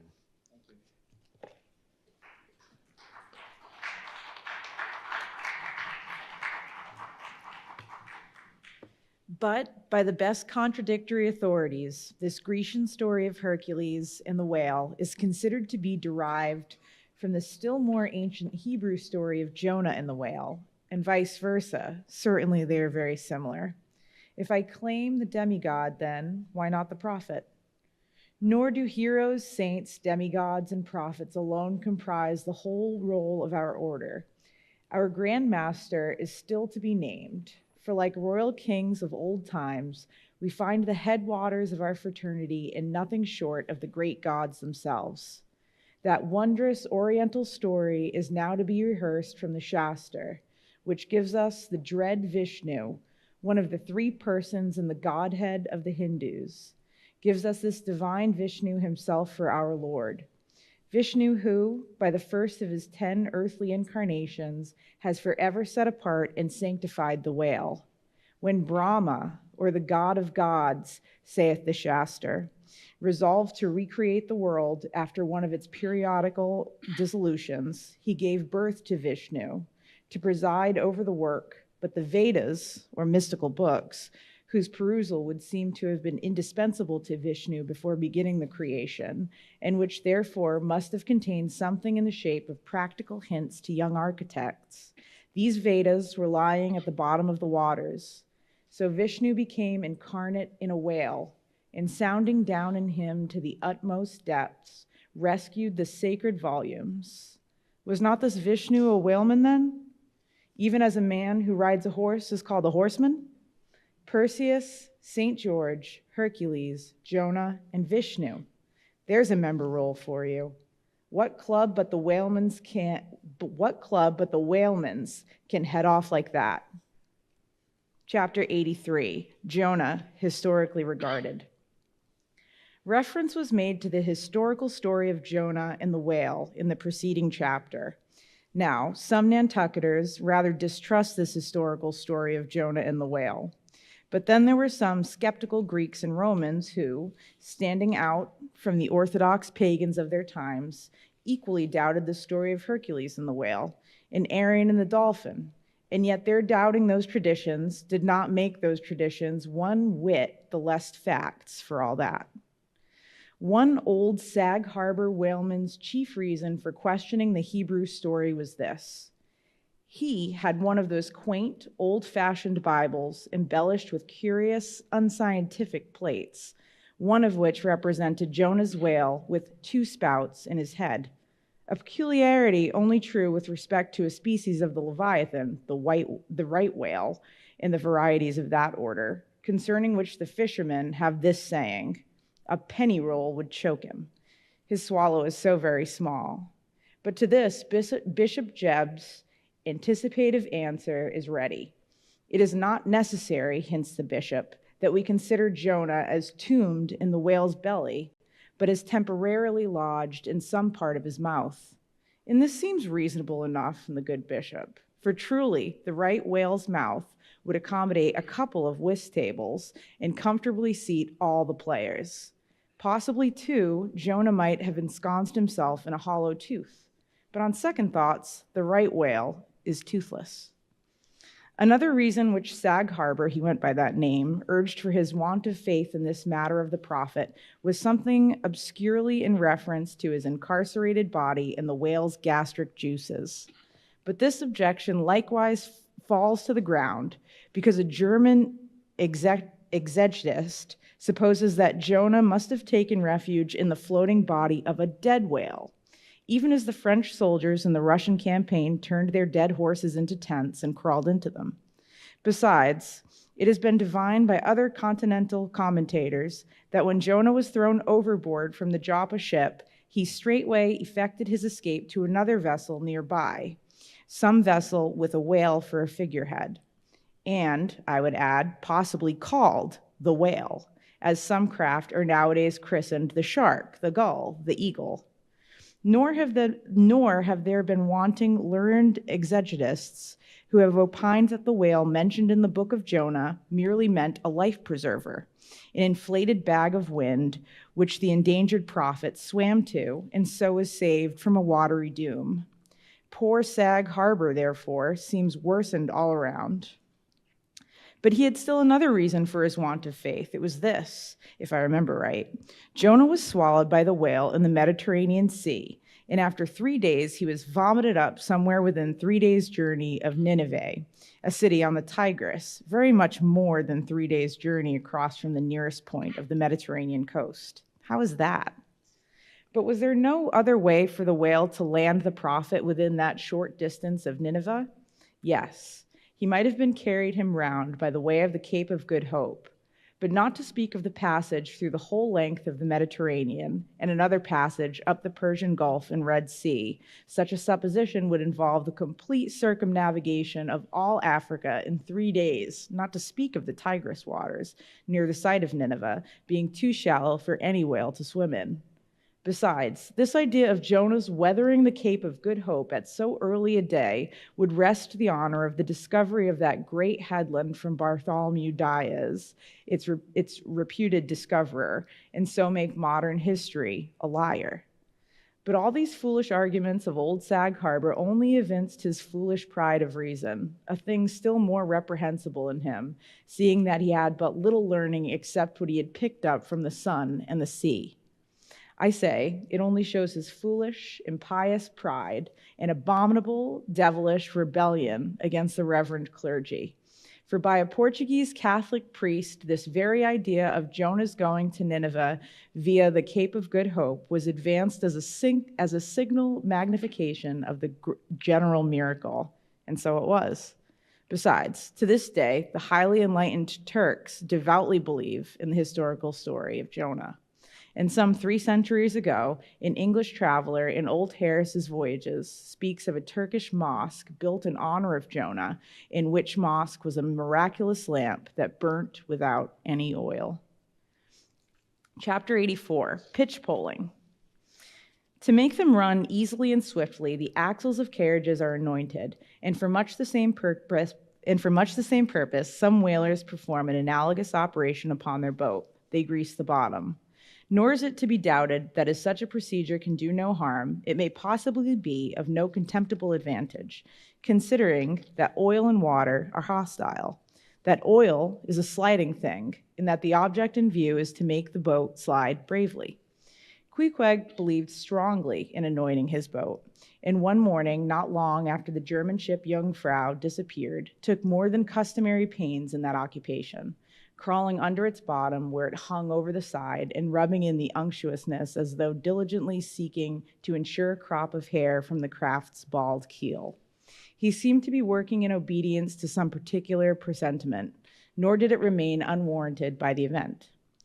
Toward noon whales were raised, but so soon as the ship sailed down to them, they turned and fled with swift precipitancy, a disordered flight, as of Cleopatra's barges from Actium. Nevertheless, the boats pursued, and Stubbs was foremost. By great exertion, Tashtego at last succeeded in planting one iron, but the stricken whale, without at all sounding, still continued his horizontal flight with added fleetness. Such unintermitted strainings upon the planted iron must sooner or later inevitably extract it. It became imperative to lance the flying whale, or be content to lose him. But to haul the boat up to his flank was impossible. He swam so fast and furious. What then remained? Of all the wondrous devices and dexterities, the sleights of hand and countless subtleties to which the veteran whaleman is so often forced, none exceed that fine maneuver with the lance called pitch poling. Small sword or broadsword, in all its exercises, boasts nothing like it. It is only indispensable with an inveterate running whale. Its grand fact and feature is the wonderful distance to which the long lance is accurately darted from a violently rocking, jerking boat, some 10 or 12 feet in length. The staff is much slighter than that of the harpoon and also of a lighter material, pine. It is furnished with a small rope called a warp of considerable length by which it can be hauled back to the hand after darting. But before going further, it is important to mention here that though the harpoon may be pitch-poled in the same way with the lance, yet it is seldom done, and when done, is still less frequently successful on account of the greater weight and inferior length of the harpoon as compared with the lance, which in effect becomes serious drawbacks. As a general thing, therefore, you must first get fast to a whale before any pitch-poling comes into play.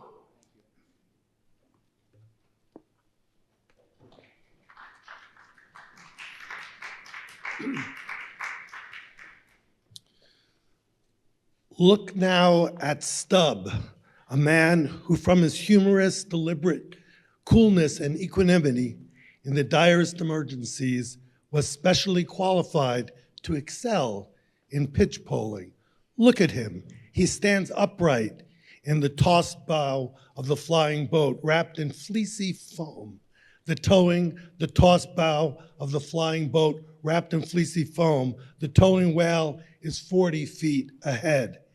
Handling the long lance lightly, glancing twice or thrice along its length to see if it be exactly straight, Stubb whistlingly gathers up the coil of the warp in one hand so as to secure its free end in his grasp, leaving the rest unobstructed.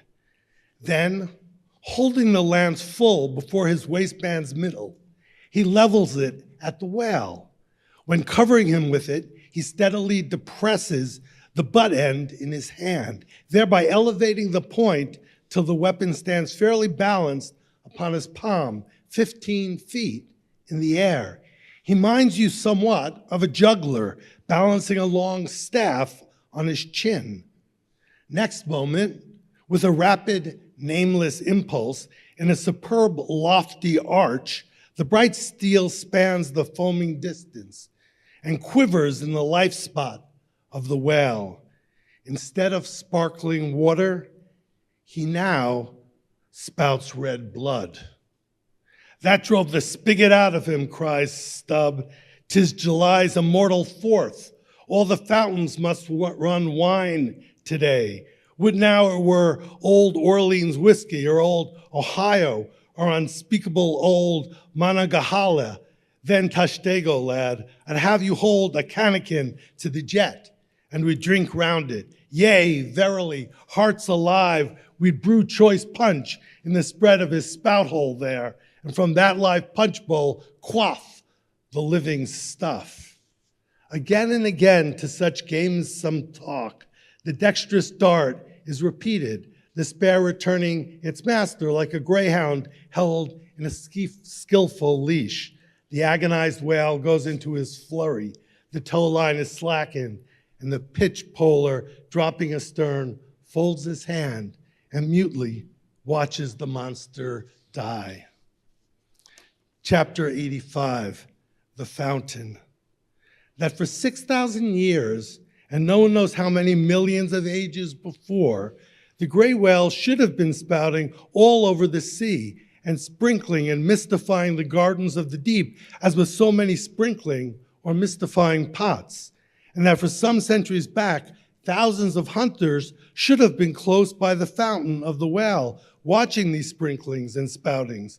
That all of this should be, and yet, that down to this blessed minute, 15 and a quarter minutes past 1 o'clock p.m.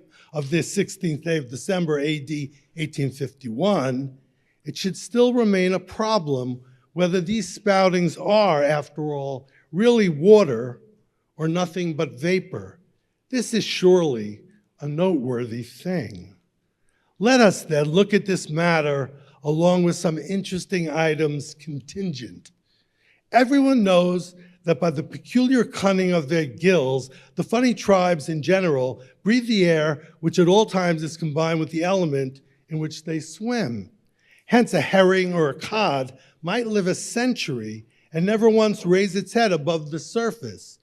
But owing to his marked internal structure, which gives him regular lungs like a human being's, the whale can only live by inhaling the disengaged air in the open atmosphere.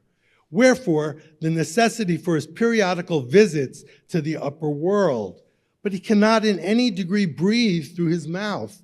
For in his ordinary attitude, the sperm whale's mouth is buried at least 8 feet beneath the surface. And what is still more, his windpipe has no connection with his mouth. No, he breathes through his spiracle alone, and this is on the top of his head. Whoops. If I say that in any creature breathing is only a function indispensable to vitality, inasmuch as it withdraws from the air a certain element, which being subsequently brought into contact with the blood imparts to the blood its vivifying principle, I do not think I shall err, though I may possibly use some superfluous scientific words. Assume it, and it follows that if all the blood in a man could be aerated with one breath, he might then seal up his nostrils and not fetch another one for a considerable time. That is to say, he would then live without breathing.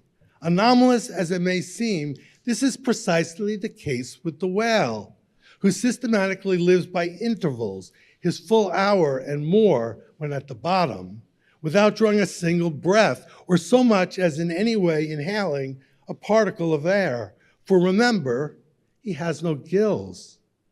How is this? Between his ribs and on each side of his spine, he is supplied with a remarkable involved Cretan labyrinth of vermicelli-like vessels, which vessels, when he quits the surface, are completely distended with oxygenated blood, so that for an hour or more, 1,000 fathoms in the sea, he carries a surplus stock of vitality in him, just as the camel crossing the waterless desert carries a surplus supply of drink for future use in its 4 supplementary stomachs.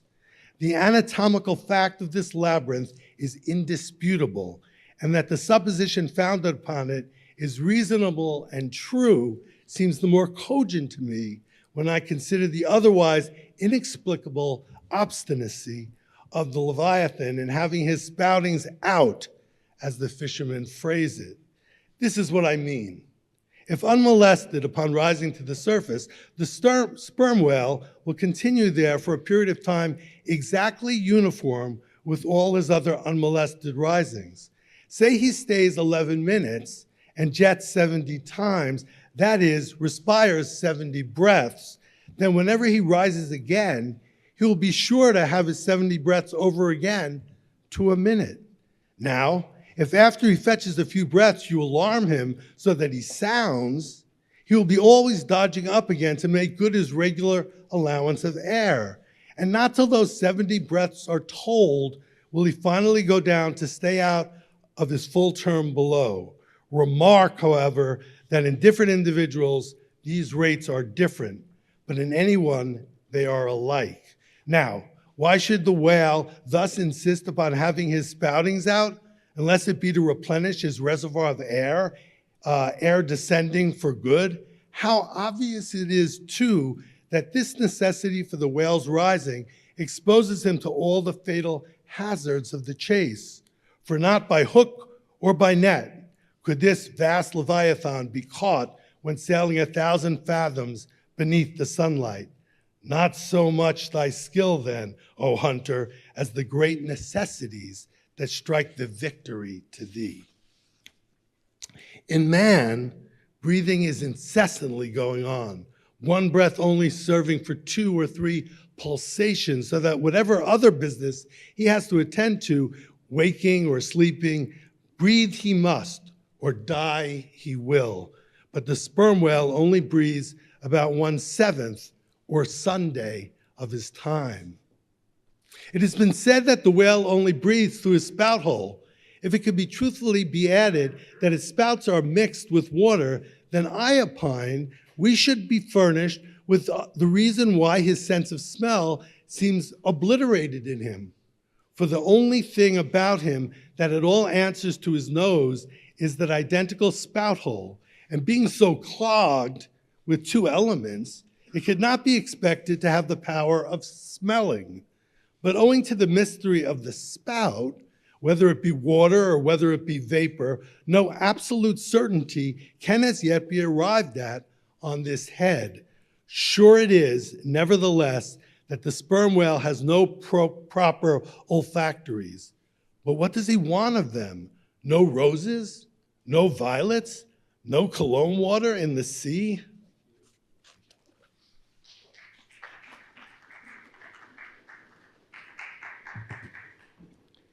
Furthermore, as his windpipe slowly opens into the tube of his spouting canal, and as that long canal, like the Grand Erie Canal, is furnished with a sort of locks that open and shut for the downward retention of air or the upward exclusion of water, therefore the whale has no voice, unless you insult him by saying that when he so strangely rumbles, he talks through his nose.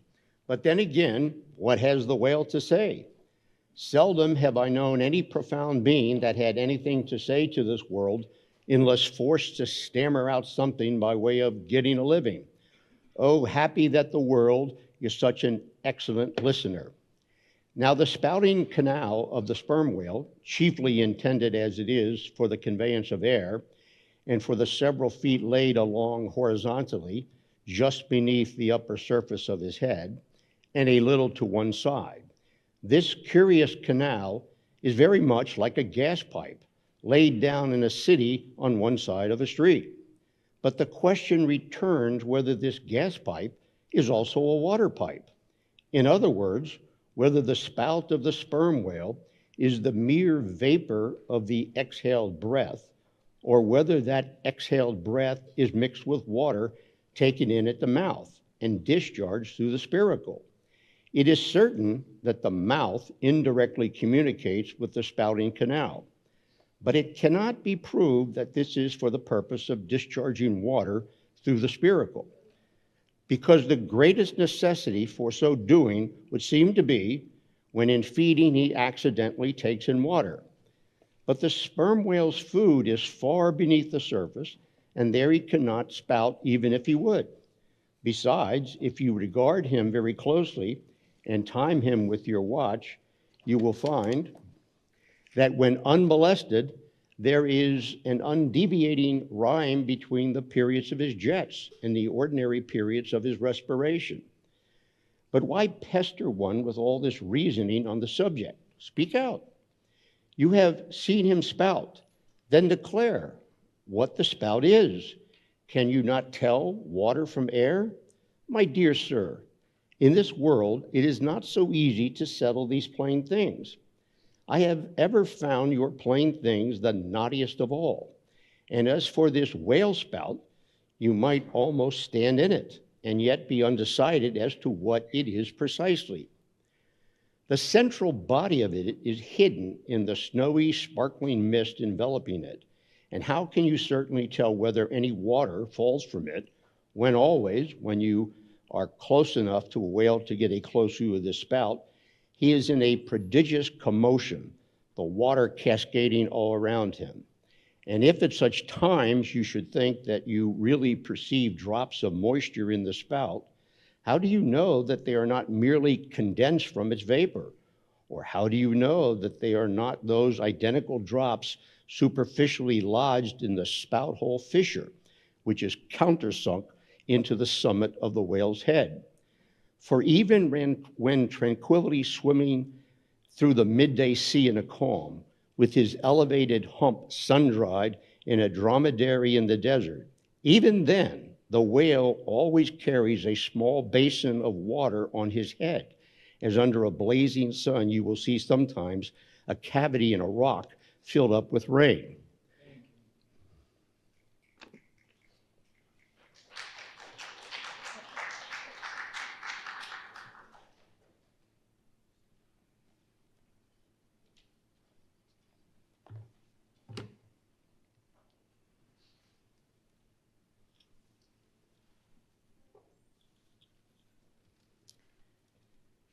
Nor is it at all prudent for the hunter to be over-curious touching the precise nature of the whale's spout. It will not do for him to be peering into it and putting his face in it. You cannot go with your pitcher to this fountain and fill it and bring it away, for even when coming into slight contact with the outer, vapory shreds of the jet, which will often happen, your skin will feverishly smart from the acridness of the thing so touching it.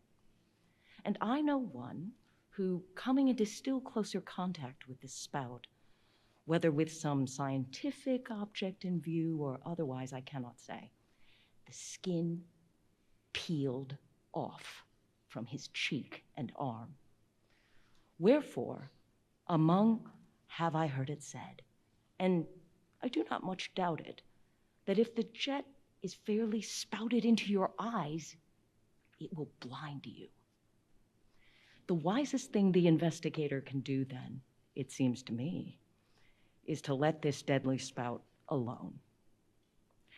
Still, we can hypothesize, even if we cannot prove and establish. My hypothesis is this, that the spout is nothing but mist. And besides other reasons, to this conclusion I am impelled by considerations touching the great inherent dignity and sublimity of the sperm whale. I account him no common, shallow being, inasmuch as it is an undisputed fact that he is never found on soundings or near shores. All other whales sometimes are. He is both ponderous and profound, and I am convinced that from the head of all ponderous, profound beings, such as Plato, Pyrrho, the devil, Jupiter, Dante, and so on, there always goes up a certain semi-visible steam while in the act of thinking deep thoughts. While composing a little treatise on eternity, I had the curiosity to place a mirror before me, and ere long saw reflected there a curious, involved worming and undulation in the atmosphere over my head. The invariable moisture of my hair, while plunged in deep thought, after 6 cups of hot tea in my thin shingled attic of an August noon. This seems an additional argument for the above supposition, and how nobly it raises our conceit of the mighty, misty monster, to behold him solemnly sailing through a calm tropical sea, his vast, mild head overhung by a canopy of vapor, engendered by his incommunicable contemplations. And that vapor, as you will sometimes see it, glorified by a rainbow, as if heaven itself had put its seal upon his thoughts. For, do you see, rainbows do not visit the clear air. They only irradiate vapor. And so, through all the thick mists of the dim doubts in my mind, divine intuitions now and then shoot, enkindling my fog with a heavenly ray. And for this, I thank God. For all have doubts. Many deny. But doubts or denials, few along with them have intuitions. Doubts of all things earthly, and intuitions of some things heavenly. This combination makes neither believer nor infidel, but makes a man who regards them both with equal eye.